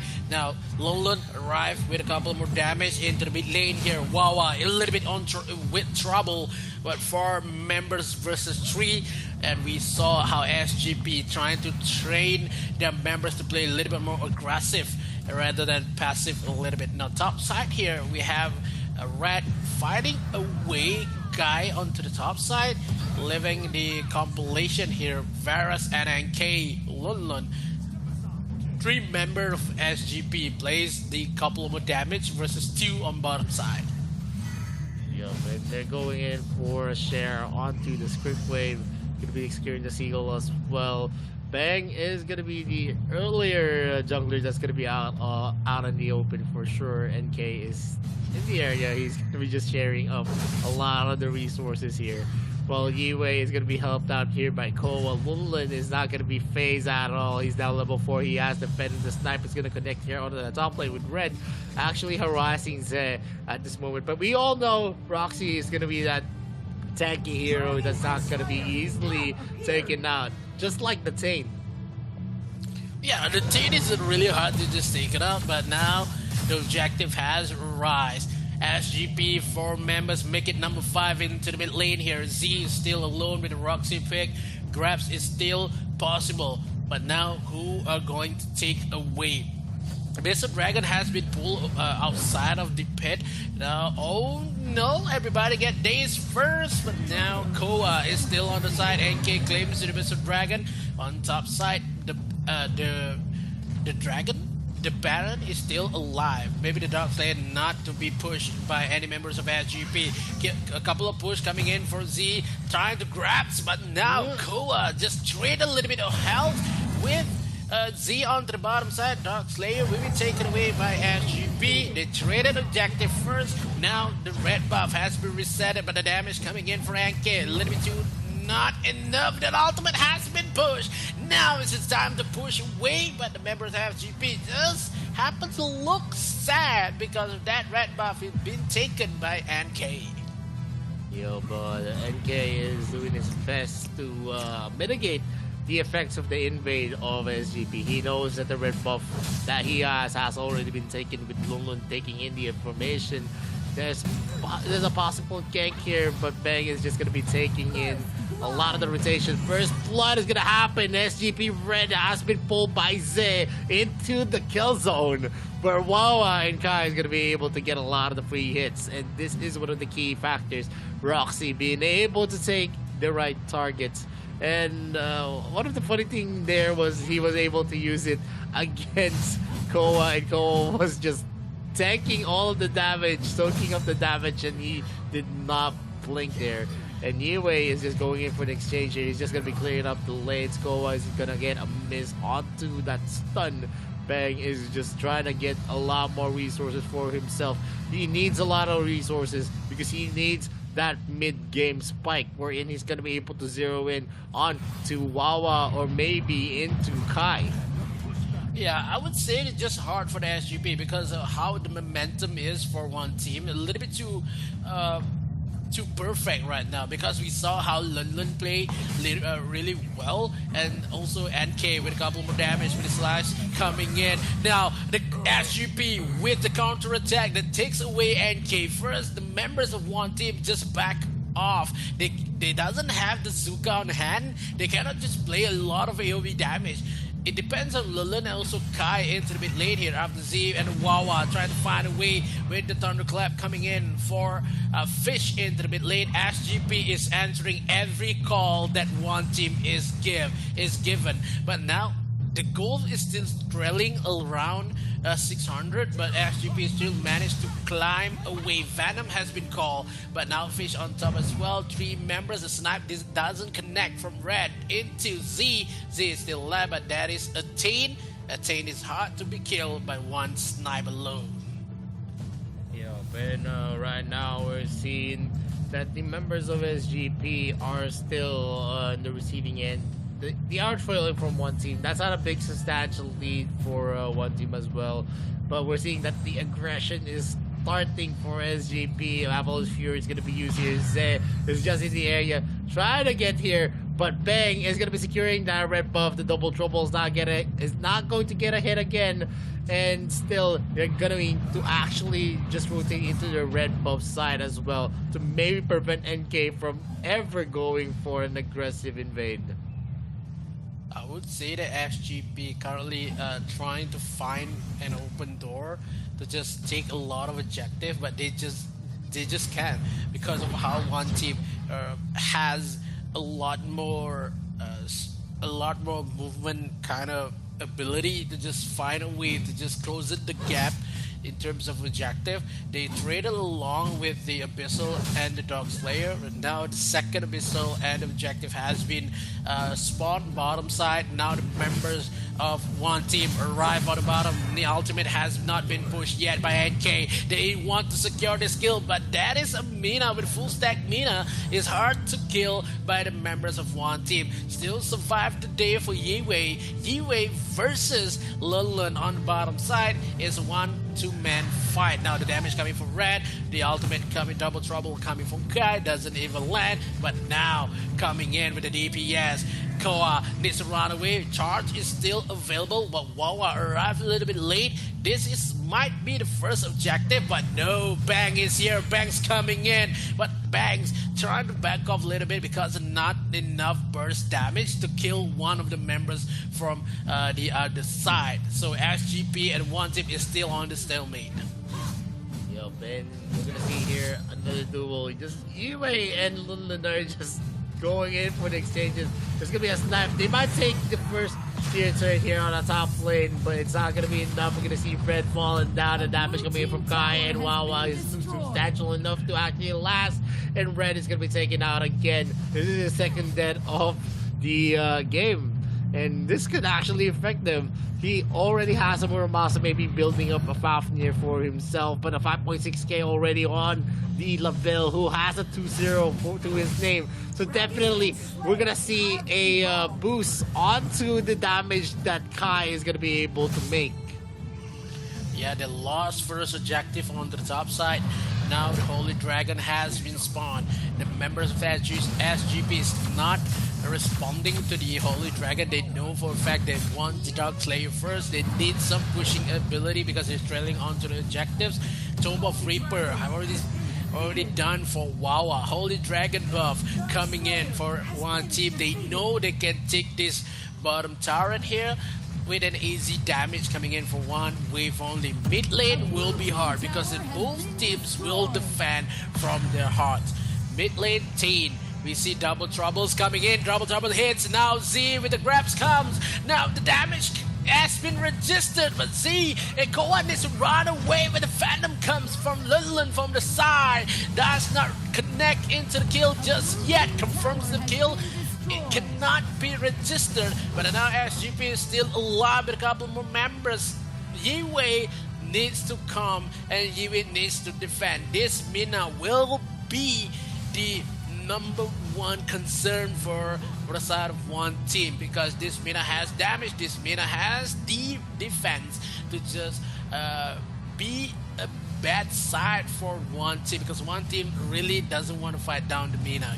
Just a little too hard to fight. Yep, and we're seeing Bang trying to zero in onto Kai, but he already knows that there is gonna be a Slayer being spawned here. Zay and the others are going in for the right position. Koa is going to fight the Vision War against Zay. They're gonna be able to steal this. Yet the Ember's Gaze, that's gonna be a nice attempt for the Steel Dragon's Claw. Is gonna be used to reposition himself again. Bang is just looking for more resources to actually take. But the problem here is that 7.4k already onto Kai, and the gold lead is slowly widening up 3k into the advantage of one team as well. They're gonna go in hard, and they have caught out here. Yiwei is not gonna be able to use the passive of that Mina, not being able to regenerate any health at all. Wawa is just zoning out the members of SGP, and Zay has been doing the rough work here, using the Agnes grip, taking in. He has no hesitation at all on using that ultimate. SGP has the cold feet right now because SGP doesn't have the momentum in the current first game because one team already has punished a lot of the members of SGP. 3 kills currently, but the damage coming in for the thunderclap doesn't even connect onto Z. But Wawa is here to back up. If Z having a lot of trouble into the mid lane, Wawa is there, and Wawa can defend a lot of members. Look at the damage. Now Bang is still finding a way to farm a lot. I think this is Koa will be caught up, but now the couple of vision wars coming in from Koa versus Z, but Z has half HP, still alive, and he needs to just regen a little bit because of the objective will come up in a couple of mere seconds. 1 second for the Abyssal Dragon, 5 seconds for the side of Dark Slayer. Now, one team, which one do you want? Do you want Abyssal Dragon? They already have been there, but none of the members. Koa arrived a little bit late, no Kiss of Glory just yet, but now the Dark Slayer has been coming with the double trouble, does not land, and the Dark Slayer will be taken away by one team. If they took 2 objectives and SGP won nothing, this is going to be hard for the SGP because of the amount of damage they could deliver by Kai is none other than lunatic of damage could be received by SGP. Yo, but we're seeing here one team actually pushing hard. They have an almost 5k gold lead, and they are now barreling down into control with the second tier third friend is going to be sniping up, catching up Wawa at that point. That's going to be the double trouble. Zay is going to be connecting with the Agnes grip. He is going to be pulled down though. That is a good reaction coming in from Miwei. If he let Zay actually get a pull onto Koa, for sure Koa is going to be obliterated yet again. But they don't have the firepower yet again to actually contest the take on this tower. Miwei is going to do his best, but he's going to be backing off without the backup coming in from the others. Wawa almost taken there. He is going to be forced out to use the flicker to reposition himself. He's going to use the shadow bomb, dealing a lot of damage into SGP's numbers. They still have the Slayer up for themselves. Kai is going to be summoning here into the mid lane. They're going for a push here with NK and the others, and so Double Trouble's going to get a hit. Zay goes in, tries to box out for Ace's zone, wherein he's going to be scaring off the members of SGP. 2 snaps already hitting Wawa at this point. It's not translating much. We're going to see more of the action here with Zay in the area. Agnes Grip is going to get a miss. First miss of the day. Still, they are going in hot. Lunlun as well misses up that skill shots with the Venom as well. But NK is going to have a free meal into the jungle camp of Bang, and they get all of the other turrets. How I play by Bang currently, I would say it's better than another, but the goal that Bang has a little bit too same as NK. But the moment we see Kai is much more rich than the Elsu, it's going to be a little bit more convenient for the side of one team. He can just give a lot more damage. They can wait for objective here, and if NK and Lunlun on top side, they wait for 1 minute for the Dark Slayer. After this, 3 kills, only 4 kills registered in this current matchup. First game is going to be really hard for SGP. So if SGP wants to win this game, they need to defend it pretty much. But he saw Z on the brush on mid lane. That is kind of a convenient if they saw a lot and they just go full on. But if they fight in the mid lane, I would say that the next Dark Slayer will be in the hands of one team because they know 30 seconds on the clock for objective. They doesn't want to fight it. So SGP, they are trailing goal like 6k goal behind one team. So this is the moment for SGP. They need to be more aggressive in terms of objective gameplay and farming. But if they want to force a team fight, I would say that is a bad idea for SGP. And the first wave has been cleared here by NK and Lunlun. They're going to be positioning themselves, maybe trying to go for an ambush. Whoever's going to be clearing up the lanes here in the bottom lane, Aoi and also Fish. Fish and Bang is in the area. Look at the damage. Bang is going to be left out in the open. NK finishing them off with a combination of the Skyfall with Lunlun in tow. And they get the opportunity to take the Slayer. They have the retribution ready for themselves. So definitely they have the opportunity to not let this Slayer be stolen. They have the retribution, and without paying, SGP is just gonna be staying back into their base. Infinite Slayer for one team slain. Currently into the game like 15 minutes now. One team, they have the addition into team fight now, but the Venom has been caught with a couple more damage coming from Fish onto the top side here. Kings of Glory has been pushed. Then now the members of FGP that doesn't want to commit into this team fight. 5 members of one team trying to find a way, but Koa trying to find a victim into the mid lane is going to be really hard. Banks initiated with a couple more damage, but the Bloody Kiss hits, but no Venom at all. One member has been taken away, but still can resurrect it in this matchup. The Infinite Slayer into the mid lane takes 1 more damage into the turret, but if this going to be a successful defense for the SGP, this is going to be really big waste, but no, the damage coming from Lowland takes Yiwei back to the base. 4,000 hit points more for one team, just knocking to the door. Now the members of SGP really needs to defend this. Half health for the Slayer and 1 health left for Z. Couple more damage coming in with the Bloody Gaze and the Venom. Orb is still alive, but now Fish cannot do anything but Zeke secures a kill onto Koa, and one team find it interesting for the core to be taken away one by one. Fish is the last one to fall, and the core as well. One team takes the win for the first game. Yep, and one team did spectacularly well, showing themselves up. They had the momentum going into this match. They had a 2-0, and it's a 3-0 streak right now. Are they going to be able to sweep SGP? But with that kind of performance, definitely one team has what it takes to actually get this sweep. And it's not an understatement to say that one team performed very, very well. They were able to shut down Red using that Elsu, and it translated to a lot of free hits. The Laville pick was very, very vital, especially with the Roxy combination. Every time the double trouble hits, it doesn't matter who is going to be the target. As long as the double trouble hits, they're going to be using the Agnes grip by Ze. And Ze on that Roxy was very, very spectacular, very, very phenomenal. He knows how to use that hero. He knows the right timing, the right targets, and of course, the right places to be in.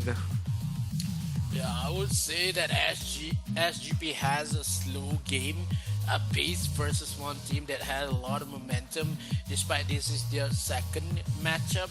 But SGP, game number 2 will be really hard because they already invest onto Elsu and as well as the Aoi, but I don't think that kind of particular draft is going to be hurtful for the side of SGP. But now, one team takes 1 point, but if one team could do a 2-0 sweep, that is a full 4 points for one team in the Group B.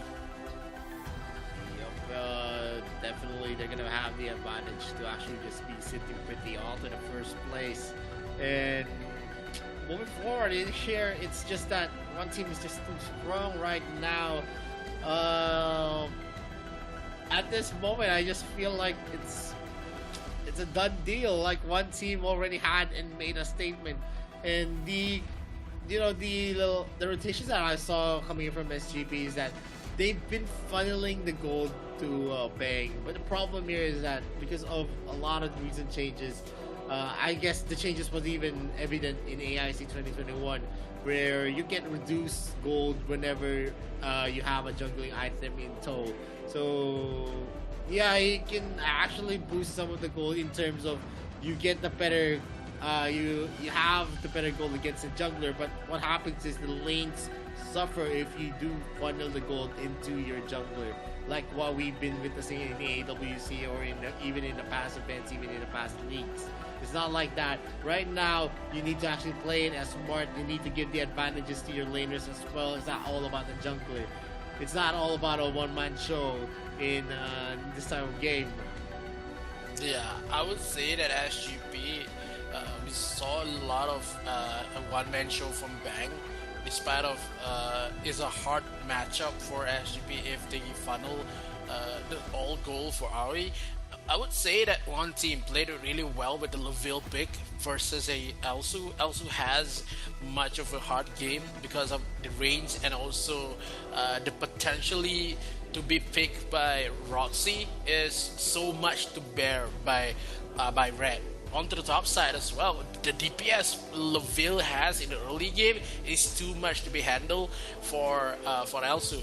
Despite we saw a lot of missed double trouble that been used, it's not much of an impact if they had a lot more damage could be transferred in terms of the team fight. But look at how many damage the Wawa has, 160,000 damage in Wawa transfer. In terms of Kai, only 55,000 only. But the team picked by SGP, I would say this maybe the a balanced type of pick, despite of they already have the Mina. The Mina pick is pretty well also, but London played really well in terms of how couple of matchup that maybe the MVP could be placed by London, but I would say Wawa could get the MVP because of how many damage he dealt in that game. Yep, at this moment, we can see in the game stats as well, it's a 1-4-8 in favor of one team, the 7-kill deficit. And in terms of the gold that they got, that's 10k gold advantage as well. In terms of the objectives, they get a lot and a bulk of most of the Slayers and Dragons. And you can see in the graph, not much. It is reminiscent on the matchup of one team against BCF. Once one team actually was just going uphill, there's not much that the opposing team can actually do. They're not letting it up. They're not creating the mistakes for themselves. They know where to position themselves, and that says a lot about one team's capabilities as a team. They play perfectly, and that translated into a lot of good looks for one team. The MVP of this game, it's going to be Wawa on the mid lane. That's going to be the Iggy pick yet again, 106. He did a lot of damage. Kill participation, 87.5%. Only one kill is actually, in one instances that he was not able to help out. And you can see the damage ratio that he was able to deal out. 160k onto that Iggy. No one else in the whole game was able to deal 100k damage. He was the only player that was, the crowning achievement for one team. That says a lot. Yeah, that says a lot if you give out the Iggy, because you prioritize away the Elsu first. But yeah, Iggy has a lot of damage to be transferred into the game, and also the range that Iggy has. But yeah, it's kind of hard to see SGP in first game to be full on commitment. But now in game number 2 is the question. No Iggy for Wawa, and also no Elsu for the side of SGP. It's going to be something that we want to see with the global bans as well. So maybe we have to see a Tachi, maybe a UA could be taken away as well, because it's only 2 games, so the global bans is not much of a hurt into the currency of the heroes, because we waited for maybe the best of 7, and now we're going to see the Valheim, maybe the Malok will be played as well. So second game, if one team could deliver the same kind of energy in game number 1, I would say this is a 2-0 win for one team. Yeah, definitely. That's going to be very, very possible. SCP at least needs to get a win here, so even if they get a draw against VCF, they're going to be having the comfortability to actually move as a second placers on Group B. But if they're not going to be able to take this win, then that's going to be hard. They need to get a 2-0 to not prevent a draw against VCF. So SGP needs to step up to the plate. They need to prove themselves up. They are the main representatives of the AOG region, so they should probably do a lot more better here on to the second match. Yeah, I think they can, because of how they still have 2 games left for SGP, but a couple of more games needed for SGP, because how we've seen Not much for the outplay could be done by SGP. The game number one, such as we know for a fact that Tane can make an outplay as well as Aoi, but SGP kind of has a cold hands currently because maybe this is the first game they played, maybe the first series, but versus one team that has played one match before them, that is just kind of advantage that one team has. And SGP, if they want to prove it, the cold hands in game number one, they have to win this matchup. They have to take 1 point aside from one team. If not, we're going to say that one team has the better chance to go through the playoff instead of SGP. Yep, and a global ban pick again for game number one. There's still a lot of heroes available. It's a lot of hero pools are still up for both teams. These guys have been veterans on their own leagues, have been veterans. Actually, I've seen a lot of one team, or one of the teams that are recurringly appearing in international events here in the AOV. So they're also one of the story teams that actually has built up the experience that they have. SGP as well, they have the experience, and definitely they have a lot of tussle with each other. They matched up with each other once or twice already in the past. So yeah, they have the total feel here. The lineups that we have for one team and SGP are almost the same, so to speak. So these are the same players that has been matching up with each other. Let's see what is gonna happen. They banned out the Omen, they banned out the Roxy here for one team, while on SGP they banned out the Elsu and they banned out the Aya. Yeah, kind of looks. Oh, this time the Lorion has been big. Lorion has no intention to be the game, but now one team has the potential for the Lorion.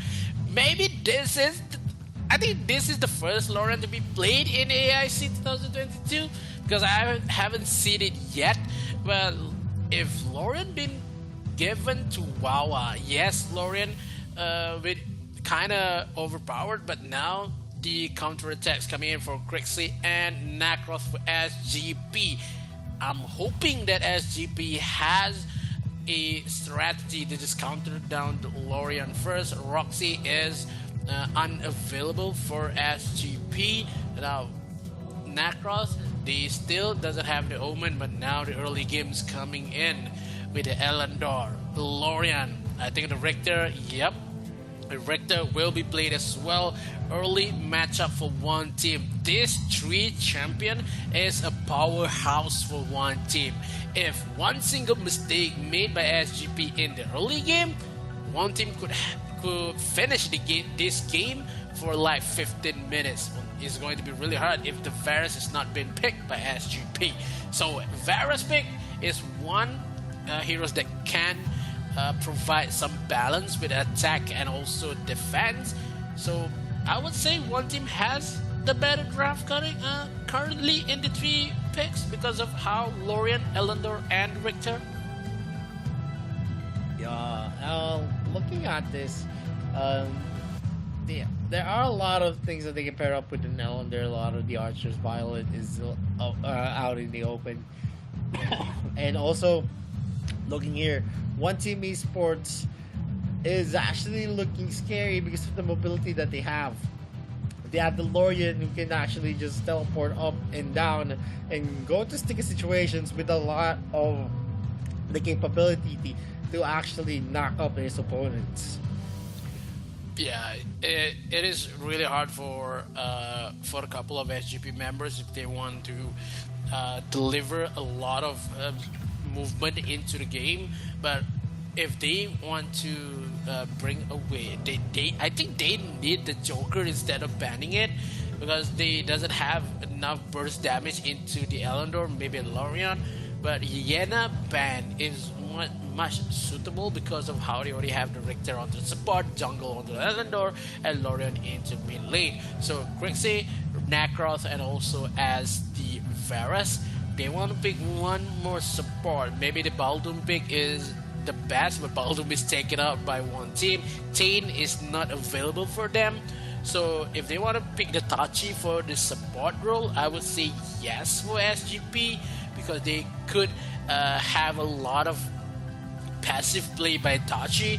But it's currently happening for the side of one team. They ban up the Baldum, they ban up the Ryoma, doesn't want an early composition poking for the side of SGP. That doesn't have the Elsu yet.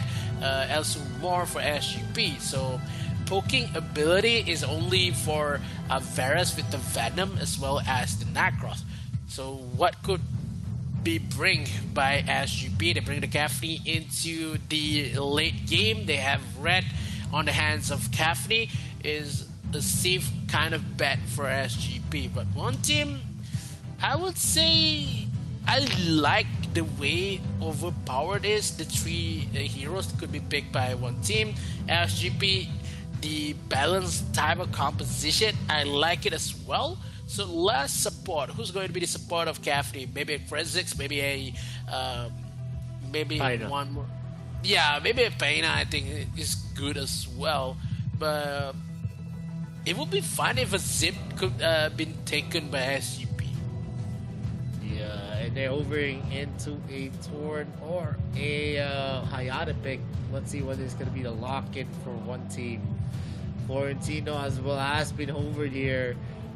It is going to be a dangerous one. I've seen Lulu before on that Florentino, and it has been spectacular. He knows how to use that hero as well. So it's going to be a big step here that Iway needs to fill in. He needs to actually fight it out with a very, very good Florentino player. SGP's last pick is still up for grabs. Maybe a support. Thane is not going to be available for them.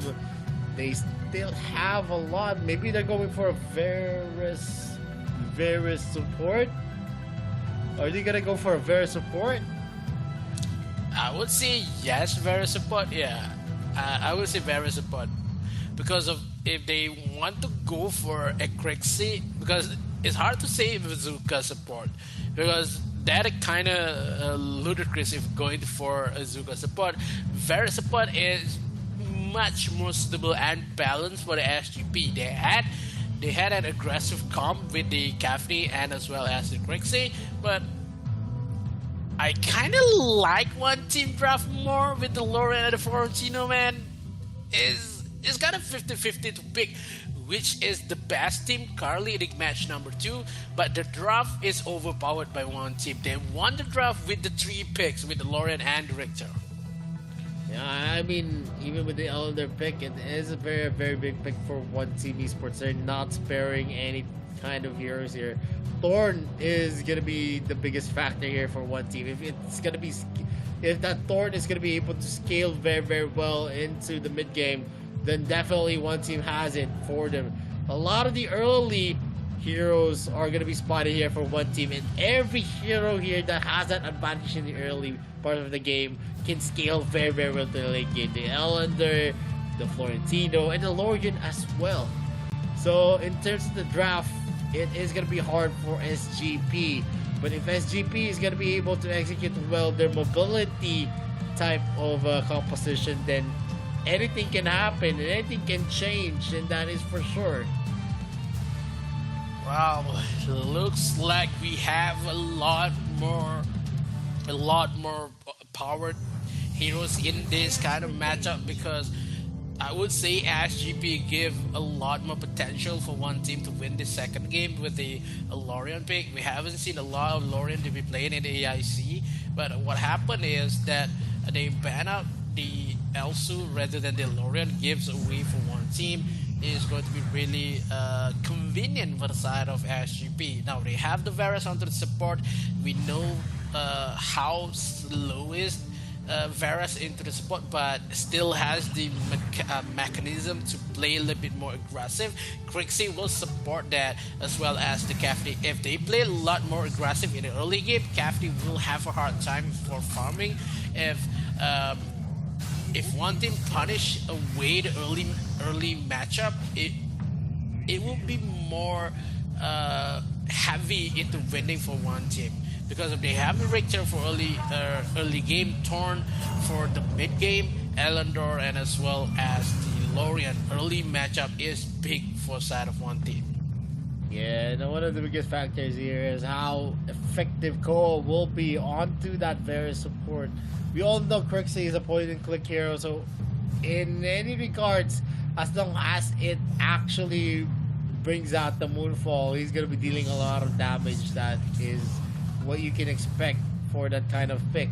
And Wawa actually has been harassing here the members of SJP using his orb, and Koa is going to be able to stun Zay. He's not going to be able to use that fire to get a slowdown at all. And 5 seconds on the clock. We're going to see here a start. Fish is going to be using the Moonfall. A lot of knockups. Jury Fury was used by Bang as well. And as well onto that Thorn, he's going to be using his ultimate to get some damage in. Mulan still ready for the ticking. Judgment Blade is not going to be available. Wawa might be using the Star Sky, but he doesn't have it anymore. Yep, Lula just solos the Dark Slayer on the top side, leaving NK just takes a lot of objective to create Abyssal and Slayer. But yeah, SGP, they played really well in terms of objective trading, but when it comes to team fight, it's all over one team. One team has the better position. One team has a better engagement coming in with the first blood. I just said it, that one team has the better composition and damage. They claims 2 kills in the glimpse of an eye, and one team has the lead in terms of goal and kills. The open one team had that up. Flicker wasn't ready for Fish, and even if Red had that sprint up, he's not going to be able to just get away safely against Richter, who got that double knockup for himself. Fish was trying to get away, but the range coming in from the other members of one team was just too insane. I would say this is going to be really hard for SGP. Been taken away like that in a couple of seconds, bare seconds for one team to claim the 2 kills. But one team a little bit too disciplined on the bottom side here. 2 matchup coming in for Richter as well as the Varus. Takes a couple more damage, but they try to take away the turret now. Retribution coming in with a couple of damage for Elado. Ultimate has BU, Metamorphosis coming in, but now claims the number 4 kill. Kai kills on the bottom side. 4-0. One team is still has a good game despite of SGP claims the first kill on the top side here and makes it not looking worse for SGP, trailing a bit by bit to try and find a way to close the gap in terms of goal and objectives. Yep, and the advantage again is on one team. They're not going to give this kind of advantage. We've seen it a lot on the graphs. Whenever the advantage is being built up by one team, they're not going to be taking it. They're not going to give it back easily. And for now, Bang is in the area. He is going to be harassed here by one team. Star Sky is going to be used. The Judgment Blade as well has been procced out to actually not suffer from the Star Sky if ever the ground control is actually going to get hit. Top side, bottom side has a little couple of insecurities with Fuselage has been pressed by Red. No ultimate presence for the members of SGP. Now the Dragon has spawned. None of the SGP has reacted yet because they want the Dark Slayer on the top side, Lorian in the mid. SGP currently trying to find a way to be relevant into the meta, but one team is still having the game of their life. They currently control the game in the hands of one team and make it hard for SGP. SGP still has a lot of mistakes that they made and also lack of energy delivered into the game. So if SGP has the question in hand, it's going to be really hard for the SGP because how one team played it really well, they transferred a lot of momentum. Fusilat again to just clear away the minion wave, and it's going to be something that one team finally trying to find, because no Fusila, no team fight for the side of SGP. Top side, a little bit of a trouble for the Yue, but still managed to deliver and run away. Yep, and you can see how good they are in the Vision War. They just control the bushes. They're not letting any rotates to happen. Yue might be in danger. We're gonna see the Metamorphosis being used up here by NK. He's gonna be able to secure that, and NK does. Bang is gonna be falling down yet again.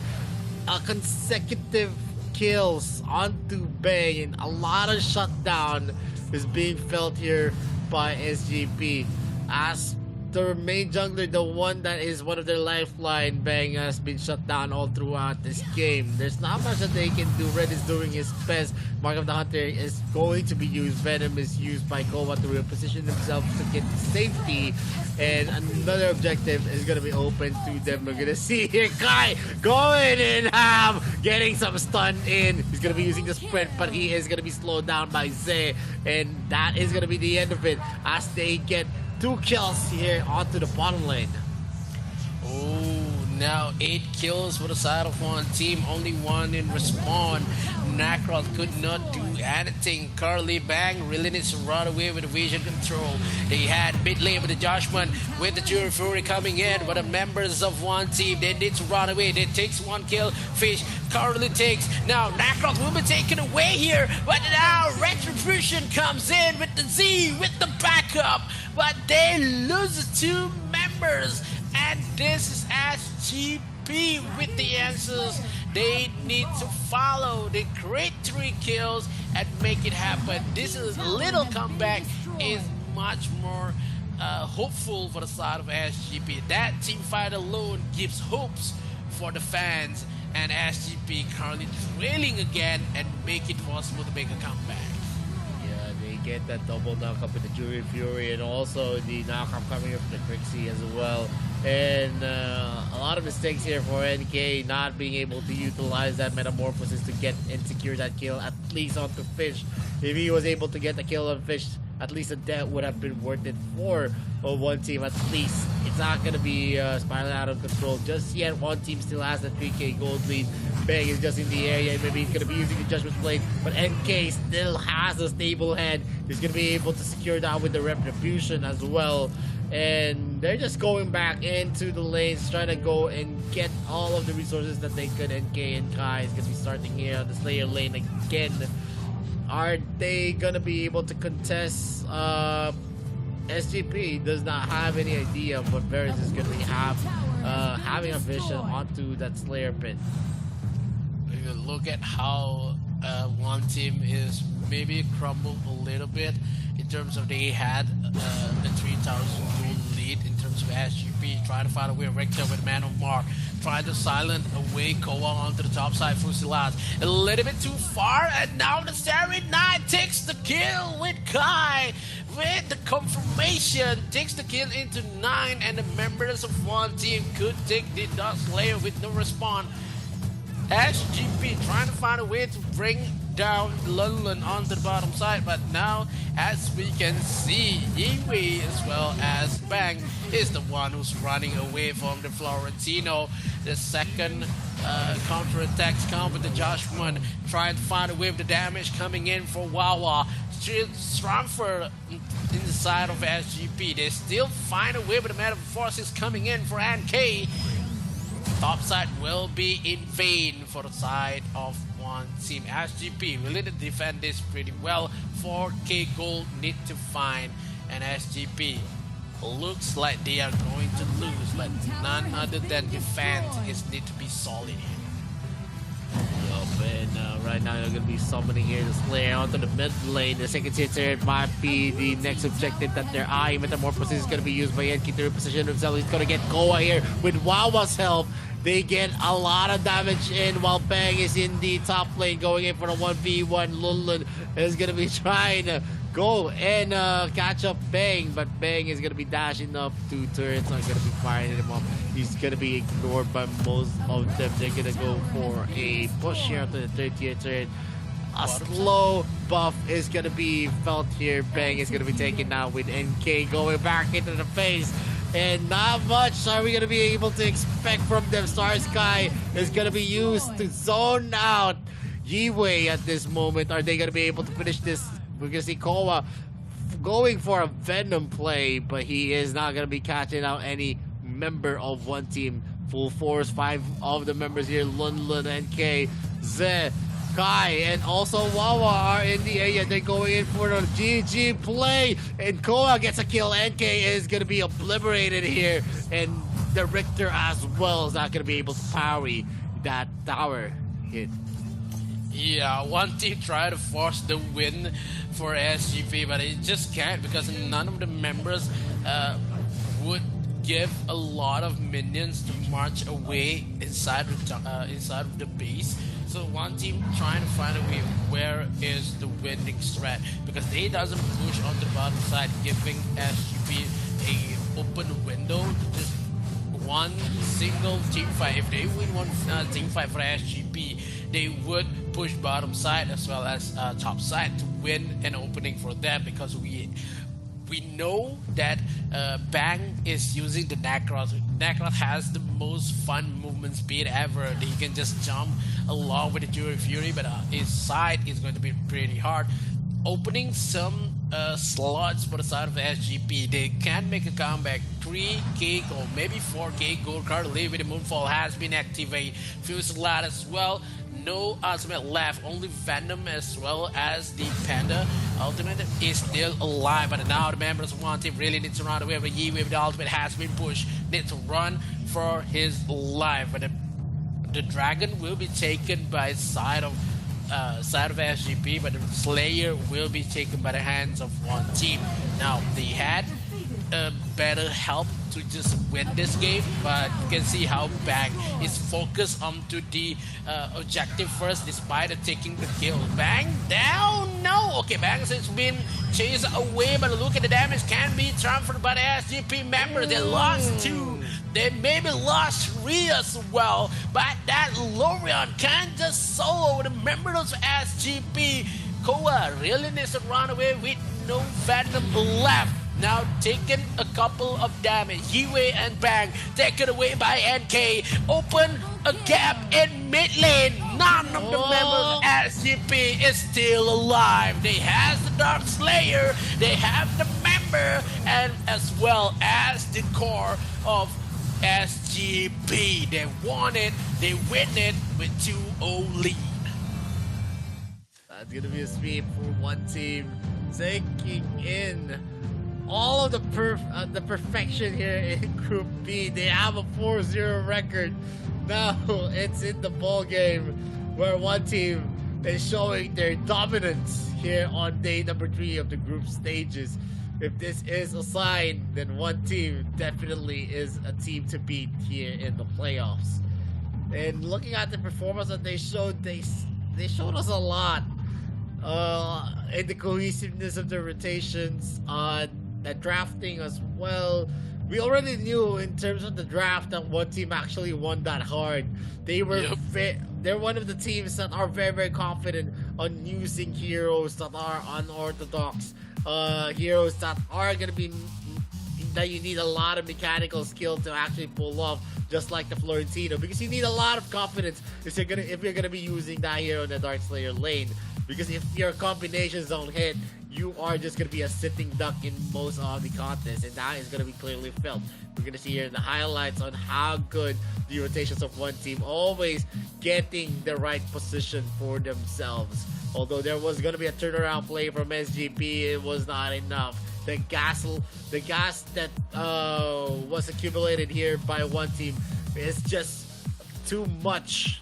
It's not enough for SGP to just get that kills. They need the wipeout to actually win this game, and they were not able to deliver. Wow, this is a convincing win by one team, because they currently has the best draft in that particular game. But Lorian has been taken into toll to be played, and SGP has been has been punished. They leave alone the Lorion. They didn't even pick the Lorion itself. So yeah, one team deserves the win. So if the Lorion has been picked to give the Elsu, I would say this game will prolong a little bit because of how Elsu is not the same as the Lorion power spike. Elsu can provide a lot of long range, but in the team fight, the Lorion is one of a powered heroes that could win with the Starry Knight as well. So, lesson learned: just ban out the Lorion. I mean, you also need a lot of mechanical skills to actually pull off a Lorian, and that says a lot on Wawa's skill sets. And it's not just about the Lorian, even if it was an Elsu, the way they played this game, it was just different. They had a lot of the protection, they have a lot of good looks, they always commit in places wherein they have the advantage. And in those kind of situations, if you have that kind of decision making, of course you're going to be having the better time over your opponent. You also choose the battlefield where you fight on, and that's usually what happens for one team. They actually pull and bait some of from SGP, and there was a lot of mistakes from Bang. Always in the enemy, he was always in enemy territory, and he was always taken out. He was being punished.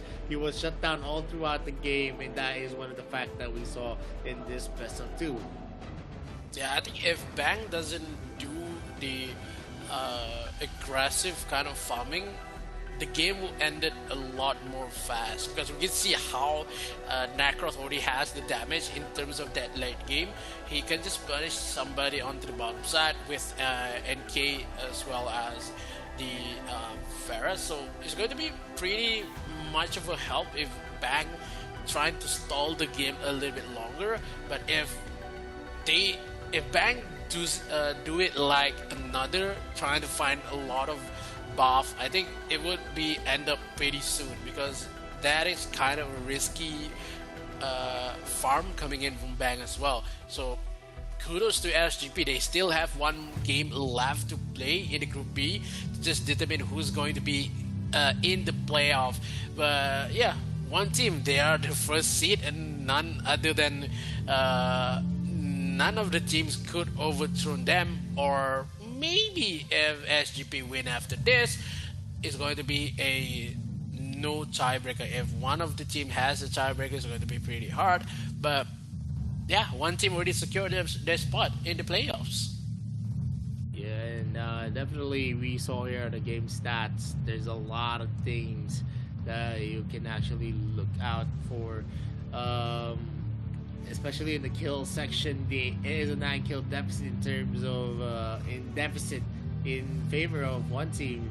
In terms of gold, not much is seen because of turnaround kills, but that's a 5-kill gold lead. In terms of the objectives as well, one team has been showing it. In the graphs, there is some kind of downswing, but it is not substantial enough for SGP to get back into the game. It's just too much that one team already built a mountain. So even if they are being taken out in some of the clashes, it didn't really affect much the game, since SGP was really more of a punching bag all throughout. A dominant display coming in from one team, and whenever you build that kind of goalie, it's just very, very hard to mitigate.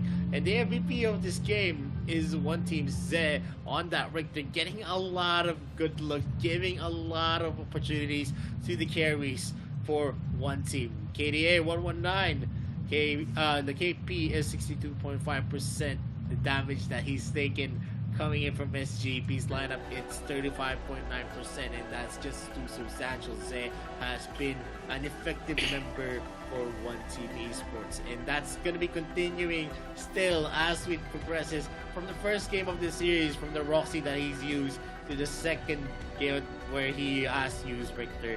He has been progressing well. He gave a lot of good looks to his teammates, and that is translating well for his team, as when you give oil to a machine, it runs smoothly, and that oil is there for one team.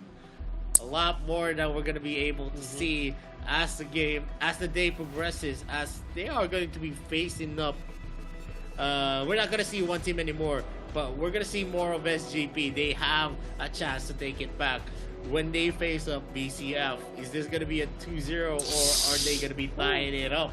That's a lot that you need to think out for. But the next game of the day is Flash actually Talon? going to be KFC Talon versus Team Flash, and it is gonna Wow. be a big thing. I'm pretty curious to see what is gonna happen against KFC Talon and Yeah. also on. It will be more on Team Flash. interesting though if they had 1 point for Nova though. If Nova had 1 point, it will be more interesting for Talon versus Flash. If not, it's going to be pretty much a hard time for current being. But yeah, but versus Nova is the first team to say bye-bye for AIC in the second phase. But now question is, we're going to say bye-bye for the second, Valencia or SGP. So one of them will be taken out by the Group B and the rest will be proceed for the playoff.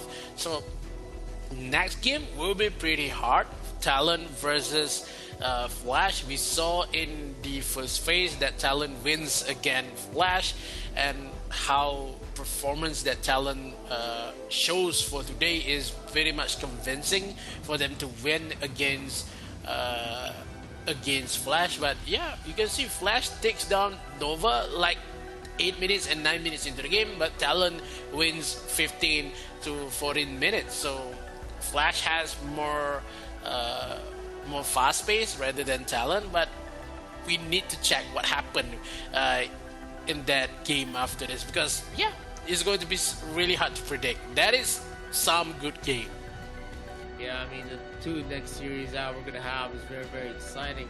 To see the top 1 and top 2 of Group A to actually face up each other, Team Flash and KFC Talon. We're gonna see who is gonna be the better seeded team for this.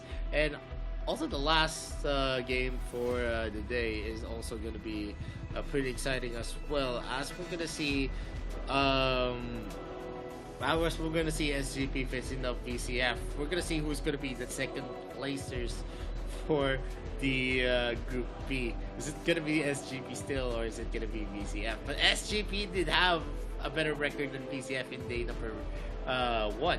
So it could be possible that in terms of logic, SGP is gonna take this. But in terms of the gameplay that we saw, it's not the SGP that we expect. And before anything else, before we move on to KFC Talon versus Team Flash, my name is Vittorio. This is Mikos. We'll be going for a short break. This is the AIC 2022. See you right back after we come back. Understand the basic knowledge of Arena of Valor. Let's review what you have learned. Use your left hand to move your hero, and use your right hand to attack. Easy peasy. Now, raise your weapon and smash that crystal. No! God! Please, no! Well, maybe your gaming life is not so smooth after all. Don't be nervous. I know you think you have learned everything about winning, but your enemies are not sheep waiting to be slaughtered. To get your game victories easier, you'll still need to learn some little tricks. First, you need to know about the 3 lanes. In AoV, there's the Abyssal Dragon Lane, Slayer Lane, and Middle Lane. Don't forget about the Vast Jungle, which is a special path between all 3 lanes. Now choose your lane and march onwards to victory. No, stop! I know you're trying to be different, but as a rookie, you should begin by learning the most common and easiest ways to start the game. Once you're partially in the lane, you'll face an equal opponent. Do your best against them and level yourself up. Of course, there will always be enemies coming after you. Don't worry, AoV is a team game. This means you must focus on team fights, fight alongside your teammates, and eliminate your enemies. During team fights, you must cooperate with your teammates to find every opening and opportunity to kill your opponents and ensure the survival of your own team. Victory lies ahead of you after you wipe out all of your enemies' defense towers standing in your way. That is, if you are still standing after the team fight. Oh, dear lord, don't ask me what to do if your rivals have respawned. Just repeat what you did earlier until you have won this match. That is how you win a game in Arena of Valor. You must be in harmony with your team every step of the way. Understand, rookies? Okay, I know that you cannot communicate telepathically. To be more effective at each stage of the game, maybe you need to know some terminology in order to communicate with your teammates. Carry, leading or majorly influencing leadership on a team. Double kill. Onslaught. Bloodbath. Gank, a surprise attack on an enemy hero.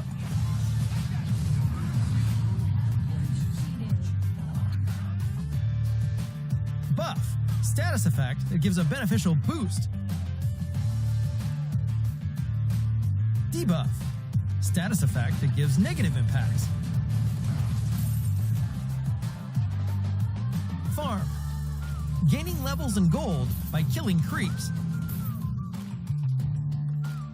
KDA, kills, deaths, assists. CD, skill cooldown. Poke, to damage enemies from range with minimal risk to you. DPS, damage per second.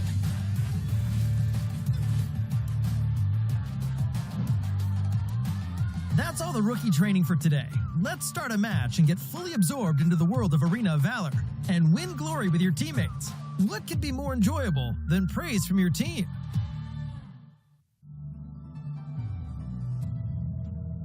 Arena of Valor is a popular mobile MOBA game with a total of 200 million players worldwide clashing on the battlefields of Athenor. AOV has top-notch graphics, featuring over 100 unique heroes, excellent balanced battles, rich underlying lore and story, and a well-established global esports scene. AOV has had so many highlights, but let's pause for a moment to return to the original question. What is AOV to you? Arena of Valor is a mobile-based multiplayer online battle arena where you control heroes in a fair multiplayer competition on a battlefield known as Athenor. In the game, each side will occupy one side of the map through constantly attacking the enemy, destroying their towers until the eventual destruction of the enemy's crystal base to secure victory. The extremely large number of unique heroes, filled with the imagination and creative skills, the excitement of confronting real players in real time, and the uncertainty that comes with teamwork are all factors that make every game you play a refreshing and unique journey. The thrill of the warriors' brutal attacks pummeling defenses, the mage's arcane abilities that control the flow of battle, the agility and fatality of an assassin ambushing from the shadows, the marksman's incredible long-range burst damage, the support's incredible offensive buffs and team protection abilities. There's a hero for every playstyle, with the amazing variety of classes in AOV. On top of that, your growth as a player is something even more exciting. Operating skills, the number of heroes you can comfortably play, game sense, situational judgment, split-second decisiveness, and courage. The accumulation of all this growth will give you a stronger ability to win games. Maybe one day, you too will grow up to be a professional player on the stage of AOV's global tournament and become a star that everyone looks up to. Welcome to Arena of Valor.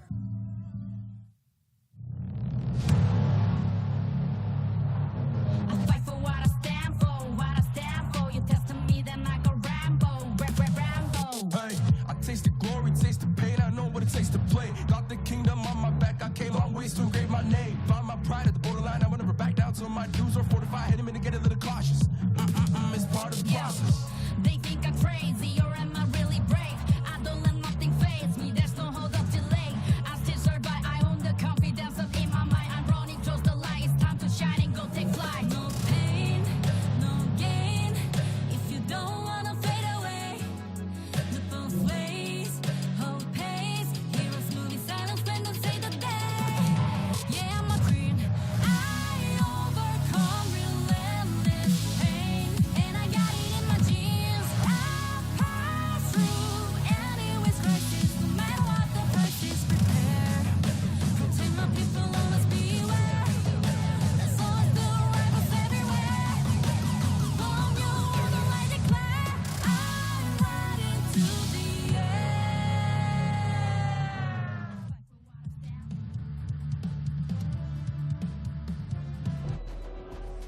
Welcome back to the Arena of Valor International Championships 2022. I'm going to be your caster for today.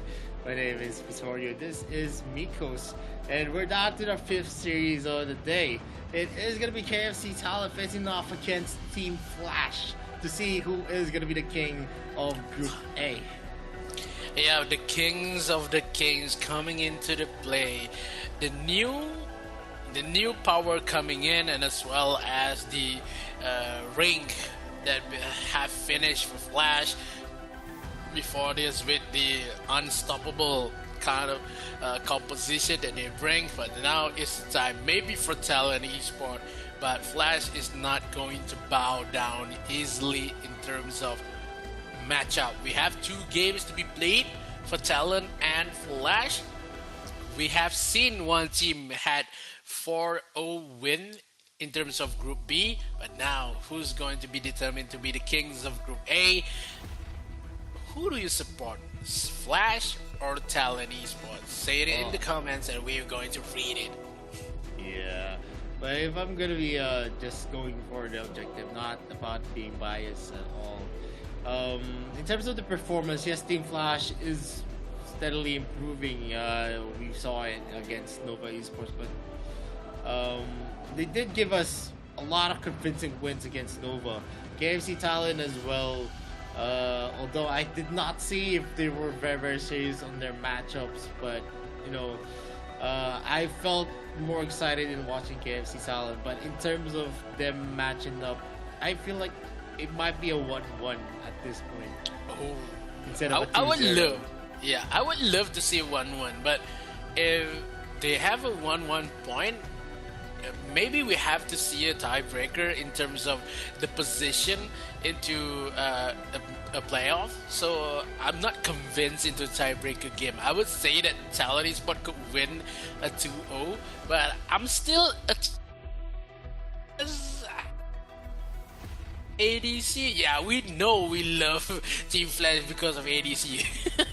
But yeah, in terms of how drafts and also the energy that Flash brought in this in today's matchup, it's too much to be handled by Nova, and I would say Talent will have a lot of trouble in the game. But yeah, it's going to be something of a trouble to be played in terms of in that matchup. Wow. So probably has something to watch out is how Flash has the potential to bring much more of a game, despite they beat down Nova in a couple of minutes, like 9 minutes and 8 minutes into the game. Not enough time to be bring into the late game. So Talent Esport really need to think about how to just keep the anger coming in for Flash, so it's not to be overpowered for Talent Esport.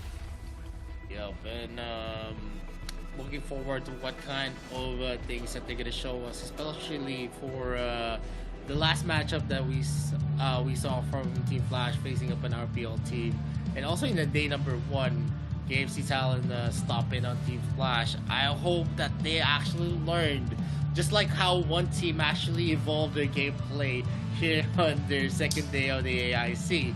So if it is gonna be like that, then Team Flash definitely is gonna be having the better time in this matchup in this best of 2 series. But anything can happen. There's a lot of drafts, a lot of things that can happen in the draft, and we'll see soon enough. You can see in your screens it is XBK, Pikachu, ADC, and KT representing Team Flash, and I'm pretty sure these guys are very, very ready. They've seen the match of KFC Talent just before this match, and I'm pretty sure they've already seen what KFC Talent is actually capable of. Tony, Defoxin, Ipan Pro, Mupin, and TNZ is gonna be there to represent KFC Talent. Defoxin is still gonna be the ADC, and I'm actually missing errors on their lineup, but still, maybe there is gonna be substitutions whenever there are things that you want to execute in different types of lineups. You You're gonna see the key matchup here. KDA of 10.3 for KFC Talon and Pikachu 5.3. It is gonna be a sight to see who is the better mid laner. Is it still gonna be iPad Pro, or Pikachu is gonna show us something new? Yeah, I would love how we had a lot of potential onto if Pro E is back onto the support role. We have XP into mid. The matchup will be much more happening in terms of a lot of pro players being played. Talent Esports, they have the II, they have the Grixie, and as well both with Pikachu has the Grixie as well with the Iggy pick. Now the damage is not so far to be compared with 27 and 33, but the KD taken for iPod Pro is so much valuable for KFC Talent, and it makes KFC Talent has a lot of potential and has a lot of new capabilities to win the game versus Flash. But now winning the first matchup with Flash, they has a convincing matchup versus Nova. That Nova is the first team that say goodbye to AIC 22. Now banning started. They ban off the Elsu first, the Aya been taken away, and as well as the Omen. Omen is needed to be taken out, as well as Lorien, because if Lorien is not taken, it will be the same kind of composition that could bring Lorien, Richter, as well as the Elandor to be played by Flash and mimic a way how one team played before this. But now the question is, Elandor has been banned by Flash. Now Lorien or a Omen to be taken away, and it is a possible hard to just find which one to be banned by Talon Esports. They ban up the Lorien, they hover around the Lorien, and Omen has been taken for the side of Flash. Do you want to take the Omen or not? They hover onto the Zuka first. If they give Omen and the and also the Omen and the Varus for the side of Talon, it would be hard, because sometimes if we saw a Omen and a Grixie and also a combo wombo, if they want to pick away the Grixie, the question is iPod Pro plays a lot of Grixie as well as the mid lane for Flash. It is Pikachu. So Pikachu, if the Grixie has been taken away, it would go for the Iggy pick. Iggy and also Tachi for the side of Flash. They have the Zuka, they have the Tachi, and as well as Iggy to be played in a matter of minutes. If the Roxy as well as the Grixie has been taken for the side of Talon Esports, they lock it away and Flash with the respawn. They still have the Hayate, they still have the Kafni to be played by Case. Maybe the same kind of composition played versus Talon before this is the Florentino for KD, Zuka for ADC, Iggy for Pikachu, Hayate for Case, and also the Tachi for XP. So if they want to pick the same kind of composition, they have to have a lot of more composition to be played, because if they played the same kind of strategy, it would be much easier to read by side of Talon. They have the Grixie, they have the Roxy. Maybe we came across of a Nacross pick coming in for the Talon Esports, but Omen is still alive to be picked by the side of Talon Esports. Nacross or Omen is maybe the first man to be picked here. If they pick the Nacross, Omen will be banned for the side of Flash, because this is the third pick for Talon Esports. If they want to ban it out, it's okay. Omen versus Florentino, maybe Omen has a little bit of a hard time because of how the damage been dealt by Florentino is much more greater than Omen. Omen has more sustainability, and as well as the lifesteal damage that Omen has. Now Omen might as well as banned by the Team Flash. They have to ban the Yena because support Roxy is a thing for the side of Talon. They ban out the Tachi. That is the best ban that Flash could receive, because of they already know. We know how SB played the Tachi. SB could play the Kha'Zix. SB could bring away the Varus support if he wants to, but still need the Kafni to be taken away because of how the glass cannon with the Roxy pick is a wombo combo that Talent Esport want to proceed. So there happen to be much convenience to ban, maybe after Itachi they need to ban the support role one more. The Joker is quite big to be banned because they ban out the Kafni. Kafni has a late game capability, so Joker banned from Talent is quite understandable, because if they ban out the Kafni, they doesn't want to be secured onto late game. They want to win in the mid and early phase. So Joker ban much appropriate. Now Hayate, look on the face of Case. He knows when Hayate is hovered, he knows the Hayate need to be banned out, because we've seen a lot of composition that played around Hayate with the Kunai Blitz and the Agnes Grabs is much more reasonable to be in this kind of matchup. So Omen is still open for the side of Talent if they want to. They want to fight around the Florentino or Yena to be picked for the side of Talent Esport. They had Roxy to play them in support. Maybe on top side, I would say support is kind of noticeable to be played at Roxy. So Talent needs some Irie pick, because they want a lot of movement speed as well as crowd control for the side of this team fight versus the Florentino with the Shuriken toss coming in for Irie. I would say that is the best kind of matchup they can give. Varus could be picked by Flash if they want to put XB on the Varus. We still had the Laville and the Krezix if they want to. A couple of champions more, maybe a Lumber or a Baldum to be picked by XB.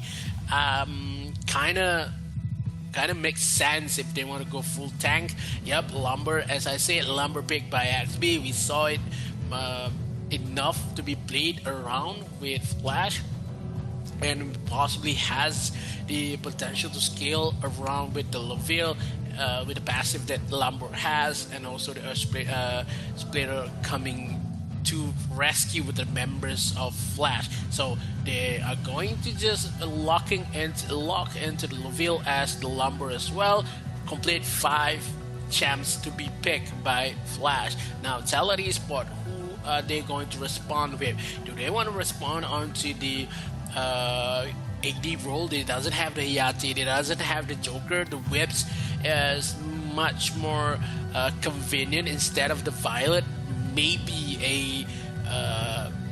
an Elsu has been taken away, so the whips is kind of a reasonable pick for the side of Talent Esport. They have the burst damage, he has the escape mechanism, as well as the burst killing capabilities, and the DPS could be provided by the whips.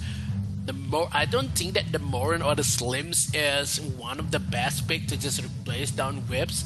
And Whips is the man in charge for the side of Talent Esport. They make it possible, and they have Roxy onto the support, Whips onto the AD carry, and have a couple more champs to be played. Whoever going to be played in this first matchup versus Talent Esport versus Team Flash. This is maybe the new kind of El Clasico between these two. Iggy in the mid lane for Pikachu and Crexy for iPod Pro. Both of them has the suitable champions on number 1 heroes that they want to play, and they could boss it around in the battlefield. So question is, whoever going to win this is going to be number 1 into the group A. They are going to force the 4-0 win, or maybe split between them.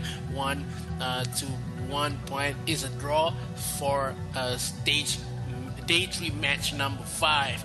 In the group stage is Flash versus KFC Talent, VCRE versus the Florentino, as well as ADC and the Necroth onto Mob. iPod Pro and Pikachu is one to be in the spotlight. Who are going to be bossing around into the mid lane, who's going to win the trades into the first objective, who's going to be inside of the jungle invasion coming in for both sides of the team. Whips pick is one of the interesting pick made by KFC Talent.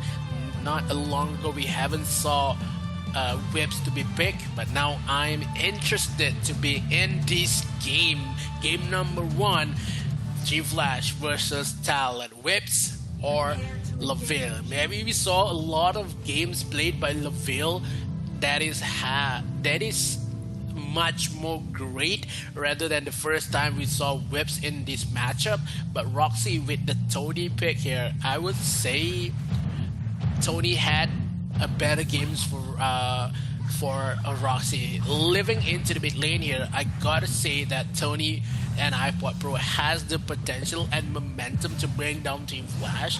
So I would kind of not knowing that the Foxin tried to bring away the whips into the game because of Hayate and the Elsu has been banned, as well as the Joker. So look at the damage coming in for Pikachu. 3 attacks in a row. iPod Pro is going to beat down, but the Foxin a little bit too aggressive here. ADC on the backside. iPod Pro receive 1 kill. Pikachu takes the first blood, and now Retribution coming in. Tony needs to run away with Mop into the mid lane. Be a little bit too aggressive there, but that is a Necro. Necro can run away and open some doors for ADC to take on the red buff onto the top side. Yup, and we're gonna see here Moop going in hot. He's gonna be spotting them. The Retribution is gonna be ready here for Team Flash, and they get a successful invade with ADC being able to steal that out.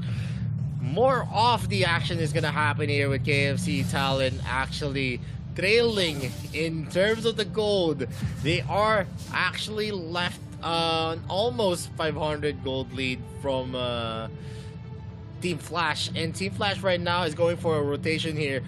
The Dragon and Slayer are gonna be spawning in the map, which is going to be maybe a signal for a start, but they're just gonna be maybe trading some objectives for themselves. Double Trouble is not gonna get a hit, and they're gonna be starting this layer already for KFC Talon. Yeah, it's going to be something that Flash trying to prove right now because of how KFC Talon, Tony is dead. Tony with the grabs is still available, trying to find a way, but then now with a couple of days coming in for the Abyssal Dragon, but now ADC secures onto the Abyssal Dragon.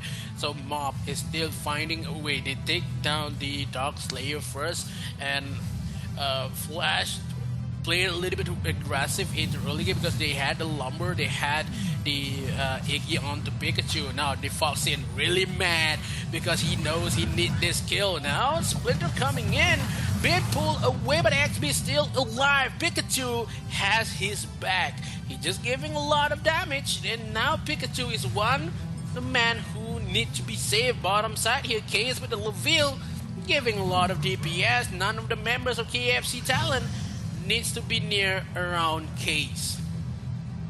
Yeah, and right now we're seeing that KFC Talon was actually able to get some of the lead up for themselves. They actually zeroed in to Team Flash, and they're trying to create some space for themselves. One of the key here is Tony being able to use that, but XP is there. He's going to be able to reposition the Foxin, and that is a clear and clean pick off here for Team Flash. Flash. I would say the easiest logic is Talon Esport won against Nova with the winning average of 13 minutes, but Flash give it an easier game for Nova. Their win average is 9 minutes, so that is some easy calculation, easy mathematic, quick math to be played by Flash. They know they had an early composition, they can play. They gave Pikachu onto Iggy as well as Case has onto Laville. This is what we are wanting from Flash, bossing around with the team fight they had, but still they had 2 kills.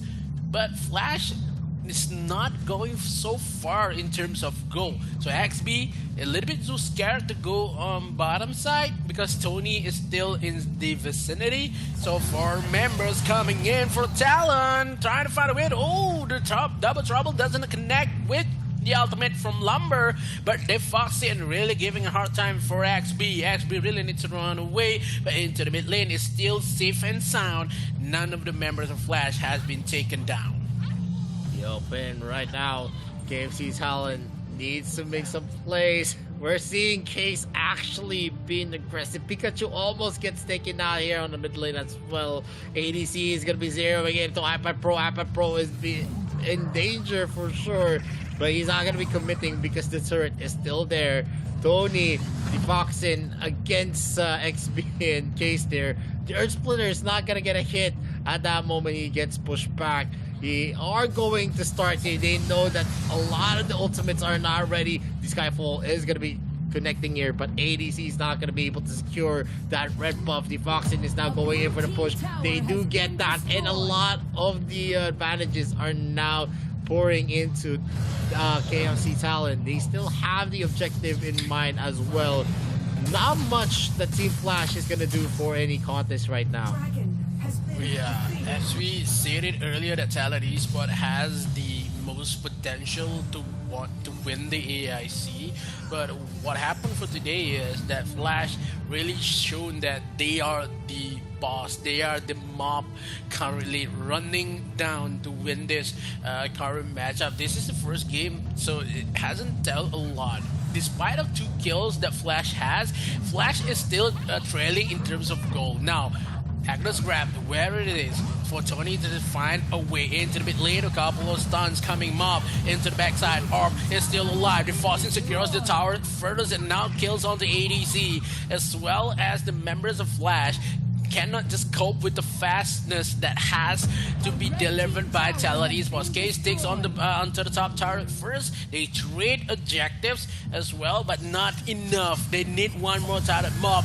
Oh my god, the Judgment as well as the Fury coming in, but Case is still alive. Yup, and going for the Jury Fury, dashing out there. Gonna see the Foxen in the area. Case might be in danger. At this moment, Team Flash is the one looking for a lot more, and that's gonna be Agnes Grip connecting to XP, but XP is just too tanky at this point. Double Trouble again is gonna be hit, hoping to get iPad Pro for a kill, but it's not gonna connect. Pikachu is in the area. The Foxen might be in danger. Goes over the Flash. The Gentleman's Duel. He gets a dodge there, but KT's still gonna be finishing it off. Moop is gonna be trading Case at that moment, and Moop is doing his best to get out of the way. Tony has that Agnes Grip again. Ember's Gaze is gonna be used. Moop is not gonna be hit by the Ember's Gaze, and a complete disengage might happen. Skyfall is gonna be used here, and a start again. And TNT goes in with the fray using the Ryu. They secure and win that trade. I was shocked that the one who lives that team fight is KD, despite the ADC being taken away on top side. That is some outplay coming in from Moop.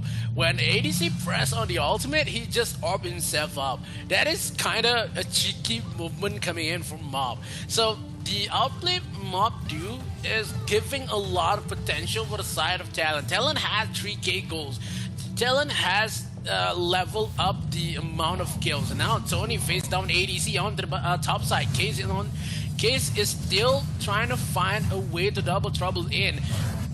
100 and a couple more damage hit points coming in for Dark Clay, but Mob secures it all. None of the members of Flash trying to take down the Abyssal Dragon, because the Foxin onto the top side does happen to take a lot of objective with whips. We know for a fact that Talon Esport playing a lot more objective gameplay rather than fighting along with Flash. Flash is trying to find a team fight, but Talon says no. Talon just do a lot of counter attacks rather than, you want to fight, let's fight. It's not the way to go for Talon Esport. Yeah, I mean, if you are gonna go and engage on them, they're gonna be fighting back, but at the moment they're not focusing their rotations onto the kills. They're trying to get a lot more of the objectives. They're trying to get a lot more of the towers, trying to create a lot of pressure in the lanes as well. ADC is going to be the top lane, but it's a 4-man combat here onto the bottom lane. They're going to be going hard and taking that second tier turret. While on the top lane, NTNZ is going to be entering the fray. ADC is not going to be having the greatest time in a 1v1 against an Irie, that is for sure. He's not going to be committing the Skyfall. And even in a 1v1 scenario, we all know that Zuka is just going to be falling down against that Irie, who is at an advantage in terms of the golden XP. Earth Splitter is going to be used, slowing down the creep wave and also deterring the push here onto the mid lane. The top lane is going to be crashing down soon. Is this going to be a commit for KFC Talent? XP is going to be spotting out the members here. It is going to be a lot of information that NTNZ and Tony is going to be in the area, and they're going to be able to clear that as fast, but the pressure is still mounting onto the side of Team Flash. 10 minutes into the game, Talent Esports had the advantage currently with the amount of damage that it can give as well. Oh no! ADC be taken away with 1v1 bottom side with Mob with a secure and confident kill onto ADC Flash.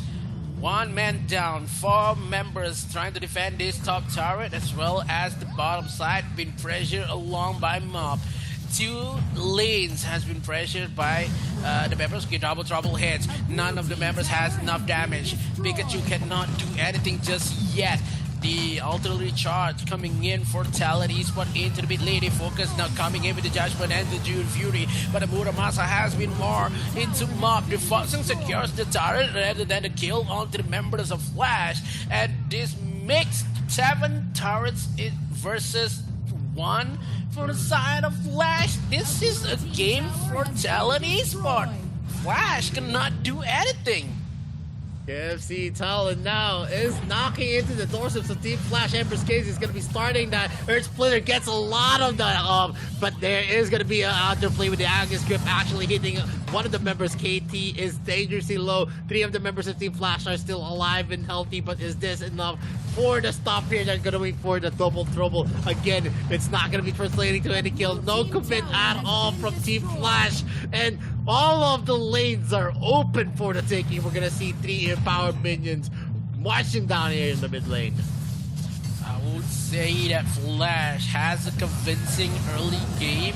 They played it pretty well, but in terms of how farming and also the Foxing played much of the objective gameplay pays pretty well for the side of Talent. They takes a lot of objective, 9 turrets to 1 that was on the top side that been claimed by Case. So it's going to be something that Talent Esports is good for. They played objective, they know where to take the fight. They had a lot of goal lead.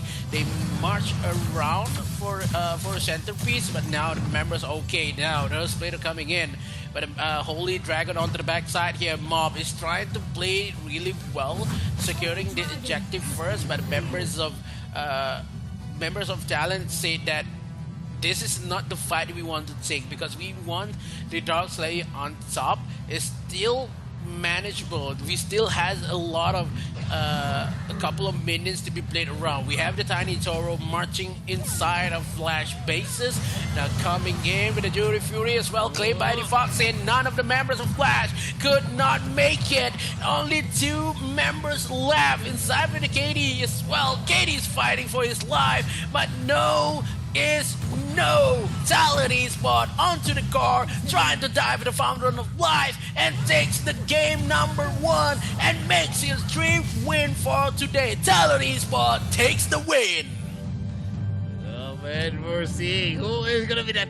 This might be the sign that KFC Talent might be taking this in a 2-0. A very dominant win for KFC Talent.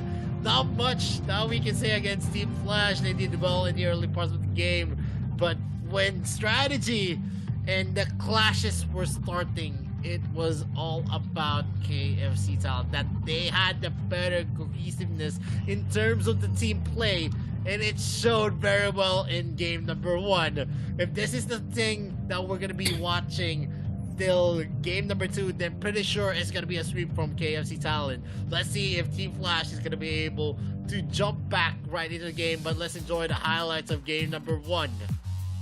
Yeah, a couple of great plays that have been made by Flash in the early game is being paid off a little bit too fine for them, but Talent Esports said Oh, we are not on to the early composition. We played along with objective. We have the whips on our side. So if we win in terms of objective, we can win the game for us. So they take a lot of turrets mid, bottom, and also I would say all turrets has been cleaned by Talent Esport, despite of Flash only have one.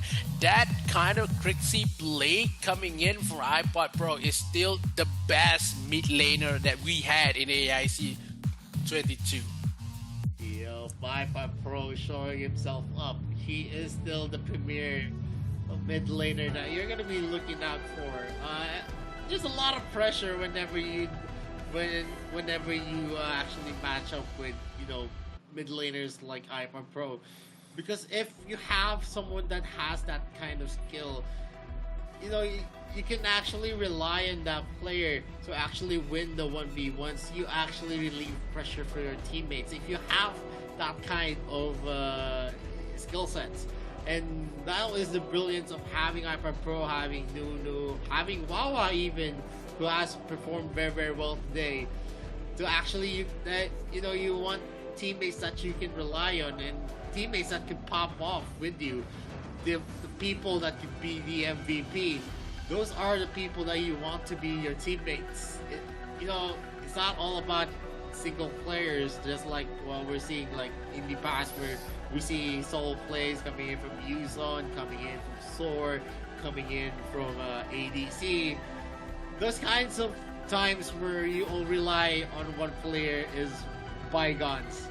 Right now, it is more about team play, and that is evident even in AIC 2021, where V Gaming didn't really have someone that was shining for V Gaming, but still they made it work because of the team play that they are able to show us. Yeah, I think after that performance that I really miss is the combination in Team Flash is when we want going to see that Gao Pro E is coming back to play in the league, because that is maybe some of the component that Flash is missing currently, and making the way for other teams to win. So Talent Esport played really well with the teamwork that they had versus the energy and synergy that they give inside the game. Whoever thought that picking whips is trying to play a lot more objective rather than finding kills after kills really pays the price, and Defosin do the task pretty well, takes a lot of objective, played it really well, and getting the first win for Talent Esport. That is some kind of strategy that Talent had not been read by Flash yet. Yeah, I mean, this is not a Team Flash that we're actually accustomed to. If you actually watch out 2018, 2019, Team Flash was a premier and storied team with a lot of success as well. You can see here in the game stats before we expound on that. There is going to be an 8-kill deficit in favor of KFC Talent. That's very, very big and very, very big, substantial. And we also can see that there is an almost 7k gold advantage for KFC Talent as well. You can see in the graph that, yeah, there was some kind of fight. They had a 0.6k peak lead in terms of the gold, but definitely it was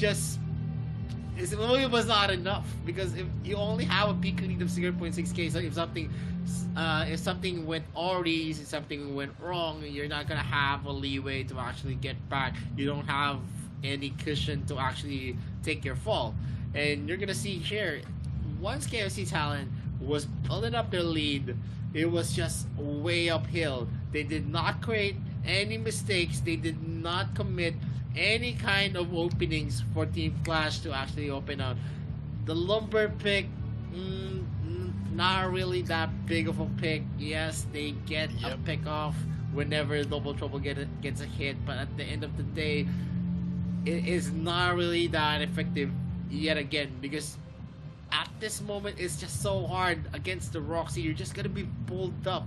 Even Attain has a difficulty to survive, and that is a fact. We're gonna see the MVP of game number 1. It's gonna be moved on that Nacron.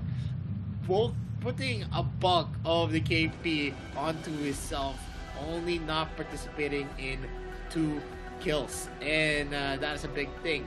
KFC Talon performs very well. Not just one player is gonna be popping off for sure. That's a lot of the players that you can rely on. Moop, you have NTNZ, you have Hyper Pro, you have Tony, you also have Defoxin onto that Wiz, who was just as you said, was just focusing on the objectives. Yeah, the objective gameplay coming in for the Fossin is much of a help for Talon, because how we saw in the early game played by Flash is much more aggressive rather than Talon Esport doesn't know what to do. When after they have the Slick Sting, after has the Clivosanti, that is the moment when Whips has the potential to melt the towers alongside that, picking up some kills. And yeah, Talon Esport knows what to do versus Flash, but Flash is still has the question how they want to draft in game number 2, because they already have they want to bring the same kind of composition they played against Talon in game 1, but it's not working because they doesn't have the Tachi. Tachi has been banned. They happen to pick around the Lumber because they doesn't have the Teen as well, so it's going to be pretty hard for the side of Flash to win against Talon. But if game number 2 been taken away by Flash, we might have to see a tiebreaker maybe because of 3 points the same. But yeah, I would say Talon Esports still has the much potential to win with a 4-0 win today. Yeah, I mean, I don't think that they need to go for a tiebreaker. One of the reasons is that Nova Esports were already eliminated. They had no wins. So maybe if Nova did get a win, I think there would have been a tiebreaker. Remember, in the group stages, we have 2 teams that are going to be carrying over from the group stages to the playoff stages. And definitely Nova is already out of the table, out of the equation, nada. But, you know, what excites me the most is that Team Flash they have new faces on their lineup. Case, the others like Pikachu. These are new teammates for ADC and XP. Yes, there is a veteran leadership onto the jungler and also the support, but it is still not meshing well for Team Flash. Although yes, we can see that there is going to be success. They are the 3rd placers in the AOG, so they beat out a lot of their opponents in AOG, and definitely at this moment they need to find their identity. They need to find how they're going to be able to mesh well, because right now I don't see how cohesive they can be in terms of the plays. I still see a lot of solo plays coming in from Team Flash, and that's not that's basically a no-no when we go for pro plays, because if you're going to be facing up experienced teams, players who has been playing with each other for a very long time, they're definitely gonna have that chemistry that your team doesn't have, which has a lot of new faces. Yes, I do miss the golden age where we see Gao, we see Pro E as well, but one of the reasons why they had a shift on their players is because Gao and Pro E was not performing well for Team Flash already. They always get eliminated in their international stage early on in the tournaments, and they needed a breath of fresh air, and I guess Case and the others are the answer for Team Flash. Let's see if it is gonna be still they're gonna be able to mesh up in the duration of the AIC 2022. Yeah, I think Flash really needs time to just bring back the glory days, to just happen to win the international games. But yeah, if we say that we miss the old kind of Flash, we kind of miss it already, because we also miss the old Nova. We have Dawnbreaker, we have a couple more names, but in terms of the time has come, maybe we also have, we have Rush, we have Hawk, and a couple of members left. If you watch AIC in the span of 5 years, you will have reduce some tiers in terms of how the world is changing, as well as the time has changed. Now we have to move on. We have to crowned the new champion for AIC 22. This is the game number 2, global ban pick coming in. It doesn't have the Iggy yet for the side of Flash. They can't pick up the Crixie.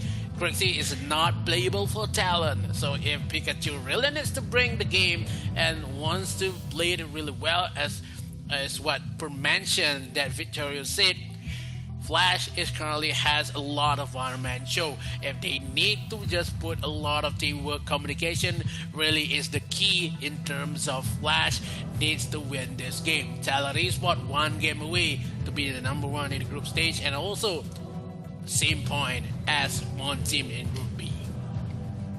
Yep, and we see here the ban for QC Talon, they actually banned out the Nacron. Nacron so far has been one of the premier junglers for the AIC. He's the face of the jungles, of the junglers here. And from day 1 and day number 2, you've seen Nacron actually being first pick. And Yep. it's not an understatement to see, because Nacron right now is one of the most mobile heroes, and you want that kind of mobility if you want a fast-paced game. Yeah, a fast-paced game is much more suitable if you just happen to just pair it up with the Richter, and also if you got the Lorion if you want to. But yeah, Nacros is still a powerhouse if you play a lot of split push. When we saw Nacros, we saw Omen as well. One lane is Omen, one lane is Nacros, so it's kind of more convenient to play a 2 and 3 type of composition to play around the Nacros. So it's going to be really fun if you know how to play Nacros. And yeah, some of us do want to play Nacros but doesn't know how to play the Nacros, so just learn how to play Nacros and it would be so good. So now Zuka has been taken out, Aya has been banned, Omen and Nacros has been banned for the side of Talon. Open up for the Iggy pick here, maybe a Lorion pick for Talon Esports if they want to, because of none other than member of Flash want to ban down the Lorion. Lorion pick is good. Richter is open for them as well, and also the Elandor. But if Flash is a little bit too smart, he just picked down Richter as well as Elandor for the first 2 picks for Team Flash. Yo, Ben, it's very, very scary. It's a scary prospect that we're gonna see another Lorion being picked out here on Best of 2. We've seen most of the Lorion picks actually has I haven't seen a Lorion pick lose out in the AIC 2022. Although this is just day number 3, but that says a lot already, because a lot of teams have already seen what a Lorion can actually do. But Team Flash is now opting for a suppressive archer on that Elsu. It's gonna be interesting to see if Case can actually hit his shots. Yeah, we haven't seen a lot of Elsu play coming in for Case, so that is kind of I would say that in terms of group stage, much of the teams just trying to open up one of the overpowered heroes. Just want to see is that team know how to use Lorian, if that team knows how to use an Elsu. So if that team knows how to use it, in terms of the future in the playoff, they will not open it up. So this time Flash want to know if Talon knows how to use a Lorian perfectly. Of course, it's Talon Esports. So in terms of how Lorian could be played here, but the Slim's hovering is not looking good for the side of Talon Esports. If they want to bring down Tain, is much more suitable with the Lorian compatibility, with the Lorian compact. But the Slims here kind of maybe trying to just synergy around with the Tain. So Elsu and also the Talon pick. I would love this kind of matchup, but in terms of mid-game, it'd be won by Talon Esports. They have the Slim Tain and also the Lorian. Early game matchup is Flash. Flash, though, they have a lot of damage in the early game with the Talon level 4 as well as the snipes coming for the Elsu, but none crowd control has been hovered yet by Flash. Yup. And I do agree in some of that points, especially we have heroes that scale very well into the late game. Early to late game, you're gonna see dominance on that Lorian. That is a fact of the matter that we've seen in a lot of the games. Also, Tulin, pretty solid picks. Fast clear if you're gonna be using that on the jungle, but I don't know if they're gonna be using that in jungle or is it gonna be in the mid lane. Elsu as well has that suppressive fire. The late game Elsu though falls off, especially if you're not going to be hitting your shots, if you're not going to be able to get a lot of free looks as well. A lot of the suppression is here for KFC Talent. They have a thing to soak up the snipes of that Elsu. And definitely that's going to be playing a big part for KFC Talent. We know Tony as a support is always proactive, always looking for to create opportunities for his allies. And at this point, when he is going to be in a sniping position, a flying spear could actually hit that Elsu from afar. Yeah, I agree on that because of how the spear is always targeting Elsu. So if Elsu has the potential to be seen with the position, he needs to play really well with Elsu. He needs to play on the passive. He needs to be near a structure to be seen around the team fight. So it's going to be much more helpful side of Flash. But now they have the Tachi, they have the Talon. It's going to be much more it's not so much a crowd control because we've seen Tane, we've seen Slims, and also Lorian. So much more as an all-in kind of composition because they have Talon and Tachi. With the Elsu pick is not it's kind of works, but in terms of late game, yes, we have an Elsu, but Flash, they ban out the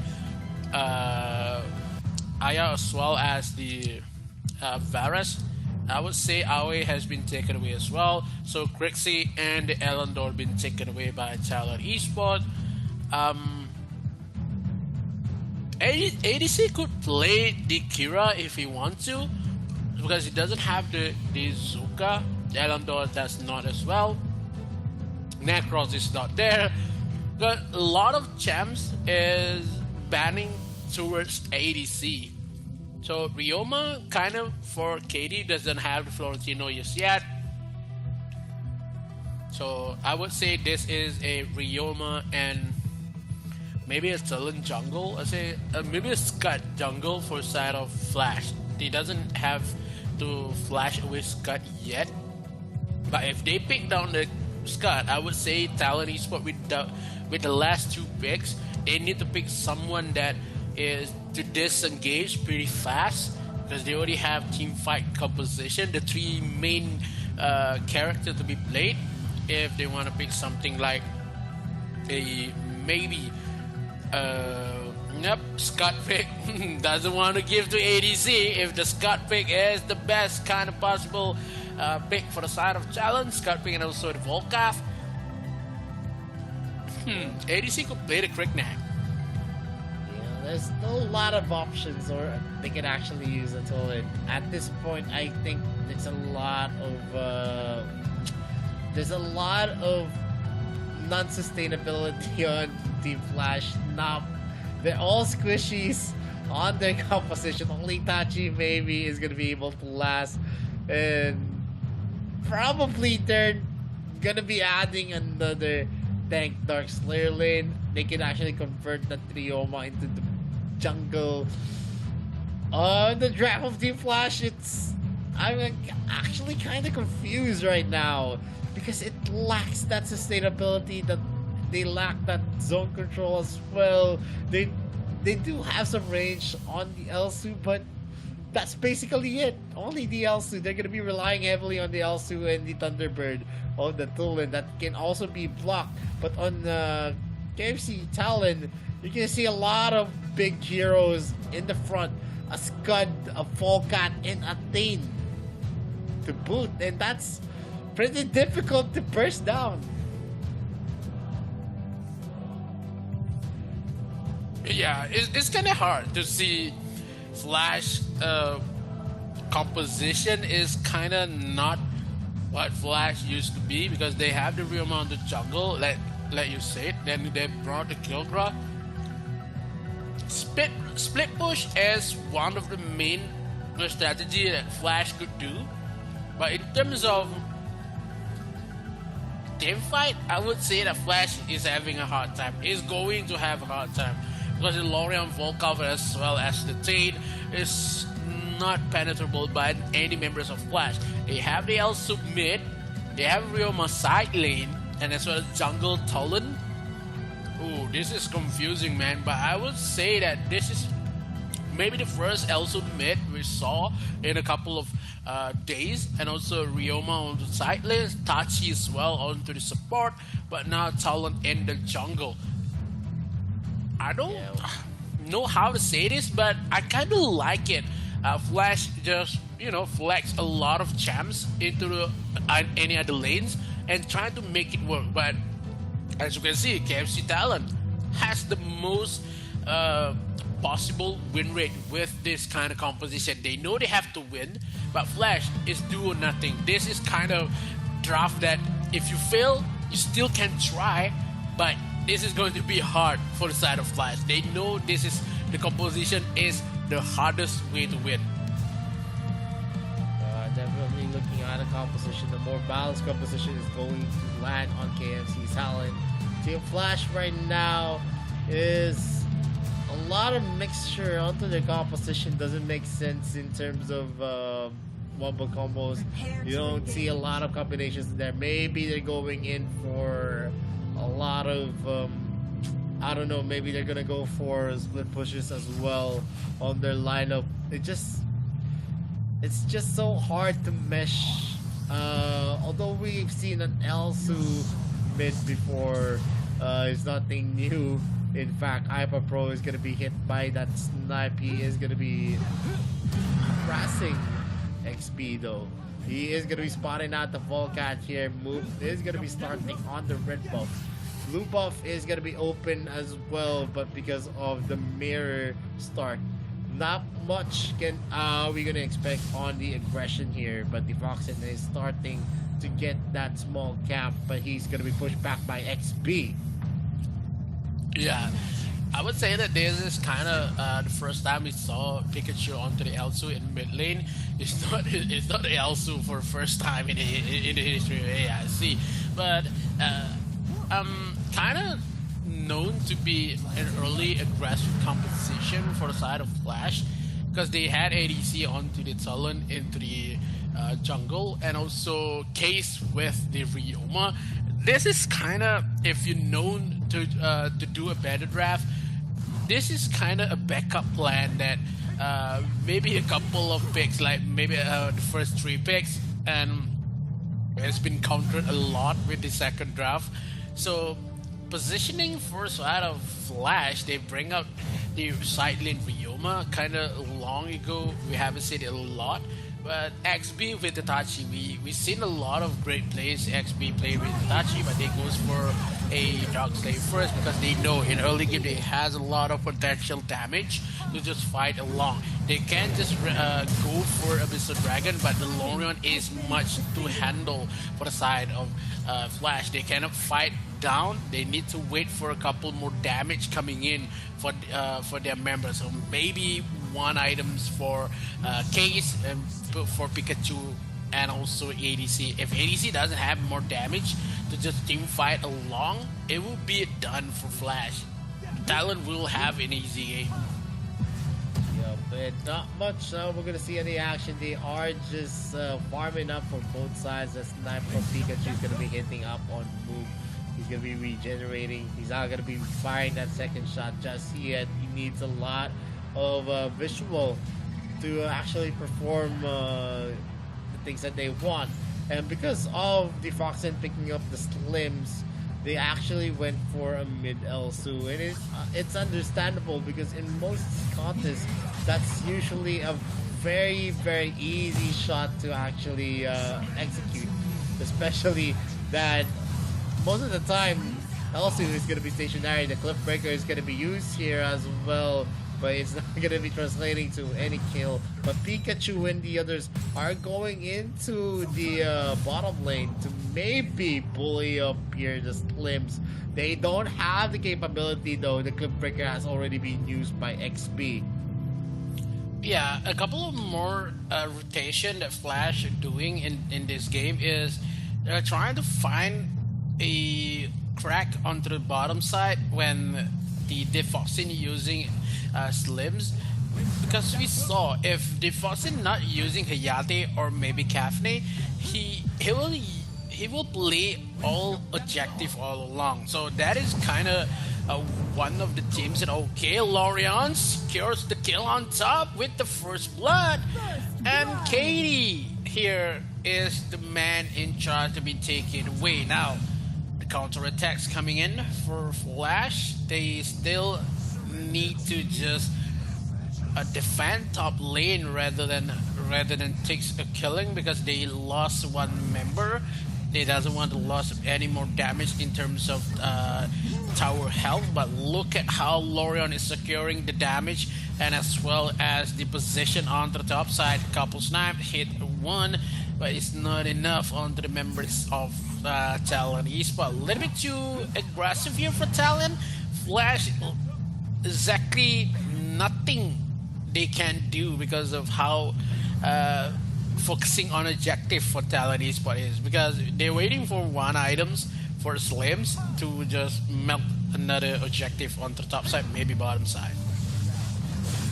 Yep, right now Cliffbreaker is going to be starting here. He's going to be going for the Moon Slicer. He's not going to be able to kill Tony though because of the regeneration on the passive. He is always going to be able to take most of the damage unless they go for a commit here. Case is doing his best, but he is still not going to be committing as well, as Tony is hovering himself there.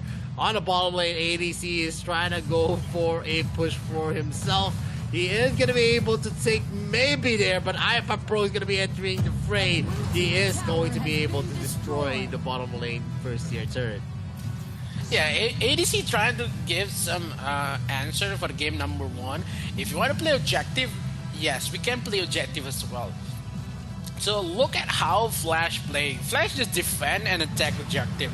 They not going to just take a fight. His only XP is he is heavily busy with the members of Talon Esports currently right now, and it's a little bit of busy for Pikachu, just trying to snipe away. Now with the dash coming from Tain, no ultimate just yet for the XP, but now they cannot do anything because Hyper Pro has locked the members. ADC has been taken out, no damage coming in from Pikachu. He needs to run away. He received much more damage. Now Volca with the ultimate, trying to find the kill, but does not connect. But the Lorion Orb is too much to handle, and now takes the kill on the on top side to takes the first turret, the second turret for the side of Flash, and they trailing on kills, but they are in front in terms of objectives.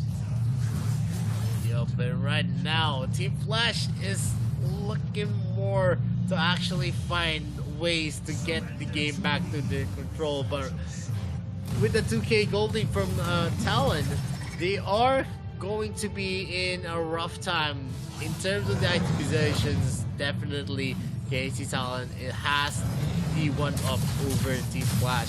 They need to get a kill. They need to play it as smart as they could. They need to play it more aggressively if they want to secure a kill, because the lineup that they have, it's not for the late game.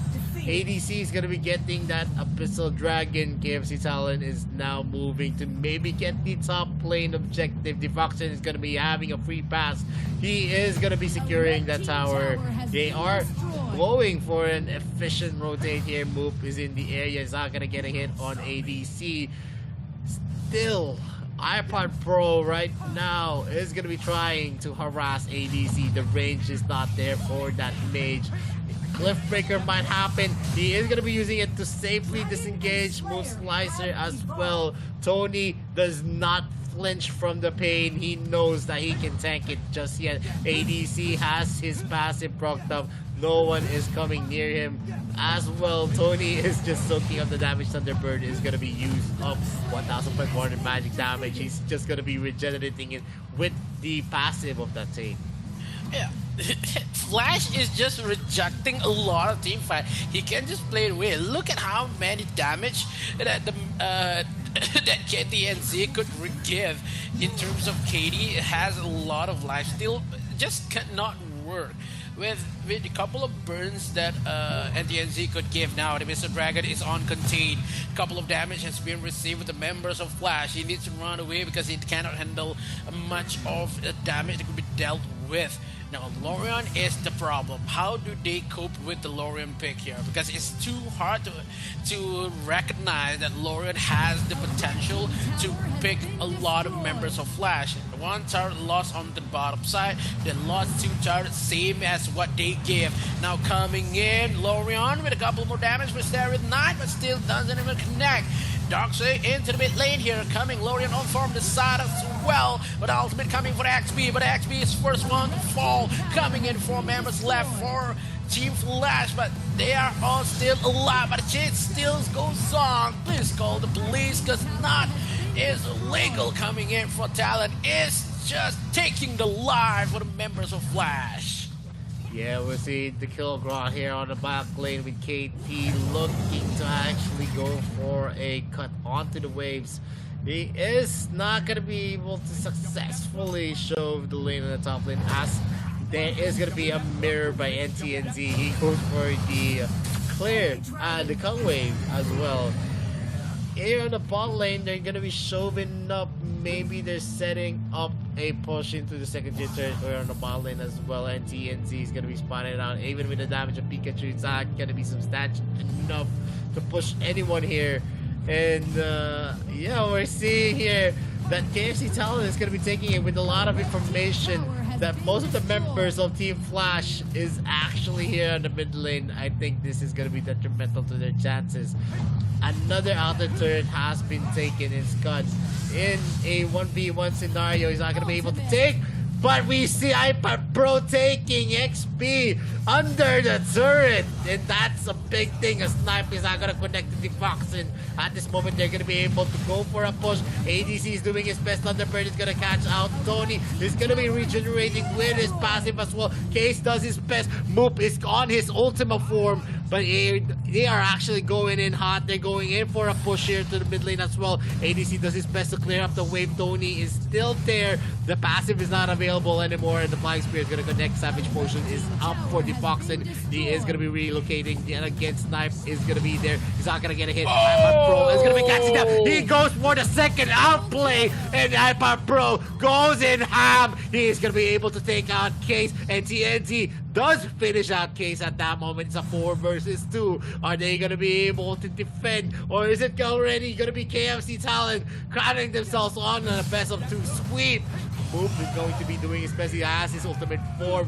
Ultima has been there, but he's not going to be able to release that Flying Spear as well. XP is going to be taken out. The Cliff Breaker is not available. KT is also going to be doing his best. The anti-region is there, and the Nexus has been taken as KFC Talon closes the series with a best of 2 sweep. Woo! The 2-0 win for KFC Talon. Takes the win, takes the lead into Group A with a 4-0 win in the Group A. Flash really need to think about what happened in that matchup, because they know they had more ways to go with the matchup, but it's going to be really hard if they are progressing. They are progressing into the playoff. That is one thing, but is that performance from Flash is enough to give them a stay in the playoff? Because we know that Talent Esport has the most potential. We have one team, we have Talent Esport. Woo! We had a game, guys. We had a game. Flash has rejecting a lot of team fight, but happened to be caught up a lot, but it's not going to make up with them. It's going to be hard to see. The members of Flash has been taken away. This kind of counter-attack nearly been made by Flash. They can take a lot of kills, but that iPod Pro play, man, that is the best play with the Starry Knight. Wow, I would say I just say it that I'll have to agree with you, Vittorio. iPod Pro is the best mid laner in the AIC 2022, and maybe he will receive the best player in the final. Oh, I mean, KFC Talent is going to be entering the finals. There's a lot of teams to look out for, like one team who had a 4-0 sweep. But in Group A, we saw a 4-0 sweep as well from KFC Talon.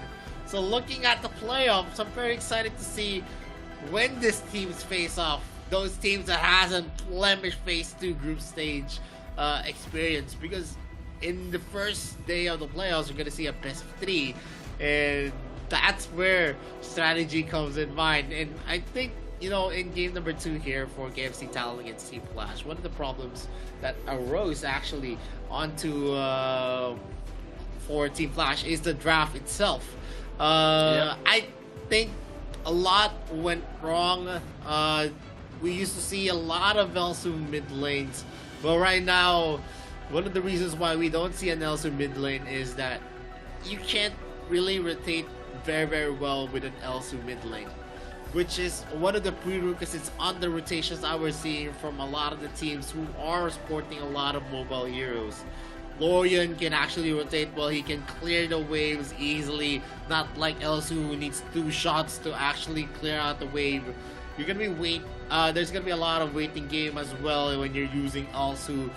He's not that suitable for any type of rotations, and that is a fact. Even if you have a help from your support, it is not always going to be enough. It's not always that you're going to be able to clear out the waves easily, not like when you're using mages in the mid lane.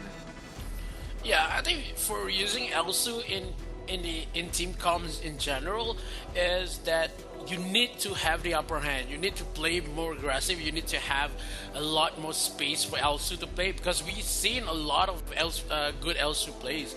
And if Flash want to play down Elsu, they need to know that that game is on their hands in the early stages. Because if Elsu is in the defensive state, is kind of not suitable for Elsu. Like if you play a Malok, you use the ultimate for Malok is to attack rather than to defend or run away. So that is kind of the principle of using Elsu. You need to, in a winning phase, just have a lot of space to just move or reposition with its snipes and everything. But if you're on the defensive state, it will be hard to play an Elsu, because not much of an attack that you could make, and hard to just kill away with the Tain for the side of Chalaris, but it's too much to handle by Elsu. If you have the Hayati, maybe you can chuck down a lot of health coming from that Tain. But yeah, Elsu, we know he can just finish the job with a couple of kills, but yeah, in terms of DPS, not so much with Elsu. Yup, and KFC Talon was just too cohesive for any of the plays, and the mishmash of the draft. On the drafting phase, it just didn't make sense, and Team Flash did their best on the cards that they were dealt, but yeah, definitely, if you actually lose on the drafting phase, it's already an uphill battle, and that's what happened here onto game number 2. Even with the kind of skills that you have, even if you are very, very mechanically gifted, it's not about it. It's about making your composition work. The reason why I was confused, I don't know if it's an early game, mid game, or late game composition, because in every aspect, I think that they actually lost the draft, because in the early, mid, and late game, KFC Talon had the better hero composition, and it actually showed as the game was progressing, as the items were building up for the heroes of KFC Talon. It was evident that it was just KFC Talon that's gonna be winning most of the contests, and of course, a lot of spectacular performances coming in from Moop, coming in from Hyper Pro, Defoxin as well, Tony, and of course, NTNZ. All of them had peak performances. There was no weakest link that you can actually exploit onto their lineup. For now, I think they're one of the most likely teams to actually win out most of the matches here in AIC. Most likely, power index, but it can always switch. One team as well has been doing well. They are very, very dominant, even against big juggernaut teams. So yeah, we're waiting for ADT. Waiting for ADT. I'm actually not excited. Yeah, I'm waiting for ADT, man. It's just take down Talon. Oh man, I don't even know if they're gonna be able to actually get past the group stages against Dewa, but you know, anything could happen. But looking at the stat line, it's a 7-kill deficit. KFC Talon just dictating everything. You can see on the graph as well. In towers and objectives, there are some fights happening here for Team Flash, but it's all about KFC Talon. They had the gold lead, so definitely looking at the graph, we reached a 7.6k mark. That's a lot. Yeah, that's so big. Yeah, I just want to say that Flash is still kind of left behind in terms of meta. They're still living in terms of they have Tachi. That is the one of the new added. The draft that Flash bought is kind of, you have to look at AIC 2019. That is kind of the old kind of Flash. They bought Ryoma side lane, mid lane Elsu, and also killed Rostop Slayer. That is kind of the old school of Flash. Then I think that is the thing that needs to be evolved for Flash. They need to just let go of the past.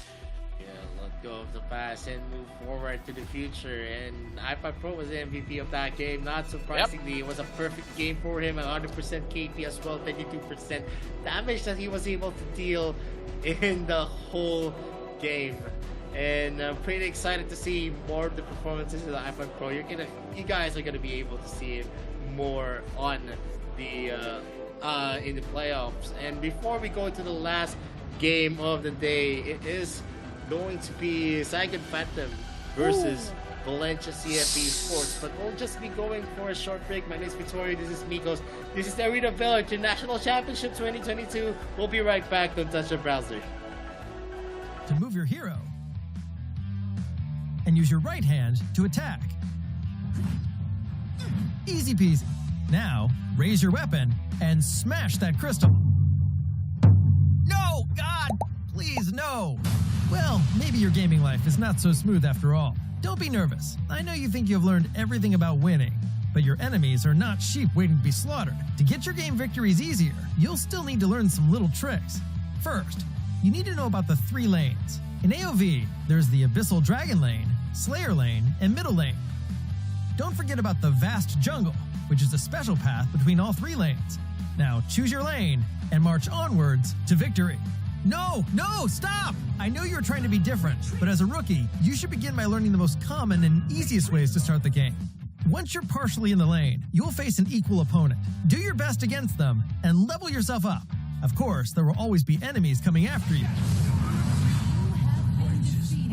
Don't worry, AoV is a team game. This means you must focus on team fights, fight alongside your teammates, and eliminate your enemies. During team fights, you must cooperate with your teammates to find every opening and opportunity to kill your opponents and ensure the survival of your own team.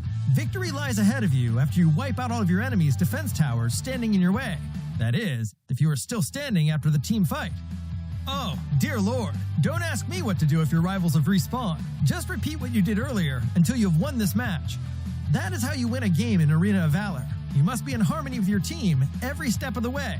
Understand, rookies? Okay, I know that you cannot communicate telepathically. To be more effective at each stage of the game, maybe you need to know some terminology in order to communicate with your teammates. Carry, leading or majorly influencing leadership on a team. Double kill. Bloodbath. Gank, a surprise attack on an enemy hero.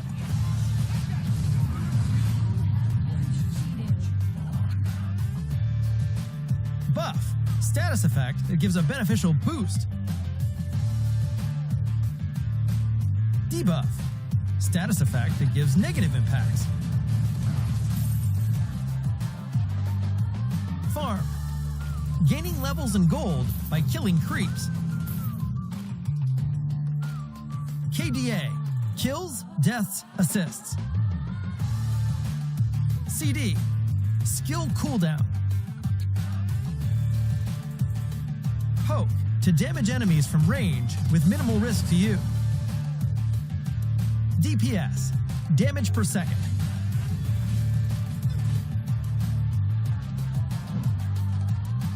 That's all the rookie training for today. Let's start a match and get fully absorbed into the world of Arena of Valor and win glory with your teammates. What could be more enjoyable than praise from your team?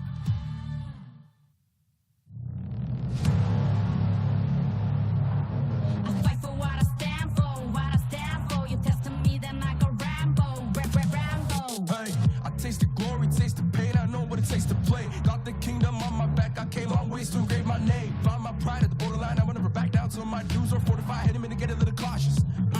It's part of the process.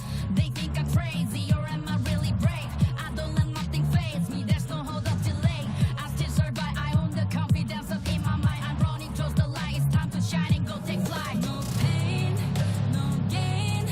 If you don't wanna fade away, the both ways, hope pays. Heroes moving silence when they say the day. Yeah, I'm a queen. I overcome relentless pain, and I got it in my genes. I pass through anyways crisis, no matter what the price is. Prepare, protect my people, always beware. There's always the rivals everywhere. Bomb your order, I declare. I'm riding to the air. Fight for what I stand for, what I stand for. You testing me, then I go Rambo, Rambo. I'm quick to grab the grip and go. I'm best with it. Okay, I'm lit. My mind's on city mode. I'm flexing it. Okay, I'm wild. I'm tripping on my mind, investing it. I'm still high-minded. My destiny, you'll find it hard to find it. Winning street, my dubs elite, I bring it. Yeah. 50 feet step back, I'm about to speak my G, I'm with it. Yeah.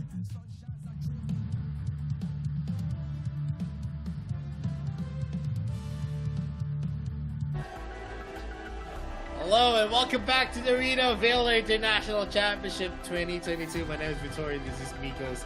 We are now down to the last series of the day. And it's going to be Saigon Phantom against Valencia CF Esports. Woo! Both of this team has no points yet in this Group B. So is it going to be SGP? Or maybe VCF? Because if they just split points, if they had a draw, we might have a tiebreaker. But no, this is SGP versus Valencia. They work it out before this in phase number 1. SGP has a couple of moments that they bring into the game. They had a suitable gameplay and have a lot more potential into drafts. But now Valencia FC, do they want to follow the steps of Nova for just saying goodbye to AIC? I think that is not going to happen. So 2 games to be thrown out. Who's going to win this, VCF or SGP? Yep, and VCF right now, going to see Talos, Pichu, QQ, Myra, and SRY, or we can say sorry. But we're going to see the key player here for SGP. It's going to be Yue with a 1.5 KDA. Not surprisingly that this is going to be the KDA that we're going to be seeing, since it was a one-sided stomp coming in from One Team Esports. They were merciless in massacring they were merciless on massacring SGP, and they were also merciless on massacring Valencia CF Esports. So probably we're not gonna see a better KDA coming from coming from Valencia CF Esports as well. Yeah, I think this is the maybe the villain coming in for Group B is One Team. He just gives a bad beating for both of this team, and just happened to be not much of a KD. 1.5, maybe 2.0 coming in. Yeah, 2.7. Look at that. Pichu is not a great KD to be present after you just get beaten up by One Team. So Yeah, possibly that we're going to see a hard game between these two because none of them has a point just yet. So I'm lucky to see either one of them going to survive in AIC. So Valencia, CF, they had the most potential, but we are not going to oversee that because SGP won against Valencia before this in the first phase. So maybe had a lot. Maybe some of them has a lot of beliefs that SGP gonna win this. Yeah. And we can see here Valencia CF Esports Pichu 2.7 KDA. A better KDA, I think 1.2. Yep, a better KD, man. It's a better KDA. So, moving forward, I think they need to step up more. They need to show their dominance after what one team has done. Yep. This is the new rivals, I think. If one of them loses 2 points, it's going to be them. We're going home for today. But now Omen has been taken away by SGP. SGP really needs one game for warm-up, but has been taken away their hope because of one team takes the 2-game lead. Now Omen as well, maybe a Necros ban here for the side of SGP if they want to. But if Pichu trying to play a lot more like a Leville or a Cafney pick, is going to be something that really to look up for SGP. Yep, a Necros ban coming in for Saigon Phantom, and also the Lorian ban. Whoever just leave the Lorian out, that is the moment that we know that's the game that we're going to be one-sided. That happened a lot. Today we seen 2 Lorians, and it happens to be the best game of Lorian yet. And it gives to one team, is give to Chelon Esports, and both of them has 4 wins in terms of their respective groups. John Elsu has been picked up by the side of Saigon Phantom, as well as Iggy and Roxy. Oh, Tachi Elsu. Kinda like it. I kinda like it for Saigon Phantom. They need the Crixie. Yes, they need the Crixie onto the mid lane. And if they want to bring down Zizuka onto the jungle, it's also can Florentino or Ryoma onto the Slayer lane. So it's much possible. But if they have the Hayate on the side, it doesn't need to pick maybe a teen, maybe to put Tachi onto the jungle. Is going to be something that need to be looked up for SGP. Valencia, they pick up the Hayate, the second ban. SGP itself ban out the Zuka. Okay, I'm just trying to say that Zuka will be taken by them. They ban out the Zuka. Okay, SGP. Okay. Yep.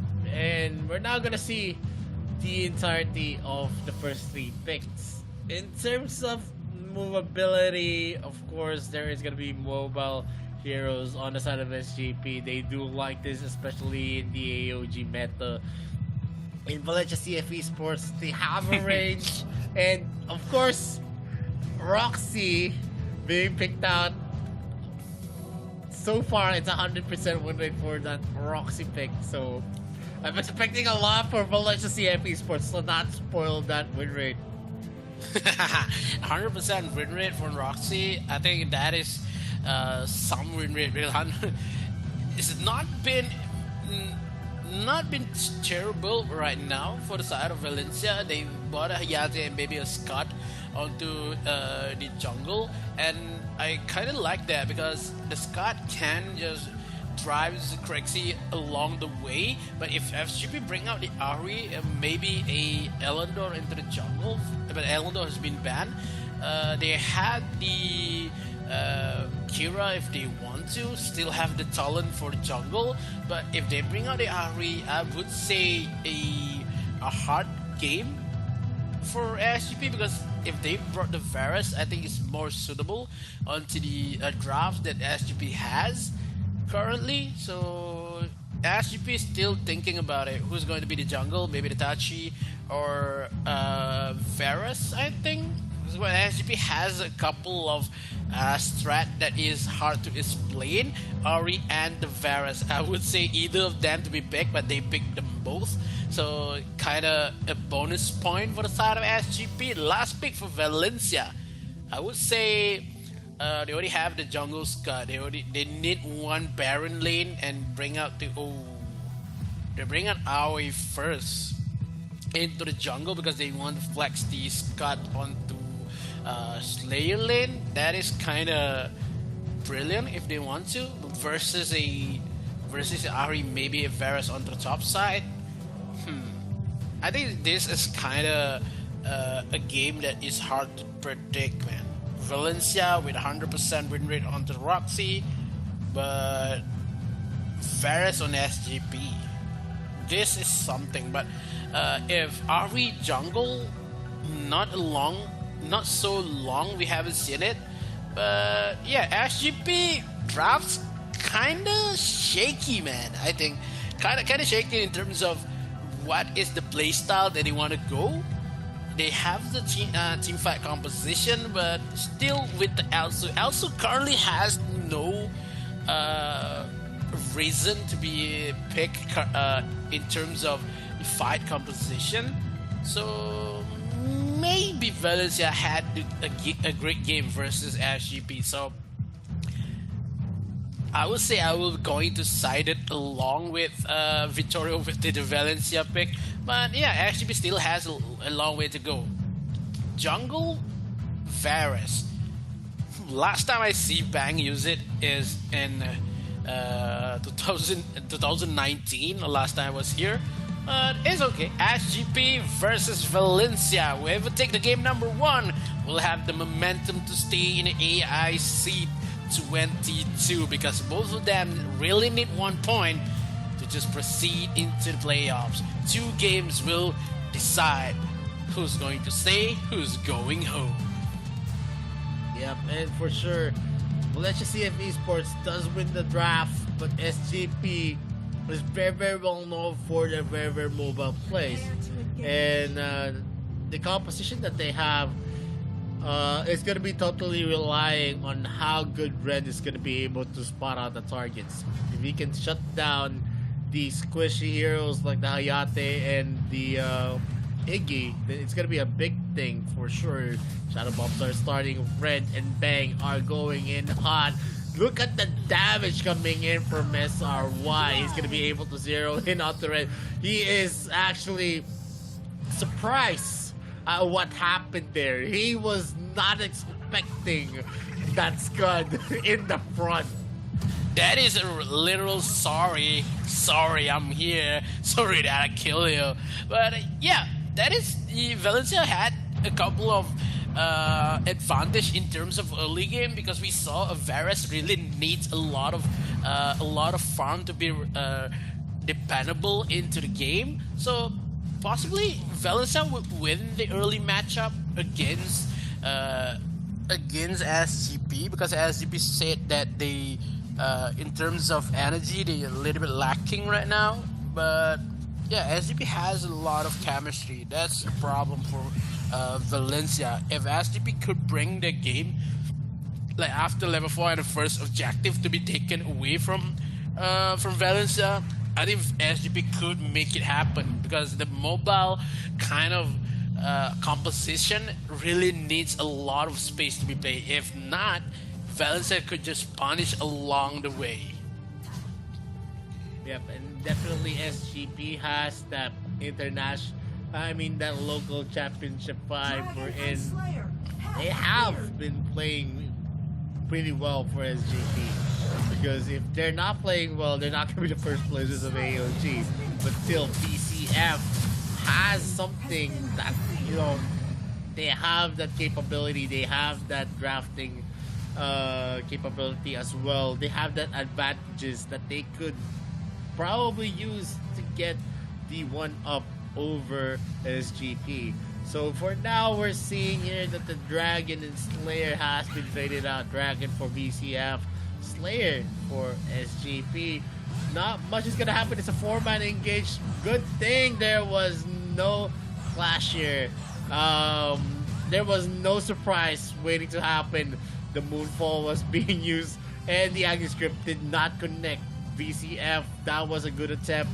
Flickers are already out for Taos, and also Fish was able to preemptively get out of that sticky situation.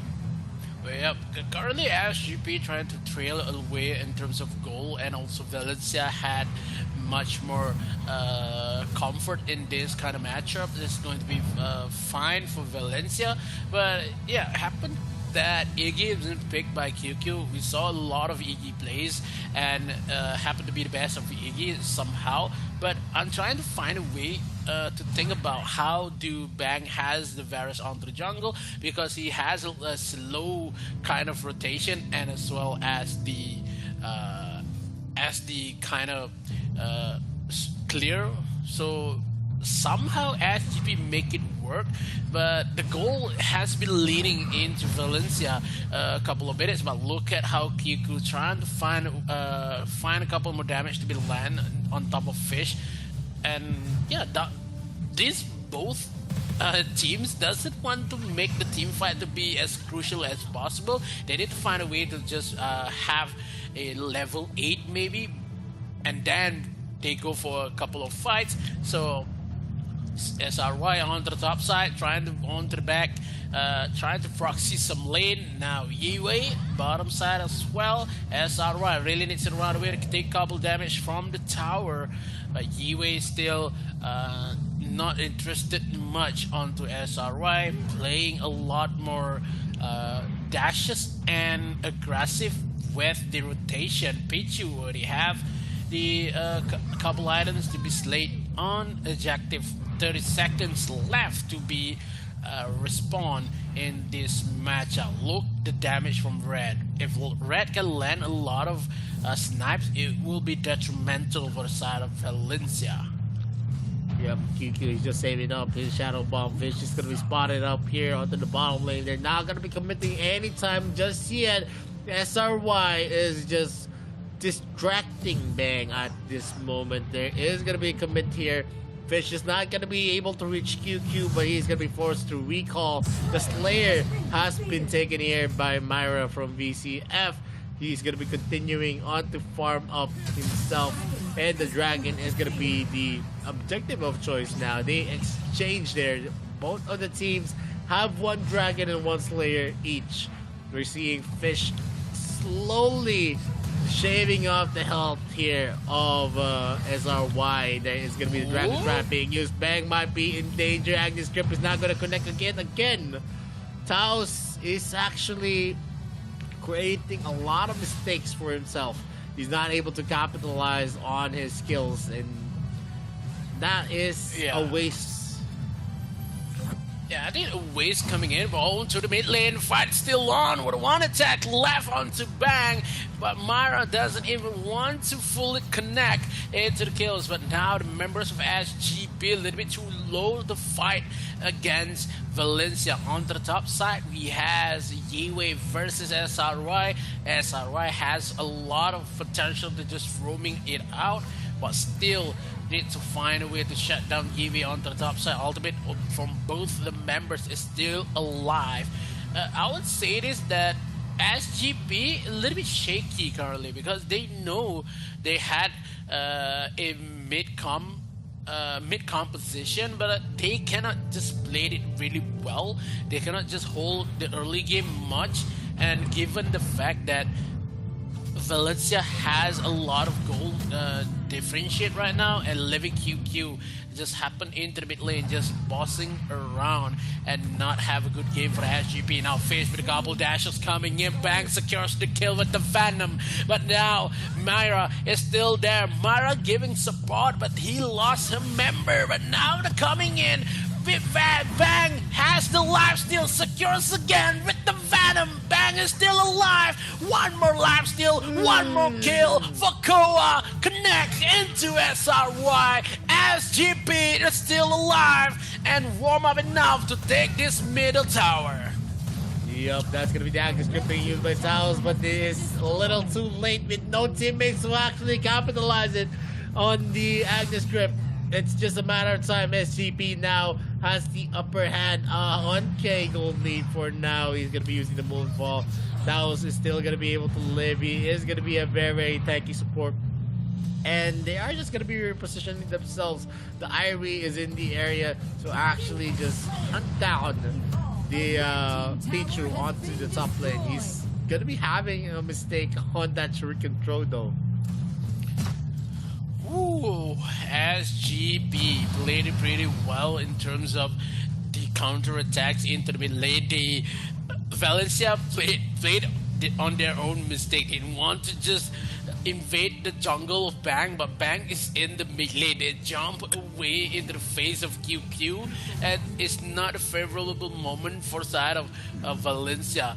That kind of mistakes just sold out the mid-game potential for SGP. What happened there is a little bit too alone here for Koa. Koa is still alive, but then giving damage coming in for Crixie. I would say Crixie has a couple more potential, but now SR right into the middle, but stuns doesn't connect coming in from Fish.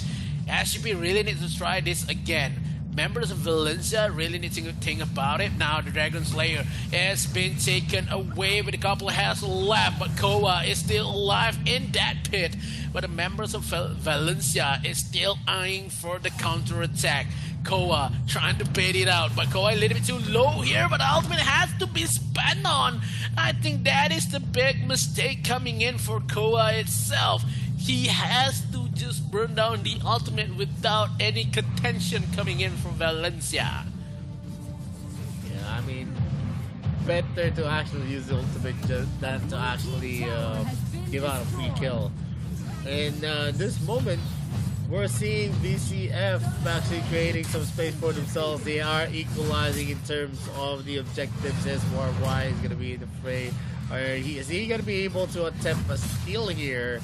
Let's see if that is going to be the case, but without the Power Glove, he's not going to be able to take that dragon easily. But in the mid lane, they are summoning here. The Slayer Taos is going to be taking Koa. Koa is just running for the high heels. The Emperor's Gaze is going to graze Koa, and they take that secure kill for themselves. QQ is now getting hot.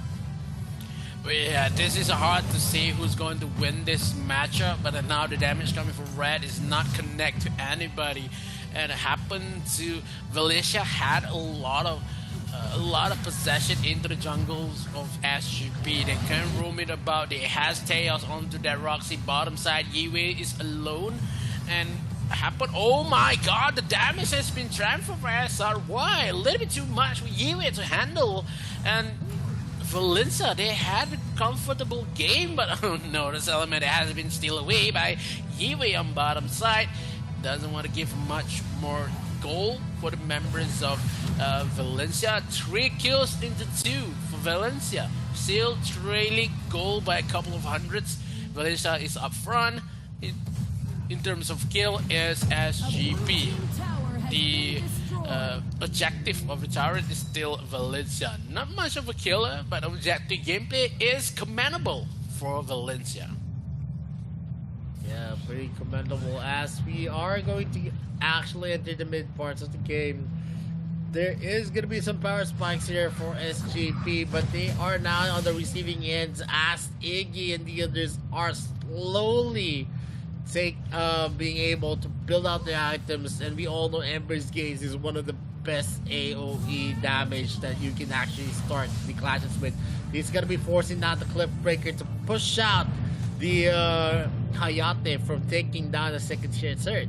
But in the mid lane, we're seeing a lot of convergence. A 5-man commit. Yiwei might be in danger. The Dragon's Claw is going to get a hit. Yiwei is going to be forced to dash out.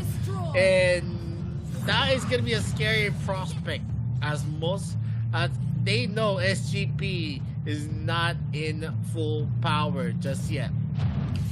Yeah, SGP is trailing on the battle with the body kiss also as the Venom from Bang. He needs to wait his ultimate to be on, but now SRY already have the Rock Stone, but going in with a couple more damage, he can just survive. 2,000 damage to the face of Pichu versus a Hayate currently, but now We've seen Koa a little bit aggressive with the push check onto the bottom side here. Oh my god, QQ just delivers some emergency lining here because he knows late game, Iggy is much of a monster here. Null and also the Tomb of Reaper and Barrels already finished. Is going to be really hard. Finding a way for Myra to open up a couple. Is that ultimate coming in for Myra? Yeah, he did it. And I don't know why Yiwei is gonna be able to get out, uses their U, has a lot of dashes, damage reductions as well, creating a lot of space. Pichu and the others are pretty much damaged here. VCF is currently in the receiving end. Are they gonna be caught out? Fish is going to actually hit Taos there. The Shuriken is not gonna get hit. Ember's Gaze is gonna be the answer here by QQ, dealing and shaving off some of the health of SGP's members. Yeah, shredding a lot of health, but now off position coming in for SRY. The members of Valencia is here, but none other than SRY is still alive. He can just escape nonetheless. But no, 2,000 damage coming in for Red. Pichu, Rillian, and QQ needs to run back off because one snipe from Red is maybe a sign of help coming in for SGP. One could couple of damage left for SRY on bottom side. Both of this team, I think they trying to find a way to just go for a team fight, but none of them really wants to commit 100%. That is the problem.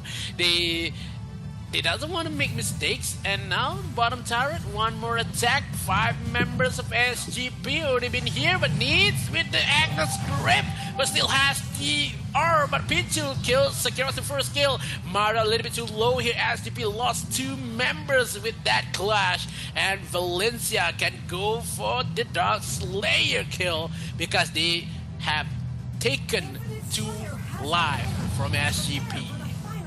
The open right now, we're seeing here Dark Lord Slayer take. Are they going to be able to contest? Well, that's one of the biggest what if. The problem is they are not going to be trying just because they are going to be lacking a lot of manpower. They need Yiwei and Koa to actually sustain the clash for them.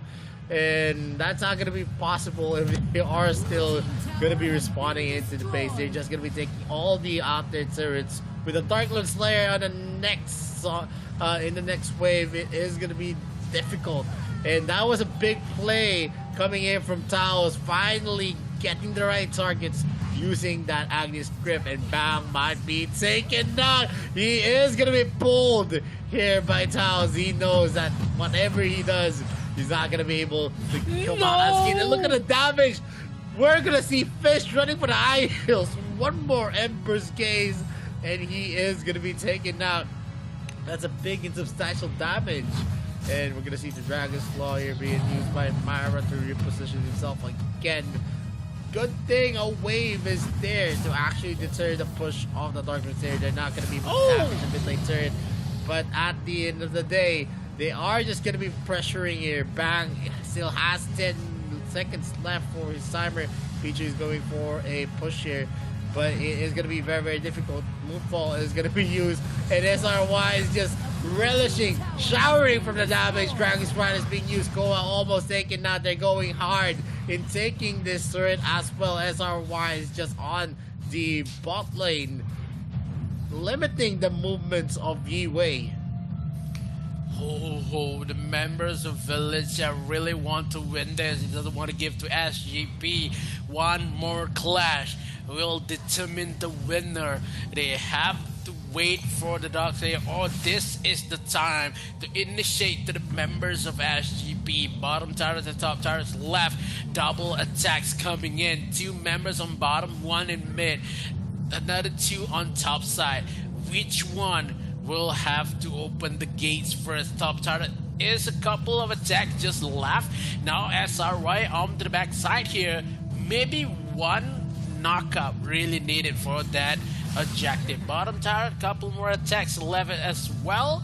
but still healthy nonetheless. Remember, SGP still defend the last honor into this base of they had, but Valencia is looking for the win here. One more Dark Slayer, maybe one more minion wave to win this matchup once and for all. Yep, and it's just a matter of time. But SGP can still turn this around with a clash of their own. But I'm pretty sure Valencia is actually waiting for the next Dark Lord Slayer. But it might be hard at this moment. They're going in for the push, and look at the damage with Plus is going to be used as well. But I think it was a premature hit. Venom is going to be used as well by Bang. He is going to be in the onslaught on the damage. Look at the damage that the Sniper Red was able to do. SRY is going to be able to finish that. Rock Shield as well is going to be procced out. He has his Resurrection ready, and they get that top lane turret. And just in time, 9 seconds left, and they're going to be able to wait for the Dark Lord Slayer. Yeah, the Dark Lord Slayer will spawn, and the members of SGP, this is the moment of truth. Do they want to contest, or they want to wait inside their base? But now the Agnes Grips coming in with into play, but Koa a little bit too far coming in for their members as well, but still managed to live. SRY onto the backside, finding a way to go in. 40k hit points just left for the Dark Lord Slayer.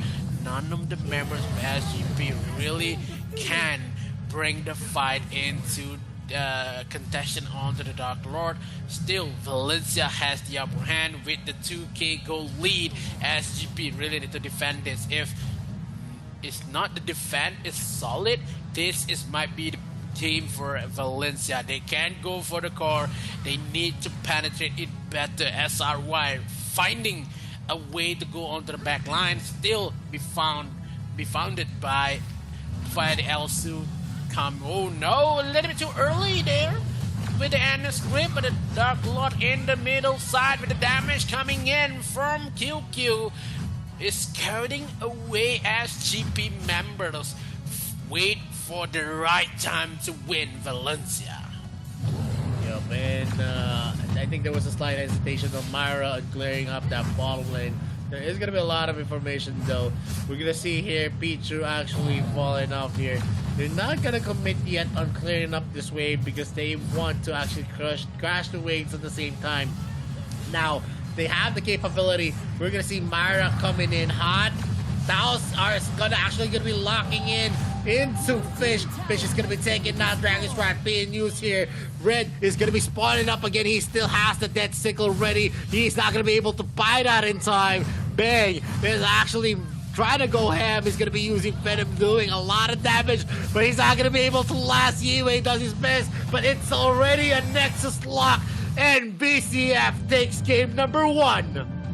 They are still alive in AIC. One more game to just proceed into knockout stage for Valencia FC. SGP really need to bring the game up to their standard, because we know if 2 wins, SGP is the one to say goodbye to AIC 2022. Valencia, congratulations, you take the first win. But the second game is much more of a journey. If you're sharing 1 point, there will be one more game, I think, for the tiebreaker. We'll be going into VCF taking game number 1. The momentum is definitely theirs. Let's see if they can keep this up against SGP. SGP looking lost in their relations, in their gameplay. And you can definitely feel the fear of being eliminated early here on AIC 2022. They are definitely that's going to be a very, very sad day for the AOG fans as their champions are being bullied here by Valencia CIV Sports. Victory number 1 taken by VCF. I would say this game had a lot of potential for SGP as well, but the picks and bans is all along it's all along Valencia. They had a better draft, they had a better damage, and as well as the coverage into the team fight. So Valencia had to win that game. If not, the resources has been taken away. And as we mentioned, as Victoria said, if the Agnes grip is connected, Valencia could win. And we saw a couple of pulls coming in for Teos really made the game for the side of Valencia. And if the ultimate is missed, that is when SGP takes the punishment back to Valencia.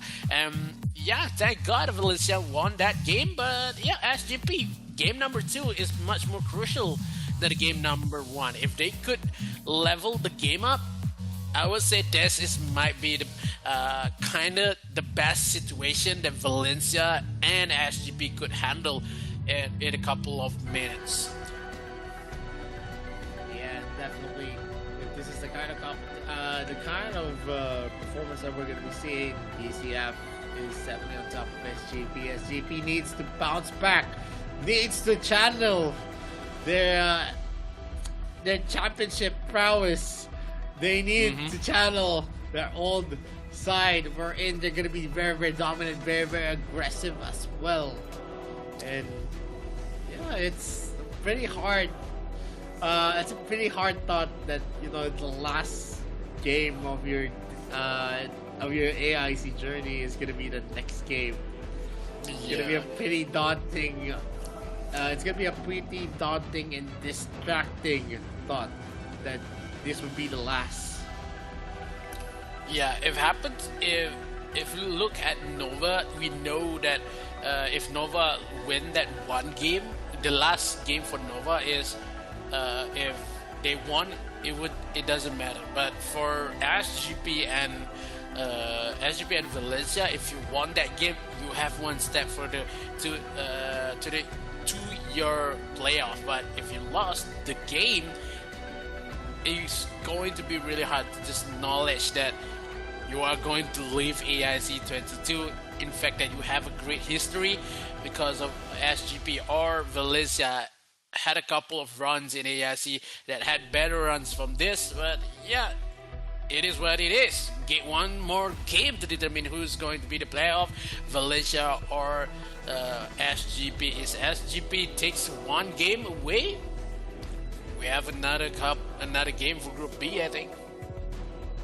Yeah, I guess they have something. They have a rule in place. They're not gonna be playing that best of 3. I think there is a rule in place, like the number of kills that you've done. Yeah, there's like a kills that you've done. That's the assists and stuff. So it should be a very, very dominating win if SGP wants to come back here. Since we're seeing a higher KDA from VCF. Yeah, VCF has higher KD and highest charts to be taken away, as well as the harder VCF give fighting against one team. So the momentum is Valencia need to win this second game if they want to just complete their journey into the playoff. But SGP, it would be sad if SGP does not put a fight into this group stage, because we only takes 2 from the groups to proceed for playoffs. So if SGP is the one to join Nova, it's kind of hard to just feel it away. And I'm pretty sure that these teams are going to be showing their best. It's just that it's so hard, especially they're going to be facing teams like this that are definitely laser focused on getting the win, bringing out their best heroes up into the draft. And as well as it has been saddening that SGP has been getting a lose streak right now, 3-0. They are suffering a 0-3 from one team into now, and that's definitely going to be affecting their morale. Yeah, the morale is going down, the mentality is going down.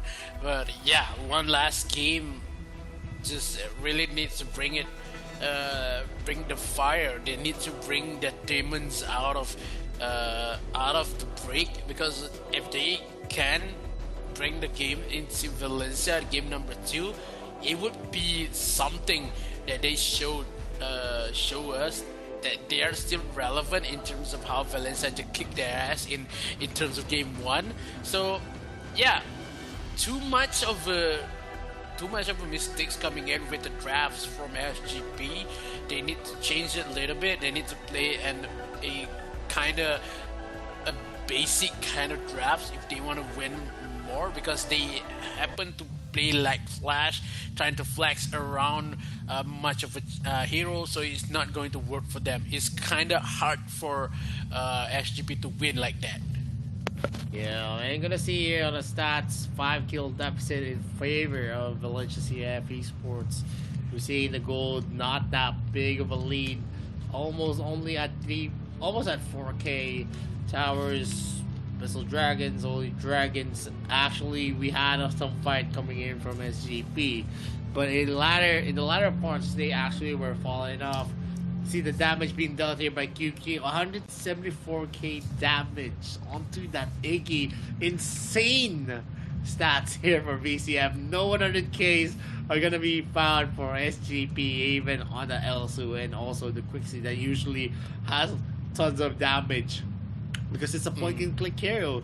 And we've reached the 20-minute mark wherein there was a seesaw on the leads, and you can actually see in your screens that there was a moment in time wherein SGP was actually with fighting power. But VCF, once we reached the latter parts of the game, they pushed back SGP in their efforts, because the winning condition here is with VCF. They had the late game capability, not like on what we saw from SJP. MVP of the game is going to be SRY. He's going to have a 316 KDA, 90% KB, damage taken 32.7%. Yeah, I would say that SRY played really well in terms of rotation and objective taking, in terms of how he rotates when it needed, and also the flanks that he played pretty well. So SRY had a better games, but I would say this, that the main problem that SGP currently facing is that Iggy pick. We know for a fact that from day one it's Iggy versus Crixie. None of the hero will be placed with that. It's Iggy versus Crixie. Who has Iggy, who had Crixie, will play it much better. Other than if you pick a Tulan, if you pick maybe a Varus mid, Lorien. If you have Lorien, that is the problem, because Lorien has been banned, and sometimes you get a little lucky because of some of them ban onto maybe a Nacroth, maybe an Omen, but yeah, if you got Lorien, you have to win. I would say though, if we saw a lot of patterns today, Lorien will be taken out in game number 2. Some of them will have Lorien in game number 2. Maybe you're gonna see a Lorien again in game number 2. Maybe. Yeah, if Lorien can be played, I'm hoping it was on the hand of Valencia. I mean, kind of biased. That's kind of biased. Yep. But you know, in the conversation, if it is open, yeah, definitely first pick Lorien is understandable. It's a hero that's hard to actually beat up. Hero that has a lot of outplay potential as well. Yeah, if Lorien got picked, but yeah, I would say the Crixie and the Iggy is swappable in terms of the teams, but if also given pick again, it's kind of hard. But I would say Valencia will go for the same type of composition with maybe Yena or Varus in terms of the matchup that they can have. So I was hoping for the best. If the Yan can be played, sometimes Yue maybe to be played by some of them, because if Valencia really needs to win, they know this game is the most crucial game. They have to win the second game to just proceed easily into the playoffs. Yeah, definitely.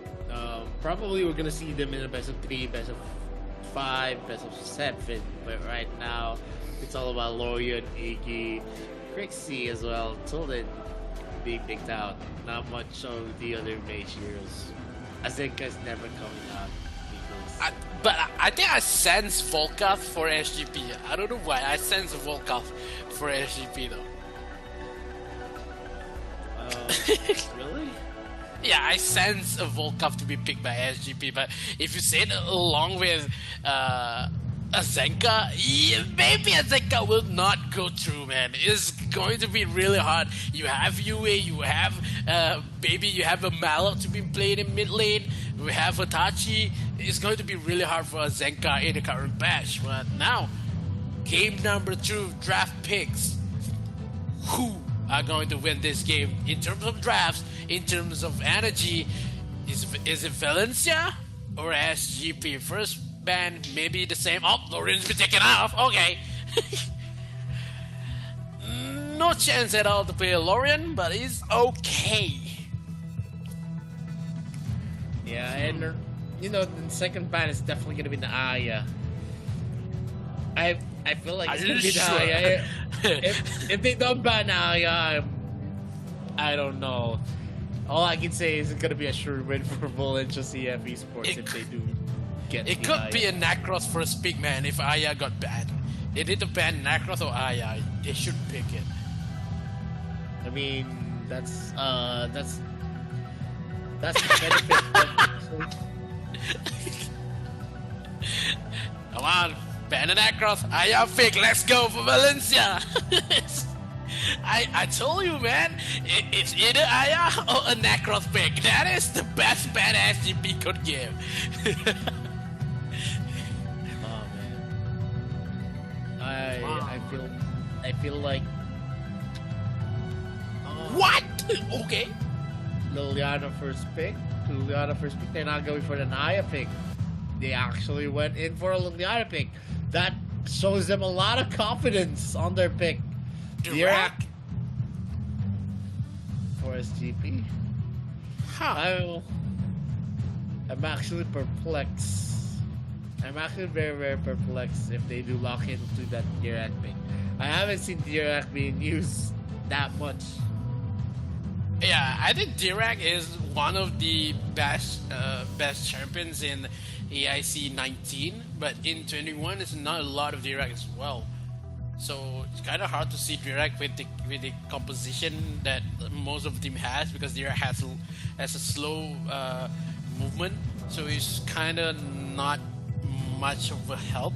But now SGP, they doesn't want to get the Aya as well as Valencia, but I saw the Tain though. Tain could play with Aya as well. You need some tankiness.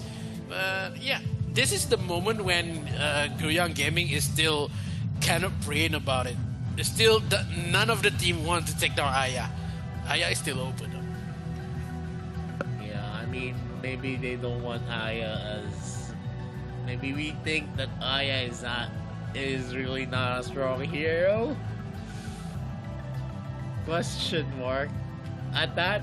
But anyway, since we're already here, it's already a clear cut. There's no Ayas that's gonna be appearing in this match for sure. There's already a support. There's also a mage already ready for both of the sides.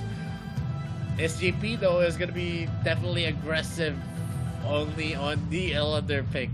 You can pair it up with a Baldum with a Wild Charge, but we also see a Thane being picked up here.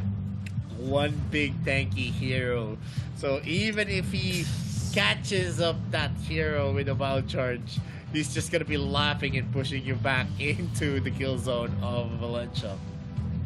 If it's still possible though for Valencia to take down Aya, because they had a Thane, and they can play a maybe kind of non-Baron, and they pick down Vienna into the jungle, or Vienna Baron, but the Aya is not going. I think it's not going to be picked at either of the teams because they already have much of a component. SGP has Baldum and Tingin for the side of Valencia, so maybe none of them want to pick down Aya. They think about it. They maybe sense that either of these team knows how to counter down Aya, so it's going to be really hard because Hayate is still open though at the moment. So somehow both of them just scared to play the hard-earned champion. So SGP pick up the Joker, Hayate maybe for the side of Valencia if they want a Kafni, also legitimate. But Akira, okay, late game, Hayate. Oh, Laville, right, for Valencia. Kind of reasonable to go for a Laville, but SGP is an early composition. The substitute maybe a direct on top of Illumia, kind of same, but Ryoma into the early phase with the Joker combo with the early poking ability. I would say that Valencia had the better draft here, but SGP still has the mid-game kind of potential. It's too dependable on the wild charge and also the wild prison. Yep. We've seen a Joker versus Laville matchup before where Joker actually won. So let's see if it's gonna be a repeat again.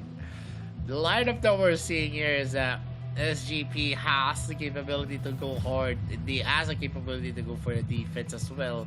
They have here the Genesis barrier coming in from the Dirac. They have a lot of crowd controls as well. So let's see how this plays out, because in terms of the pickoff though, I think Valencia CF Esports is sporting something that is going to be difficult for the Elder and Joker. Yeah, because they had the double trouble as well as the Dane to be played around the around with when Kira is on his ultimate. So the Yena kind of and a diversion for the Ryoma, because we know how Yena has most speed in terms of Slayer lane. So maybe Valencia really eyeing for one secret tactics to be played in this last game for today. So SGP with the draft they had, could they win this to bring one more to bring one draw into AIC, because SGP has been underperforming instead of Valencia has overperformed in this kind of matchup. Yep, we're gonna be starting here. Game number 2 of this best of 2 series. Will we see a sweep, or are we gonna see a reverse with SJP taking up the reins? It's a 5-man commit for SJP, and no one inside for VCF. They know, maybe they've already witnessed this kind of strategy from Saigon Phantom. They're going in hard for the invade here. SRY and the others aren't there. They're trying to go for a kill on Yue, and SRY is gonna take that kill yet again. This is a repeat of what happened in game number 1. They get the advantage as soon as the game has started, and that is going to be fairly difficult pill to swallow. Yeah, this is what happened if Nova played aggressive as well. Has no discipline and patience. Is going to be step their backs with a couple of kills, and it happens in game number 1, day 1 versus Flash, and SGP just hoping to just commit into what Nova do. Maybe SGP could be the one that joining Nova is living AIC. Now the members of Valencia, they know they had the upper hand in terms of goal, and as well just happily hiding and not giving any points for the members of SGP. SGP plays aggressive. They know this is the last game. They need to win this. If not, they are going to say goodbye. Yeah, Pichu right now is level 4. Double Trouble is going to be ready. Bang, and the others are going for a 4-man rotate. That's a killing joke. No info has been brought out here. Because if the killing joke actually hits, you get a lot of info. 2 of your passive shots are going to be there. Myra is going to be able to steal. Wild Prison is there. Genesis Barrier is going to be ready as well. But Bang is going to be taken out by SRY. Going in now. Goes for the Crescent Moon. Triple kill for SRY. He's going crazy on game number 2. SRY says sorry to the fans of SGP. Make it to 4 kills to none, and Valencia CF has the most potentially to go for the playoff instead of SGP. Early game is owning, early game is mentioning, but SGP is crumbling. That team fight is not on the favor of them. That Abyssal Dragon has been still coming in for Valencia. Myra is taking the lead in terms of jungle game. Yeah, him being able to secure that Bristle Dragon under the noses of SGP, that's a very, very big thing. Taos is going to be harassed here by Red. Gets a hit as well onto the level double trouble. It's going to get a hit. The answer is going to be no. He's going to be missing that double trouble right now.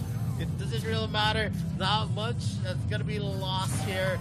As we're gonna see Koa going blindly with a wild charge here into the bushes, checking and maybe trying to hope for someone to be taken. Taos is gonna be hit again by Red by that killing choke.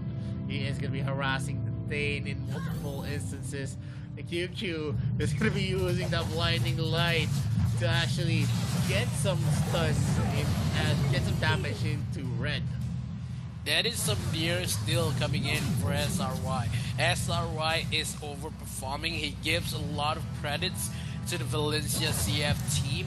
Now onto the top side has been punishable, but the double trouble doesn't land. Oh no, SRY is still holding on. He's still alive. That beam doesn't connect, but onto the top side here, 3 members of SGP, a little bit too low with health. Still takes 1 kill, giving it to Mara. Mara takes the kill, living with a couple attacks left. Mid lane has a lot of potential to be killed by the members of Valencia. SGP is really crumbling and they need some pace to be played.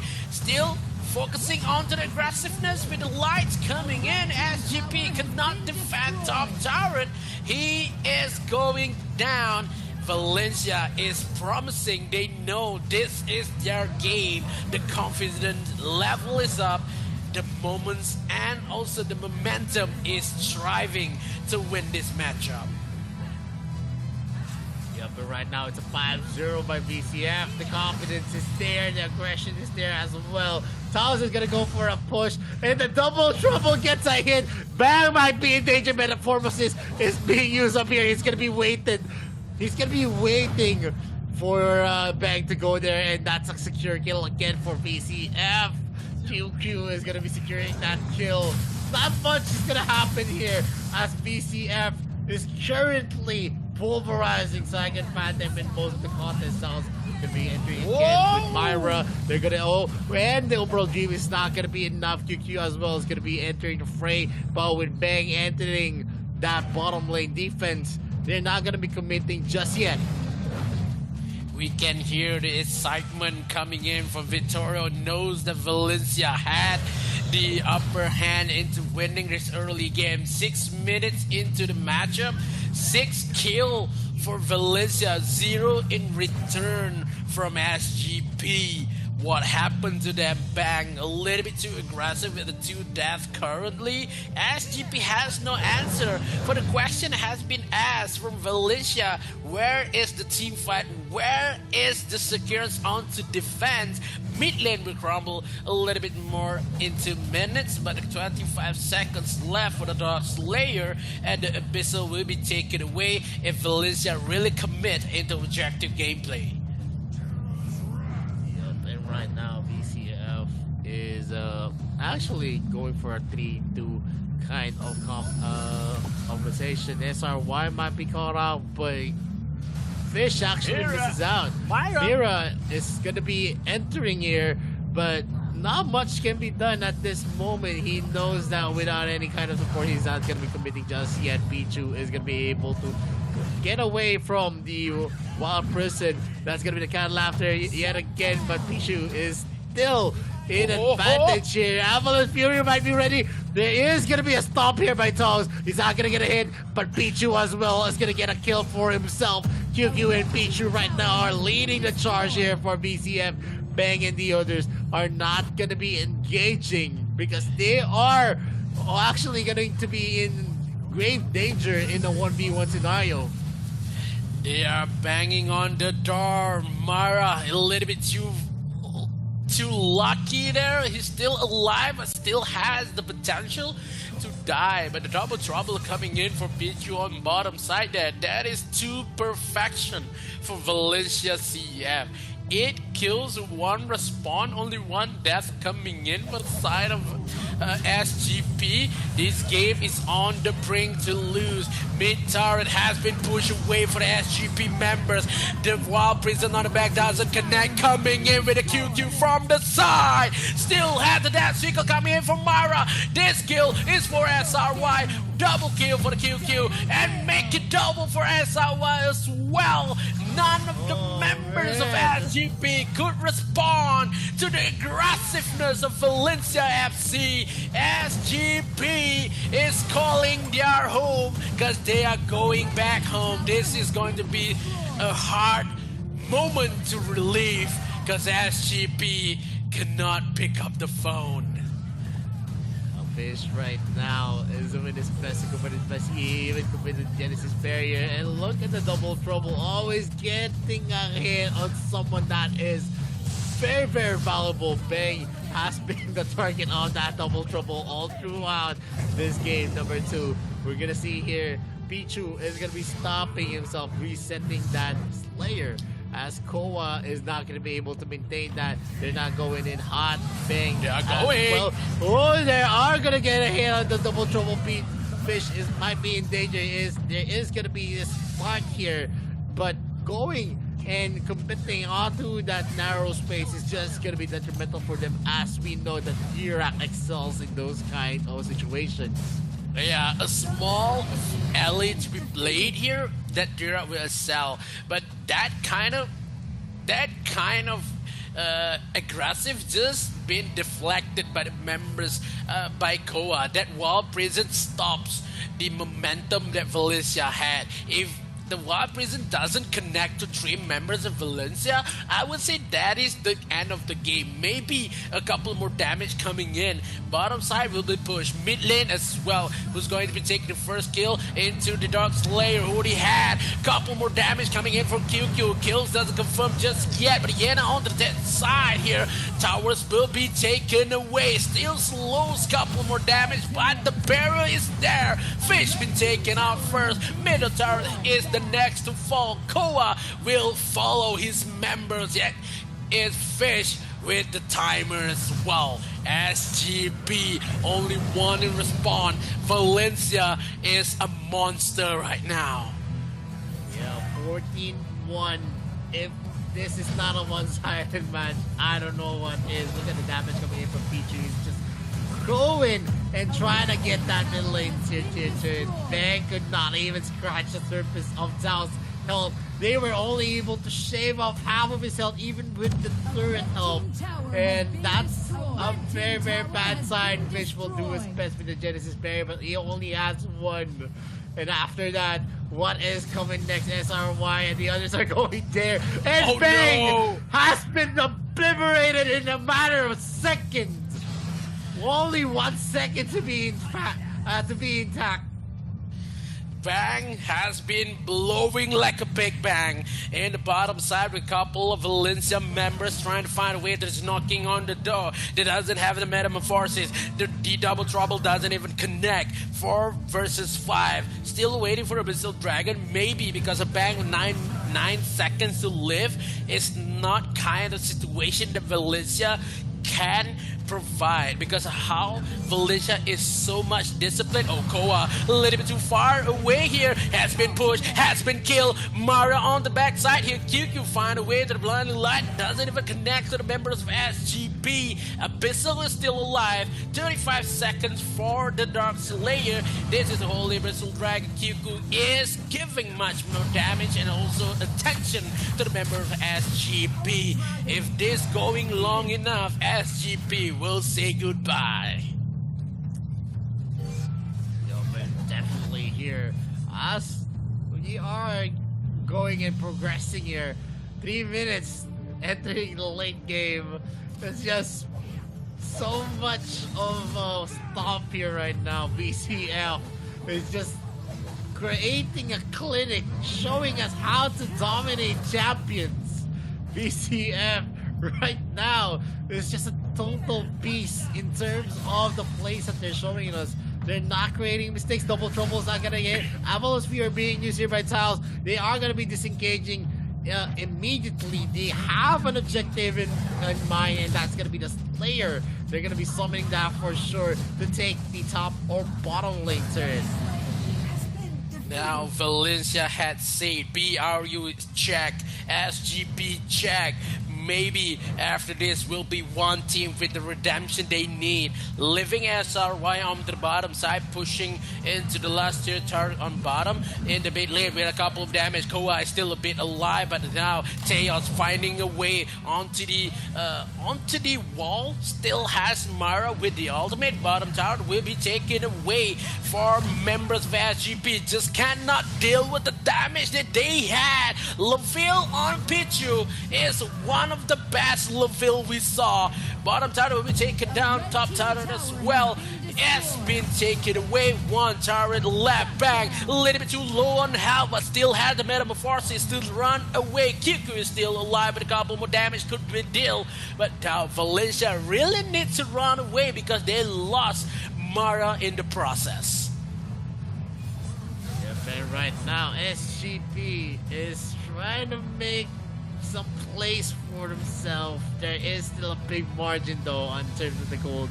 Not much that they can do at this point. 0-5-0 on to Koa, the main tank that they're gonna be relying on, and probably a difficult path for them. Even if they do get a lot of advantages, a lot of the kills, the problem here is that they're gonna have a hard time. They're not gonna be able to get one of them. And this is it. Taos is going to be in the area. He's going to be pushing out Fish, not letting them get that up. Avalos QQ is going to be obliterating that Dirac out of this map. Bang is doing his best. Myra's going to be using the triangle maze to get away on the damage. The SRY is going to be doing his best. He's going to zero in. Taos is going to be entering the fray, and they're going to be able to skill Koa. It's 3-1. Yue is doing his best. He's running for the high heels, and I guess this is the victory run for the BCF. At the earliest timer is going to be Fish. 15 seconds on the clock. Will they be able to get this, or is it going to be already a GG while playing 10 seconds? And I guess we already know what's going to happen. Taos is going to be attacking some of the damage into Nexus Lock. BCF is going to be taking this with a sweep, getting up over the champions of the AOG. Don't worry around, the Dark Slayer has transcended because the game has ended for the members of Valencia. Takes the 2 full match, 2 full points coming in for SGP. SGP is struggling with performance and been let out by Valencia. SGP will accompany Nova Esport in the airport right now because Valencia will proceed into the playoffs and joining one team, and they had one more revenge to take away from one team. It's a barely made into the playoff for Valencia. If they lose this one, it's going to be much more difficult. But Valencia takes the kill. Valencia takes the task perfectly to win. The second game is a stomp onto SGP. The members from AOG is not happy about it. Maybe Team Flash will just happen to see with Valencia. They need that redemption on. Yup, and definitely it's gonna be a hard hit to the Vietnam region as their champions have been buoyed here on Group B. It's gonna be a very, very sad day for the AOG fans, as we see here on your highlights on how big of a monster VCF was. They were showing us a clinic on how to beat up the Tiger Phantom. Yep. AOG champion done. AIC champion done. Buriram United, of course, it was a done deal.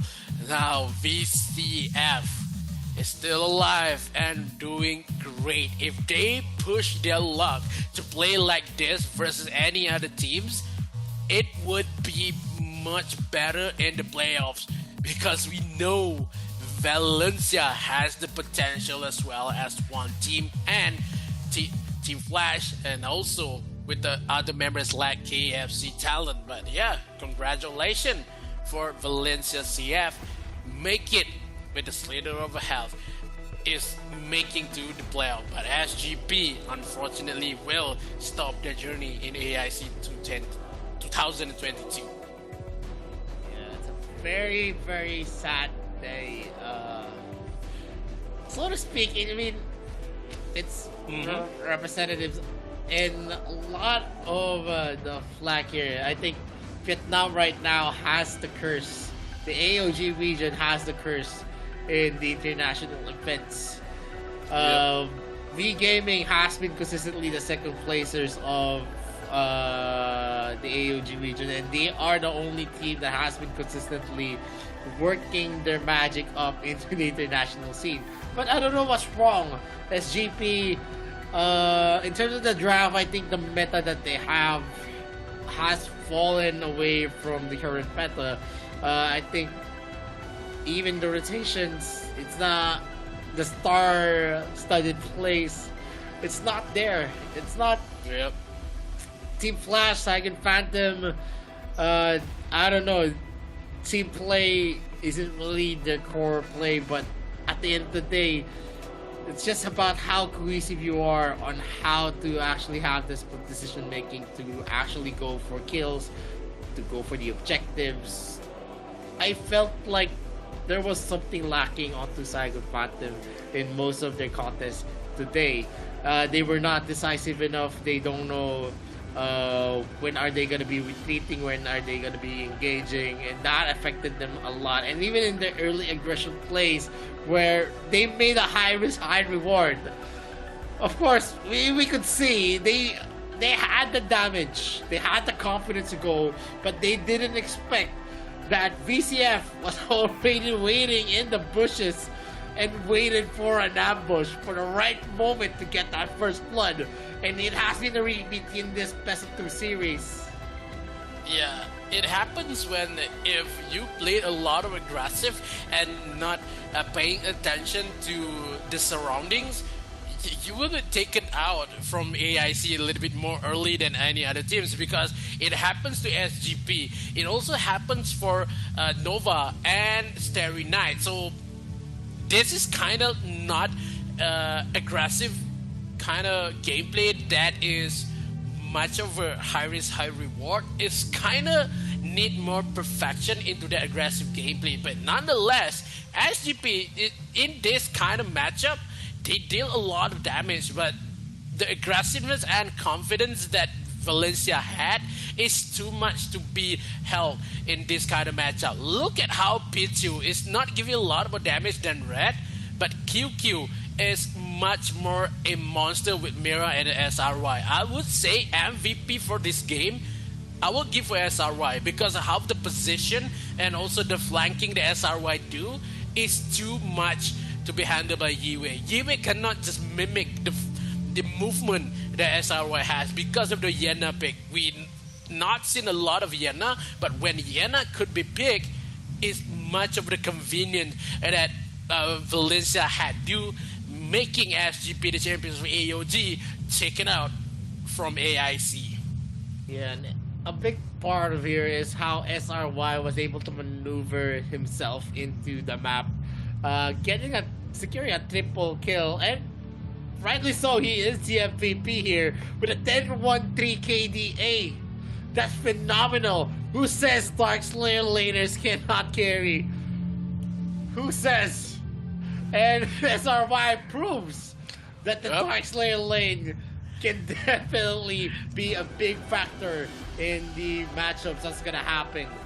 We are back in BCF. 2018, Vittorio. Dark Slayer is carrying all other teams. This is maybe the AWC 2018. We are back. Yeah, we're definitely back. VCF showing a solid front. Although the kudos to SGP.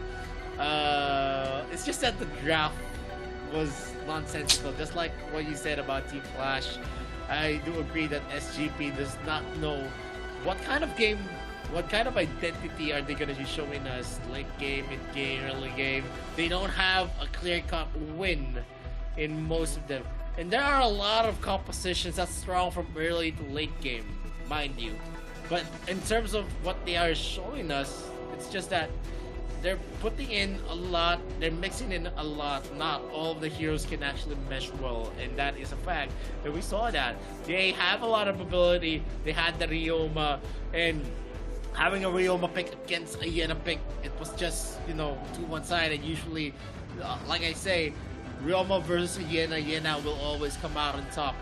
Even in instances that he is going to be having to jump, because there's a big gap closer. When you play Ryoma, you want to actually match up with heroes that doesn't really stick to you, because you have a lot of skill sets that you can use to actually disengage. And we're going to see here the rankings of the group stage. Day number 3, we're going to see KFC Talon having the first place here in Group A, and then we're going to see Team Flash as well. They are the ones staying for the playoffs, and Nova, we're gonna say goodbye already to Nova Esports, who lost all of their games in Group B. A perfect game for One Team Esports, mirroring what we are seeing in Group A, and then Valencia CF Esports, of course, also moving up into the playoffs. We're gonna say goodbye to the AOG champions SGP. A very, very sad day indeed for the Vietnam region. Yeah, I would say SGP and Nova, they need to put a lot more training and understanding what is the meta that could be played on AIC, because how one team, Valencia, KFC, and as well as Flash, they played a lot more timing and also their teamwork to be made out into the group stage. But yeah, this is the qualified teams from Group A as well as Group B. We have KFC Talon, Team Flash, One Team, and also Valencia CF. Tomorrow we're going to see Group C and D. It's much more entertaining to see whoever going to entertain them to the playoff stage. So it's kind of hard, but nonetheless, 2 teams has been said goodbye. We already have maybe 6 teams say goodbye to AIC. Tomorrow will be some of a day, because it's going to be really hard to see. Maybe ADT, maybe Dewa we will proceed into the playoff. Come on, I'm too biased right now. Nah, one of those teams are definitely gonna be falling off. I'm not biased or anything, but Bikertopia is in their group, and I'm pretty sure Bikertopia is gonna be knocking them all in a 4-0. That's my First game! prediction for tomorrow. And we're already seeing it. Whoever wins on Dewa and ADT is going to be staying. I'm not saying, because I know they're not going to be able to score on Bikertopia. That's going to be that's my prediction for tomorrow. A perfect 4-0 on Bikertopia. I think it would be like a mimic for Group B, because how SGP and Valencia lost to One Team, that Bikertopia could win that 4 matches, and also the last possible game, Bikertopia versus Dewa, we see about it what happened. But ADT will play 2 games earlier, so ADT has more kind of waiting game to know when they are going to proceed into the playoffs. Yeah, and definitely I'm pretty excited. I'm not biased or anything. I'm just going in for the logic. I'm going in for how big of a gap Backertopian had during the first, on the second day of the group stages, wherein they were just putting them into their places left and right. And it's not a joke where I think that PRO is there. But anyway, before we see a lot more of the action, the last day of the group stages is going to be tomorrow. I hope you guys are going to be able to join us, but it is going to be, I'm going to be very, very sad as we are going to be bidding goodbye to you for this day. And we thank you for staying into the stream. Your caster for the day, my name is Vittorio. This is Mikos. In behalf of the production team, Tencent, Level Infinite, Garena, and VSPN, we are very, very thankful for you guys on tuning in on the Arena of Valor International Championship 2022. Good day and good night to everyone.